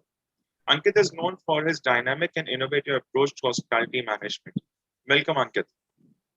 Thank you, sir. Thank you. Thank you. Now we have Mr. Arun Bablani, Director for Viva Weddings at Dubai. With over 14 years in his event industry, Arun is co-founder of Viva Weddings, having several successful events in a short stint in the early stages. He got an opportunity to work on large wedding internationally, where he quickly explored his potential to add that extra bit of personal touch. Over the past decade, he has produced events in over 24 countries throughout Middle East, Europe, Africa, America, and Asia. A thorough professional with sound knowledge of operational efficiencies, he has propelled Viva Wedding to greater heights over the last few years. Welcome, Mr. Arun. Thank you. Thank you for having me. Thank you. Then we have Mr. Amit Rathore. He's a Managing Director for Genie Events. Mr. Amit Rathore, Managing Director of Genie Events LLP, has been accredited for stitching together some of the biggest entertainment events in India and UAE and other parts of the world. He's equally into social and corporate events and believes in quality service. He is reputed as a premier art director. His vision has created some of the most memorable and epic scale events. The exotic designs add something special to momentous celebratory occasions. That ability to deliver groundbreaking and inspiring conceptual ideas that works, while thinking across all sections of creativity, is acknowledged by him as one of the most vital aspects of being an art director. Welcome, Mr. Amit. Hi everyone. Sorry, I'm having some issues with the camera. I'll be connecting soon again. No problem, sir. Yeah. So let's start off. We've got an interesting question that is open for the full panel. So the question says, having gone through a radical phase, how well do you think the industry is accepting this switch from a physical to a combination of physical and digital? It's open to all the platforms that we have here. So Arun sir, you want to start off? How is the industry accepting this? Sure. I'd be happy to. So, I mean, it's been what 18 months we've been through this. Especially a company like ours, we were into destination weddings, and we were doing weddings all over the world, be it Eastern Europe or Southeast Asia, other parts of the world, to companies that were locally doing weddings here in the region and around the world, to tertiary sectors that were also supporting these industries. We've been through a lot, but because we're in an industry that's super resilient, and over the last few years, I've seen multiple things from a global financial downturn to the economy is fluctuating so rapidly, to digital introductions into the world of events. Sorry, there's a lot of disturbance in the back. Just 1 second. Yes, please. Sorry.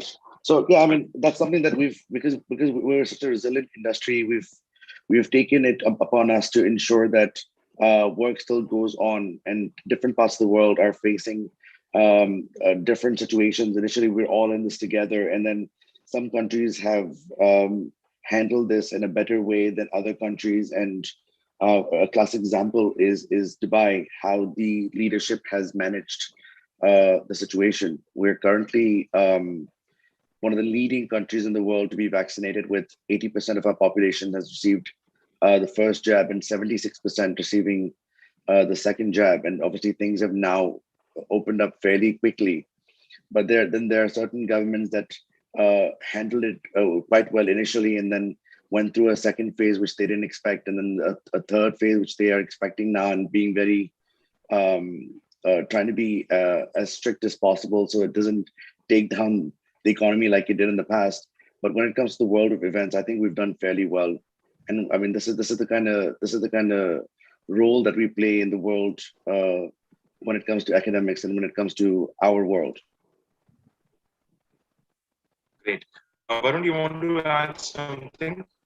Yes, for sure. I think the most radical aspect for Indian subcontinent region has been that the industry, which is very pro human to human, always been a service factored industry, has been forced to or taken a larger reaction to how the world is evolving with this pandemic change. So to an extent, the technology has always been part of driving the hospitality business. Now, what has happened is it's not just the front end or what guests sees is relevant to the success. Now the staff experience has also completely evolved. So the Indian hotels and hospitality are being moved to think differently, because how do you manage that sort of expectations of a guest and keeping your payroll as well as a technological investment in balance.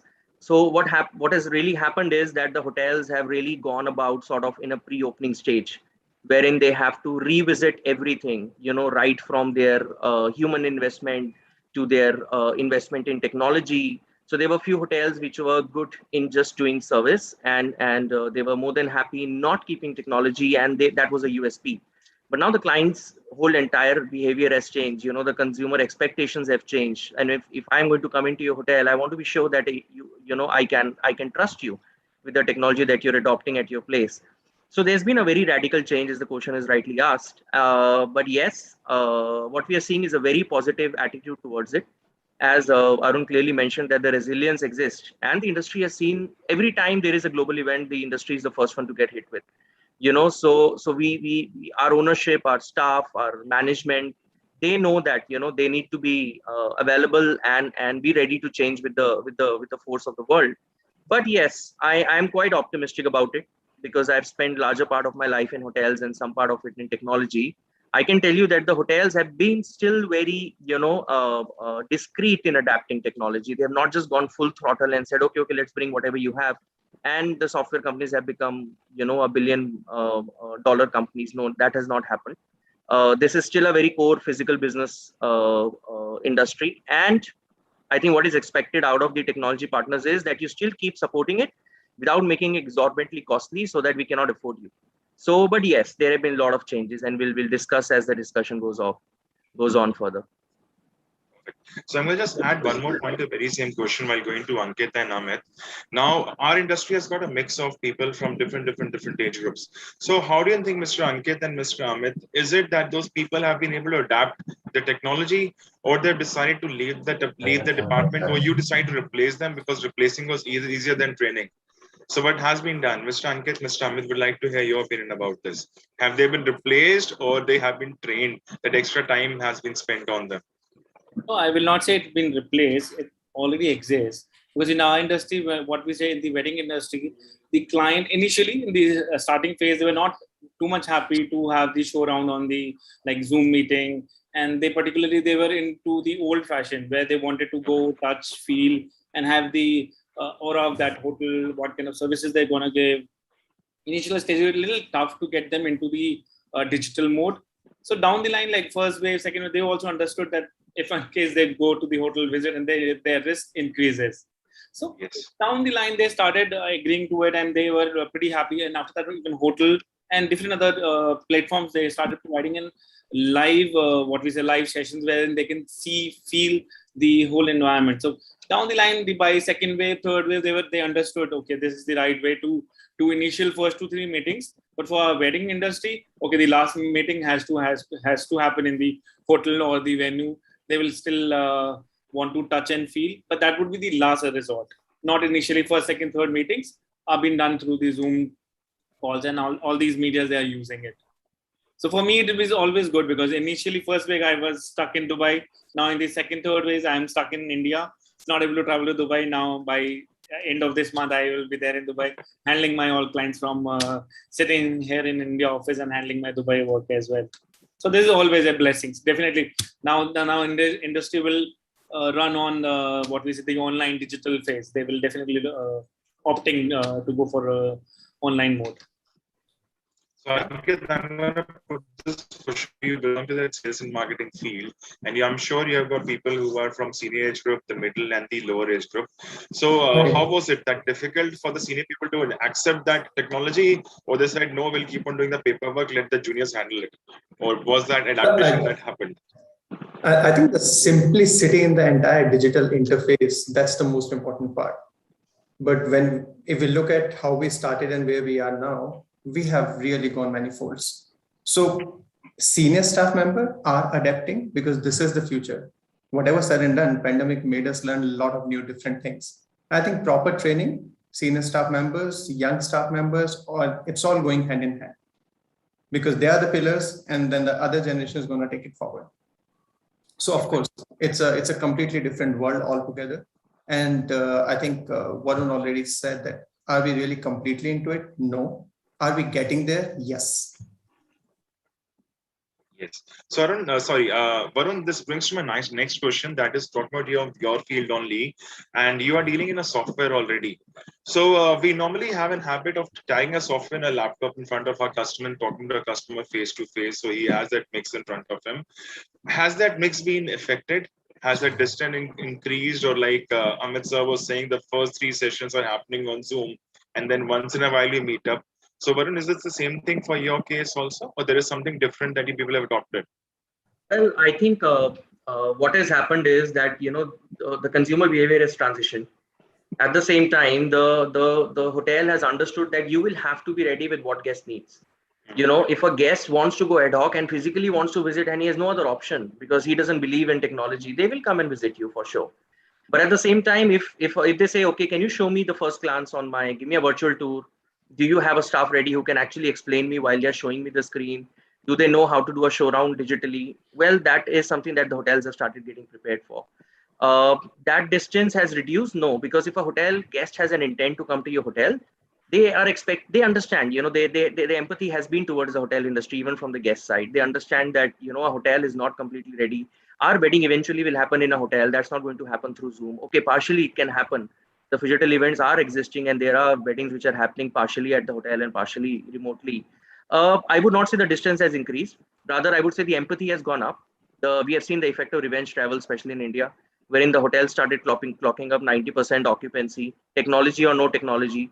But yes, the hotels which had technologies which started propagating like 18 months, 15 months back, that they are adopting all the good practices when it comes to handling the hygiene in the hotel, in terms of how they can reach out to you. They give you quicker means of communication. They started adopting bots.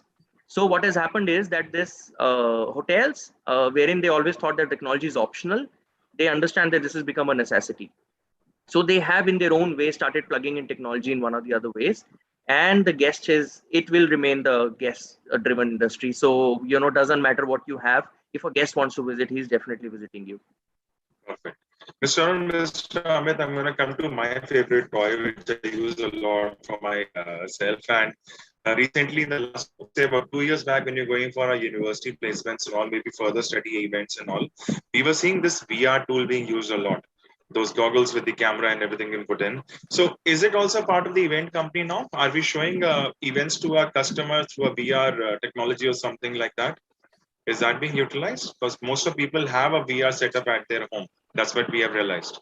So is it happening in the event industry also?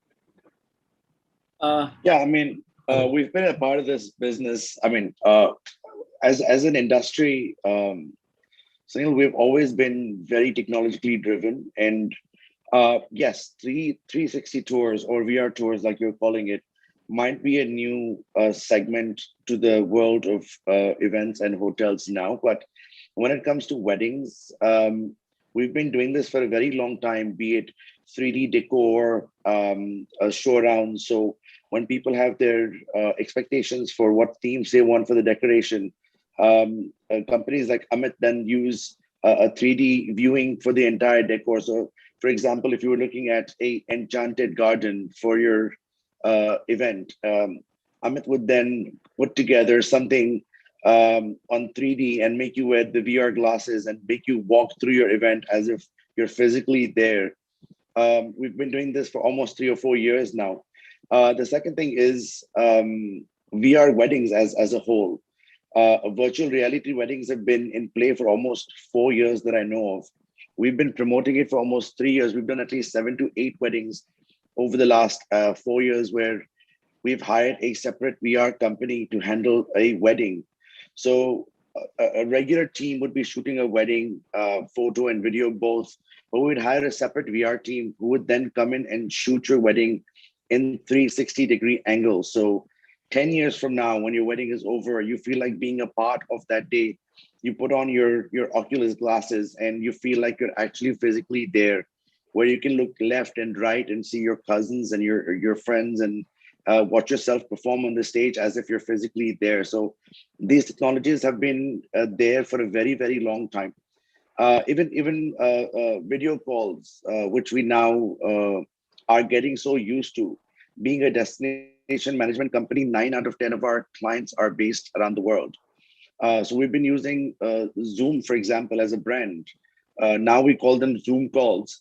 Back in the day, we used to call them Skype calls.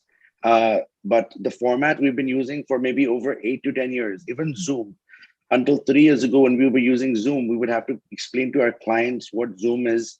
Would you please download this app? And then it would sound very tedious, but now they don't even say Zoom. They don't even say an audio call or a video call. They just say Zoom call. And they automatically expect that the person sitting across already has this technology ready to go, just as you did to have us on here. So technology has been a very, very important part of our business and something that we've been doing for a very long time. So in terms of the industry, this is something that's very, very common for us. Yeah, rightly said by Arun. We were working together on these some international projects who always wanted to see what actually we want to give them. So they always say, okay, we want to see the walkthroughs. So initially the walkthrough was then a technology what we're using to show them actual what they're going to get. See, everyone will not be traveling just to visit, to see the place one time, and then second time they will come to finalize the venue, second time they will come to finalize the decor. So what we do, we give them everything one digitally platform wherein they see, feel, and then they go ahead for the next option. Then okay, the last option is the physical visit. Definitely, with walkthroughs are in system. I think is for a long time now. As Arun said, it is more than now 10 years, around 10 years. We're using this technology to convince a client to show them the actual what we're gonna give them. So rightly said by Arun. So we are all now digitized. Ankit, this question comes for you. So how do you think the software and communication platforms available for the promotion, marketing, and management have evolved during this short span of time? Has it been something that was already planned, or you're thinking that is going to happen, or a radical change came in? I'll rather say that this COVID and the pandemic made us learn a lot of new and different things. Were the softwares already there? Yes, they were there. Were we really using it? No, we were not. But you look at the usage of OTAs, you look at the usage of more and more apps coming in, and going back about the VRs, and you look at the virtual showdowns on the YouTubes and everything. Look at 10 years back, there were pictures, we came to 3D pictures, we came to VR, we are talking about the showdowns. So of course, things have been drastically improved. Things were there, we had different kind of softwares, but yes, it's slowly and usually more going to be towards the customer centric. Because previously we had a lot of softwares which were a lot of associate centric, and behind the scene we are working on that. But now more and more softwares, what we are doing, what we are getting now are customer centric. So you talk about OTAs, you talk one of the major thing, if you have noticed on all the hotels and OTAs, there's always a COVID guideline, COVID regulation, which people always used to see. Now, what the hotel is all about, is the cleanliness all okay? It's there, it's not there. So social media in this world, you can't negate. And more things is going to be better for all of us put together. Great. So Varun, this question is going to come to you and it's going to sound a bit odd to certain people. How was it this COVID acted like a silver lining for the digital industry or your software industry? Well, I think it did give an indication that there's going to be a mass adoption, and it has indeed been a mass adoption, because somebody mentioned about QR code at the start. Now, QR code for a hotel or a restaurant outlet. So hospitality as business as a whole has sort of adopted a common change to go contactless, because contactless became that norm that the guest said, the first thing I'm going to look at if you are contactless or not. And then I'm going to look at your rooms, and I'm going to look at the technology that you have. So what has happened is that the technology was very market or very centric to, let's say, luxury hotels. Now, hospitality business, technology is everywhere. You step into a restaurant, even in a hill, you're visiting to let's say Shimla, and you have restaurants all around. They have QR code. They say, sir, we don't have menus now. You scan it and get your menu in your mobile application. So yes, it's been that sort of a phase for the software technology companies. But at the same time, what it needs to be understood that the spending power of the hotels has really minimized as compared to what it was like 18 months back. So your potential of probably getting a 10 lakh check out of a deal has now reduced to maximum 2 lakh at best, because hotels would say, we are not earning, how can we give you money for the guest who we are trying to potentially get? You know, when Ankit rightly said, OTAs are doing so much more. They are the STRs of today. They are giving you analytics back. They're giving you trends. They're giving you resources to reach out to your potential customers. Now, what technology do you need if you do not have guests? You definitely need technology to tell that potential guest that, yes, we are future ready. We have that space. But then you can't expect every hotel to make a mobile application that's going to cost you another tens of lakhs. So what we have done, we have become adaptive to your social media platform. We said, okay, don't buy anything. Don't take anything from us. Your customers use WhatsApp. Let's do WhatsApp broadcasting for you. Let's do WhatsApp chatbots for you. You know, let us save you on the human manpower, so that whenever your customer is communicating, you have automated technology replying to them, send you beautiful videos to your guests. I think silver lining, yes, but that will be the next phase. That will be when the hotels start picking up in terms of revenue, is when we can expect some business to come towards us in a larger scale, but we have to be ready. We have to tell them when they are running and going back to 300 crores business in India, we have to go back and tell them, yes, we deserve another 20 lakhs from you, because this is what we have in terms of technology to meet all sort of client base that you have. So my next question goes to Amit and Arun once again, going back to the event industry. So we're talking about last 18 months again and again. Some kind of special tool or some kind of special mode being added in this last given 1.5 years in the event industry, which has actually wowed the clients out there. India, definitely, I would like to know, and obviously around the world, there have been things happening. So just enlighten us about that. Something new which has been added. See, nowadays in India, especially, see, when an event is happening now, definitely now they have added they have different masks, printed masks, like Dula mask and Dulan mask, and different all Jijaji mask and Bhabiji mask, and they have a different now culture. So they play. Definitely, they are not continuing this mask once the function starts. This is only left till the photo op. Once the photo op is done, all the letters now they feel that they are now safe because they're among their own family members. So the mask remains, but this has been added. Now this is added, and thing was added that you need to have then specific mask, and then we have the screening at the entrance. Now all the sanitization has been added for event industry. In fact, hotel also has given us too many rules to follow. Like you have to add on like gloves, you need to have the shoe covers, you need to have the complete sanitization of the area which you have done up. Like once we done a whole floor and everything, we done up, then after that we have to do the complete sanitization. So there's so many things being added to it. It is for betterment of the guests who are coming. So to give them a nice feel, they should not feel, okay, after finishing the event, yes, we enjoyed the event, but after going home, we are taking Corona with us. No, sorry. So we are making sure that even they are removing the mask, from our side, we are making sure that they go healthily fit without corona and enjoying, just taking the nice memories with them. So we have added all these small things. I know, but at the end, the customers, the client, they need to follow the rules given by the government and the hotel. So that's what I always request guests also. This mask is important, but that social event is like that. But you know, for you, Amit, it's so different because you get to witness both sides of the spectrum. Wherein, in the Middle East, it's more the leadership is more dictatorship, wherein we tell you and you follow. So everything, all the guidelines that are out there is processed and followed to the T. And then you have weddings you do in India, wherein no matter how many rules and regulations, you can give them an entire PowerPoint and they won't follow anything. It's such vast spectrum, you know, both sides. It's insane. No, even for Dubai, I done one event on this 29th of May, sitting here in Delhi. So I just asked the hotel guys, I just had one dose of vaccine. Second dose is not being given because in Dubai, they check both the doses is being done or not. Then only you are allowed to go inside.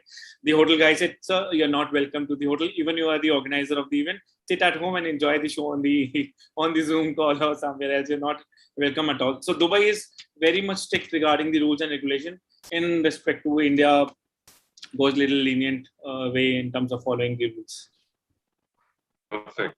So, Ankit, I'm going to come back to you for this question. Whatever special efforts have been put in by the hotels to ensure their digital presence in the market, ensuring their room sales return back to normal or even higher post this lockdown? Well, this looks like a dream. When our room sales are going to return back to normal vis-a-vis what they are currently. And I think the entire panel and everybody is going to agree to this. But I think capturing on the digital platforms is the essence now. And the importance of our digital presence has even gone more and more high. So the correct data mapping and the protocols all updated, our content scores are all the social media or on all the digital platform. Is it updated? Is it not? Previously, we could have been negated, but no more. It's more or less data driven now, rather more and more data driven. And with social media, where we used to look at probably selling, now on social media, we look to have more and more confidence of people that, okay, we are there for you and we know our job well. So instead of selling, it has gone towards enlightenment. But yes, it's there and it's a through and through. With VR and the YouTube, it's more and more used. Ankit, can I ask you the question wherein isn't your target clientele also changed? Just like for us, like I said, 9 out of 10 of our clients were globally based and we were doing destination weddings around the world. For you also, I think your target client is now moved to more local as opposed to global. Like they're saying, it's more, I mean, local is the new global, I guess, is the new term that's being raised. And I think all the hotels are doing their best to try and fill up the hotels, the occupancy with local clients as opposed to more global tourists coming in. To some extent, yes, but to some extent, no as well, because the clientele, depending on the property to property and place to place, has not changed a lot. A typical wedding hotel is still looking at wedding. They're looking at doing more and more towards the wedding clientele. But a corporate hotel is trying to go towards more and more digital to get their corporate clients back. Because whatever said and done, our clientele has already learned that they can save a lot of money by doing physical events or all going digital way. A typical example is now, different part of the world we guys are sitting, but we are still on a, we can still exchange ideas. So a lot of companies have learned this. So improvisation is the key for the hospitality segment right now and for all the hotels. So we are improvising as and when the new things are coming because every new day is a new thing. So we always have one term that is called as we are future ready. So right at the end, I would like to ask these 3 sectors in front of me. Are we future ready? The events, the sales and marketing, and our software firm. So are we future ready? That's an open question to all 4 of you. We say somehow we are ready, but we are learning on every daily basis. There's new thing coming up, new additional software being added up. So we are learning also, we are adapting to the new situations and new conditions around us. So, okay, right now the international travel is most of the countries are banned. So we are focusing on local part. But definitely in future, we are learning how, if in case it is not physically we're not there, so we are there digitally, we're available. Okay, we're hoping, okay, now we can close the deals on digital basis, and okay, by the next month or when the function is happening, we can go face to face. So this is right now. In future, I don't know, means definitely we'll be learning more ahead with the more experience, more softwares coming in, and more ideas and technology will be keep on popping up inside. So we always have to keep on learning new ways, new methods to attract the clients. It could be decor, it could be wedding planning, it could be software developing, anything. So everything is being now regenerating themselves as per the today's need. Arun sir, something from your side, the same point. Yeah. I mean,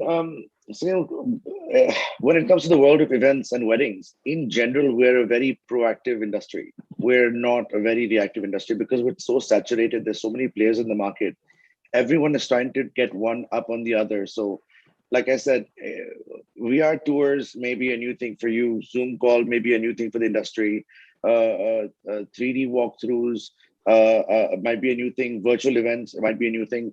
We've been doing this for a while. What has now happened is the world has sort of caught on and said, what you were trying to explain to us for the last few years is now become a norm.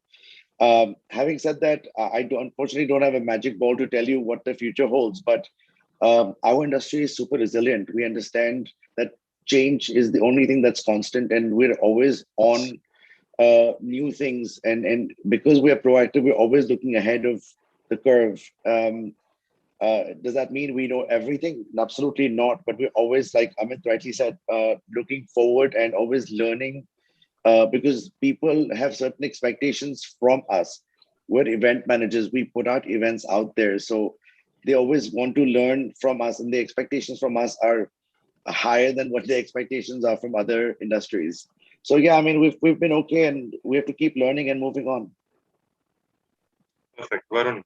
Well, I think as a software business industry, we have understood that the hospitality is a future major segment of revenue for us. But I think what needs to be understood at the hotel levels is that you have to start making the cultural change from today itself, so that it doesn't become a burden for you in future. So you have to adopt, like Arun said, like Amit said, that they have been ahead of the game for so long. Now the expectations from even a hotel, where Ankit and his management will also look at, in bringing those small infrastructural changes from today itself, so that it doesn't become a cost factor tomorrow. But at the same time, when you eventually are subjected to such kind of situations in future, you already have a solution. It doesn't become a life and death situation that how do I manage the expectation of a customer versus what I have. I think you have to bring in small changes, get rid of your servers, go to the cloud systems. Cloud has everything now. Create solutions which are very going to be like, a 5-year for all market segments of yours. Don't just depend on what OTAs and other competitors or the tools are giving you. You will have to keep designing and thinking on how technology, because what needs to be understood, it's not just the guest who's going to be a 2000 somebody who's born after 2000. It's going to be your staff as well. Eventually in about 10 years time, it's going to be your owners as well. And given the pace the which the industry is seeing the young generation stepping in, you have the example of Oyo, Ritesh Agarwal, what changes he has done. That's going to be the future as well. So you have to adopt. And you can't just say a train passing by and say, okay, this is the technology train, I'll let it go, I'll stick to the human train. That cannot happen anymore. Good for us, but yes, it also becomes our prerogative that we make something affordable with a perfect quality for our clients like Ankit in future. Ankit, your final comments, please. So technology and hospitality has to go hand in hand. Good, that goes without saying. The future used to be like years down the line, but now the future is like as dynamic as next week or the next day. We are really stressing more and more on the data part. Every day the data is analyzed more and more. Starting from the TV, went into smart TVs. Now Alexa is being a part of the hospitality rooms as well, on the hotel rooms, depending on brand to brand and property to property. But what remains most important, that at the same time, we are also empowering our people more and more. In this world where people have started not calling, but going more on the digital part, when they call, the decision is taken then and there. We are not saying, okay, let us come back and we'll take time. We need to check. So empowering our people more and more, combining with more and more tools. So it's like taking everything together. It's more of inclusive environment now with technology playing the major role there. So on this note, I'm going to thank our panel, Mr. Arun Bablani, Mr. Amit Rathore, Varun Balwani, and Ankit Sharma for being here. Thank you so much for taking out the time this late in the evening. It's been an interesting session, very close to my heart because I'm a technology-driven person. Varun knows about this thing because we're in the college always talking about these things. So definitely, once this COVID thing settles down a bit more, we'll surely connect. And probably would love to have you at our campus for a person-to-person, in-person session. So thank you so much, the panelists. Thank you. Thank you so much for having us. Thank you. There's Thank you, everyone. Thank you so much. one student has a question to ask. Yes, please. There's a lady who is going to be joining our postgraduate program, and she's attending the course, and she would like to ask a question. She just sent me a message saying that she has a question to address to the panelists. So, Santoshi, would you like to ask the question now? Yes. Good evening, everybody. This is Santoshi Manander. I'm from Nepal, and recently I graduated in International Tourism and Hospitality Management from one of the private university. So all the thanks goes to Dr. Kulman Singh, sir. Because of him today, I got this opportunity to join today. And I think I was really happy to hear all of you respected whatever you have experience regarding your knowledge, experience regarding in the different field, right? So I'm also very much enthusiastic in hotel industry, in tourism industry. And when I was in Kathmandu, I used to run my own tour company. So my question is we all know whatever the situation, pandemic, COVID-19, but it's how long is this gonna exist, and what are the terms and conditions, what are the new stuff, that how we gonna move further, because everybody has to sustain, everybody has to survive, right? And the tourism is a vast in a majority of everybody really want to get out from the staying so much. And as you said, most of the people are staying in home, and then they got bored, right? They got bored, and moreover, they're in a gadget, and because of gadget, and all the health issue is also rising up, right? So when there is no physical exercise, the mostly respected our elders, they are getting bored too, and as well as kids too. So to all the respected panelists, I would really love to know what is the solution, what is the right solution that do you have according to your experience, working in a different industry, and how you gonna bring the changes, because the COVID and Corona is it's I think we have to go along with this, right? Even though there is a marks, as you said, marks, also variety of marks is 20 baht marks, 100 baht marks, N95 marks, right? And then now it's a point is coming up for vaccination.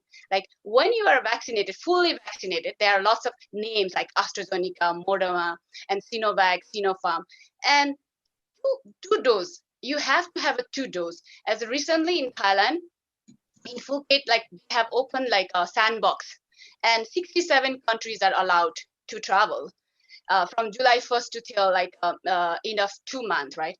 And they're also planning to open in the month of October fully. If the guests are fully vaccinated, there is no quarantine system. There is no quarantine required. And so that's all. And I am so glad. I'm so honored, and thank you so much for everybody. So please kindly answer to me. Well, I think I'll take a lead and sort of give you a revert on this. The beauty of COVID-19, to look at the retro side of it, is that everybody is going to travel now. When we had this bucket placed, when we said, okay, after 60, we're going to cover Northern Lights in Norway, it's not going to wait. So there's going to be a huge revenge travel, as we call it in India. There's going to be a huge outflow and inflow of tourists as well, because everybody knows that the future is quite uncertain, and something like this can pause a lot of our aspects and make us bored at home. So I think we all have to be ready. We all have to be ready to meet the expectations of the customers and guests as they are changing. and we have to be open to welcome anyone who's ready to come and experience our services, both as hotels and software businesses. Software businesses are going to grow for sure, but at the same time, what I can give you as my word is that we are going to make it interesting, even dealing with the software, so that when you are traveling as a guest yourself, you don't feel bored filling up that check-in form. We're going to make it as interesting as possible in future. I'll hand over to the other panelists. So what I feel now, these all actually these are not all the restrictions. They are the now they should become our habit. So the precautions, the safety, the vaccination, we follow all these things, and definitely after that, following these things, we can enjoy our end product. That is our what we if you're traveling, we want to visit different countries. See, no one is stopping you, or until unless you are following the complete rule and regulation of the particular country, you are most welcome. You are most welcome in Dubai. If you are vaccinated and having the gap of that 14 days, they welcome you to visit their country. Similarly, India also says, okay, you're most welcome, follow the rules and regulation and enjoy. And definitely it's for our betterment. So I think all the countries are there saying yes to tourism, yes for the people to come and visit them. So I think it's gonna grow. So definitely not gonna go down, but okay, it is picking up slowly. But yes, definitely down the line, all are vaccinated, maximum population are vaccinated. Definitely, it'll go on the next stage. Definitely, as Varun said, yes, we are there to make it more interesting. So the more and more people travel to us, to our India, to Dubai. So we give them nice services. Yes, thank you so much. Yeah. Santoshi, from the hospitality part of it, I'll just say it's a break, it's a hiccup, slightly long hiccup, but the travel is going to come back. It is going to come back, but yes, to answer your question, for how long it's going to last, we don't know. How bad it's going to be, we don't know. Is situation going to improve? We don't know. But the key lies in improvisation. We improvise by every passing day. Look at the way where we were 1 year back and where we are. Hotels have changed, events have changed, everything has changed. And the major thing is going to be adaptability. We need to adapt with the situation. We need to adapt with the local laws, country protocols, and we need to ensure it's not only our job, it's everybody's job to follow these protocols. Because if they are not being followed, then we are not getting anywhere. So that's something which is starting from the hospitality, and all the hotels and all the companies have got their own set protocols. We all let the guests know. From the payment method, we understood, we adapted. Now it's more digital. You prepay, so you need not to touch anything from a mobile key point of view. You need not to come and check in also. Everything is digital. You can open the room with your mobile phone, as simple as that. So we are adapting more and more. And that's the key. The travel is not going to stop. It's going to bounce back. It's going to bounce back with a bang. Sure. Yes, absolutely. Actually, I also believe we all have to move on, because after from the last year to up to coming this year, I think so many people they really don't want to feel like they have to stay inside the home only, And okay, so if there is a coronavirus exists, so how are you gonna run your life as being a human? How are you gonna move? You have a certain miscellaneous expenses. You have to pay rent, you have to study, you have to pay for the tuition fee. You have to survive. As you are a human being, you need to have a food, right? You as a plant, we need to give water to plants, something like similar to humans. So how long we are just thinking, oh, there is every day 21,000 people are infected. These are the number of people who passed away, who died because of corona, right? Beside the COVID, corona, there are other critical diseases also. I'm sorry, maybe this is out of the topic, but please kindly forgive me. There are other diseases like elderly people, like our grandmother, father, mother, elderly people, they also have some kind of other disease, right? Like a diabetes, they have a chronic cancer, they have a blood pressure. But why it's only COVID-19 is focused so much? And then I've been staying here for Thailand since 2016 to till now, right? After I have done intensive in Hotel Amari Bangkok, it's a 4-star hotel. But there are still people coming, there are still guests coming, but they are also maintaining the protocol system like hygiene. Every rooms have to be disinfected, right? And then everybody have to take a measure, and everyone have to wash their hands, either like using a gel or anything. And still here in Bangkok, here in Thailand, like 7-Eleven, market, they're open. Still people are going, but using the mask, using the mask. But they're not afraid. They're not afraid of getting infection, So why this is kind of like a issue that everybody's trying to make everyone like afraid of like meeting people, this is just my view. I never believe it's a COVID exists, right? Don't take me wrong. I never believe COVID exists. I've been going every time outside, I've been telling everybody, no, we have to move on, There are lots of people who really wants to come, and I'm also interested in like working in hotel industry. I would like to serve, I would like to help the guests. I would like to warmly welcoming them, because they want to go. And then, yeah, that's it actually, respected panelists. See, what I frankly feel, this hygiene thing is always there. COVID-19 just brought it little in front. So it was always there, hygiene, washing hands and keeping your room clean, neat and clean. So everything was there, but it was never highlighted. So now it's been highlighted because of COVID-19. So what we say, the COVID-19 gonna stay with us for some more time. My dad is a doctor, he's taking care of the patient. So he says it's gonna stay, but everyone's immunity will improve. We will become stronger. So this COVID-19 will remain as in just a flu kind of thing, and we will like every cold and sneezes what we do, it will remain like that only. We will not say, okay, this is COVID-19. It will be not a big name. COVID-19 is just a flu. It's gonna remain with us. Okay. But what I feel is COVID-19 bring us like we are more hygienic now.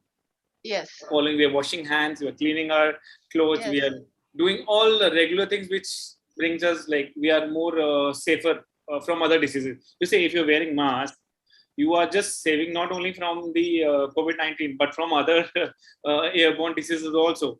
So if I touch wood, I'll say from the COVID, I didn't get fever at all. Normally, if you get a flu like cold flu, the weather changes, you used to get cold and all, because now you are continuously wearing mask, you're not getting that kind of cold and that kind of fever. So just because of this mask and the cleaning and the hygiene and all, you are being protected from some more other diseases which are supposed to be there in the market. Yes, I absolutely agree. Down the line, it is good for us, and now down the line it's gonna be subside, and we'll be more overpowering. See, being human, we always opt for the betterment. We will beat COVID-19, and we'll be top on the hierarchy. We are on top, and we'll still remain there. So yeah. Yes. So I think we're running a bit short of time. Santoshi, I guess you've got a few more questions in your mind. So do share that with me and Kulmohan sir. You're going to have a contact number with you. And the panel's in touch with us already. So we'll take it forward because we just will wrap up. The panel has got their activity also because they're into major events. So they've got their events running. I think Arun sir just finished off one event. So he must be tired. Right. So on this note, I'll hand over the mic to Kulmohan sir for the vote of thanks. He's an adjunct faculty and the head of placement. Kulmohan sir, the stage is all yours, and thank you so much, panelists, once again. Thank you again. Thank you for having us. Thank you. Thank you. Kulmohan sir, you're on mute.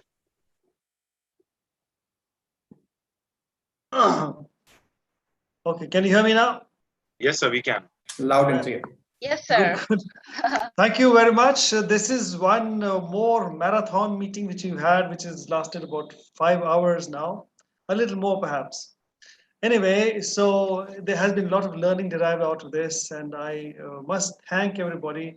So, my dear ladies and gentlemen of eminence, I, Kulmohan Singh, feel this as a proud privilege to propose my vote of thanks to all of you in the gathering in which I have either known or worked with several professionals. The outcome of a conclave like this far exceeded the levels of expectation and opened our eyes, allowing us a glimpse into what is happening in the real world of hospitality and is affecting the professional lives of all of us engaged in this very fine trade of hospitality. At the outset, I take this opportunity of thanking our Vice Chancellor, Dr. DNS Kumar, who is the chief guiding force behind all our efforts and has always encouraged us to venture out into the real world of hospitality and further strengthening our inter-organizational relationship. This conclave is a stepping stone towards that and marks as an event of more success. I thank our keynote speaker, Mr. Vijay Vanchu, VP, the Imperial New Delhi. I have had the pleasure of working with Vijay during my days of ITC Hotels and enjoyed a deep friendship with him. Thanks for your participation and for your valuable views. Our first panel of discussion is talking about strategy to resilience, responsible business in the time of crisis, evoked many useful points that we all have noted, and we heartily thank Mr. Kush Kapoor, CEO, Rosette Hotels, Mr. Ashwini Gaila, Cluster General Manager, Rajasthan and Agra, Radisson Hotel Group, Southeast Asia, and GM, Radisson Blue Plaza, New Delhi Airport. Mr. Anupam Das Gupta, GM, the Leela Palace, Chanakyapuri, New Delhi, and Mr. Vignesh Mani, GM, Oakwood Residence, Ho Chi Minh City, Vietnam. Our panelists for the second discussion, which centered around the perception to prognostication, redesigning safety, comfort, quality, and aesthetics, in which Ms. Akshi Singh, Cluster Director, Housekeeping, IG Hotels, Al Thuraya City, Kuwait, Mr. Deepak Mishra, Operation Department Specialist, Myrtle Beach Marriott Resort and Spa, the Grand Dunes, South Carolina, USA, Mr. Prabhat Shukla, Director of Rooms and Quality Intercontinental, Doha, Qatar, expressed their valuable views.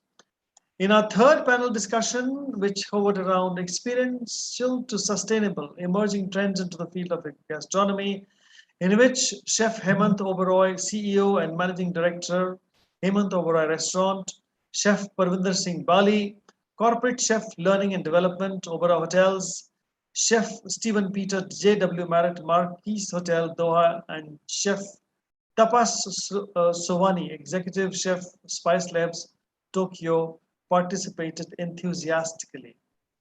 Our fourth panel, which had the subject revolutionizing new perspective and orderly change in F&B service, in which Mr. Naveen Mehra, Director of Food and Beverage, IG Crown Plaza, Rohini, New Delhi, Mr. Manos, let me see if I can pronounce this name correctly, Chesbatsglu, Accra Suites, Greece, Mr. Himanshu Bhandari, F&B Manager, ITC Hotels, Manesar, Gurgaon, and the fifth panel, which included the topic called Reimagining Hospitality Marketing from Physical to Phygital, participated by Mr. Andreas Koenig, Food and Beverage Manager, Abu Dhabi, Corniche, Mr. Varun Balwani, Director of Sales and Channels, FSC Hotel Solutions, Mr. Ankit Sharma, Director of Sales and Marketing, Marriott, Kathmandu, Nepal, and Mr. Arun Bablani, Director, Vivah Weddings, Dubai, and Mr. Amit Rathore, MD, Genie Events, India.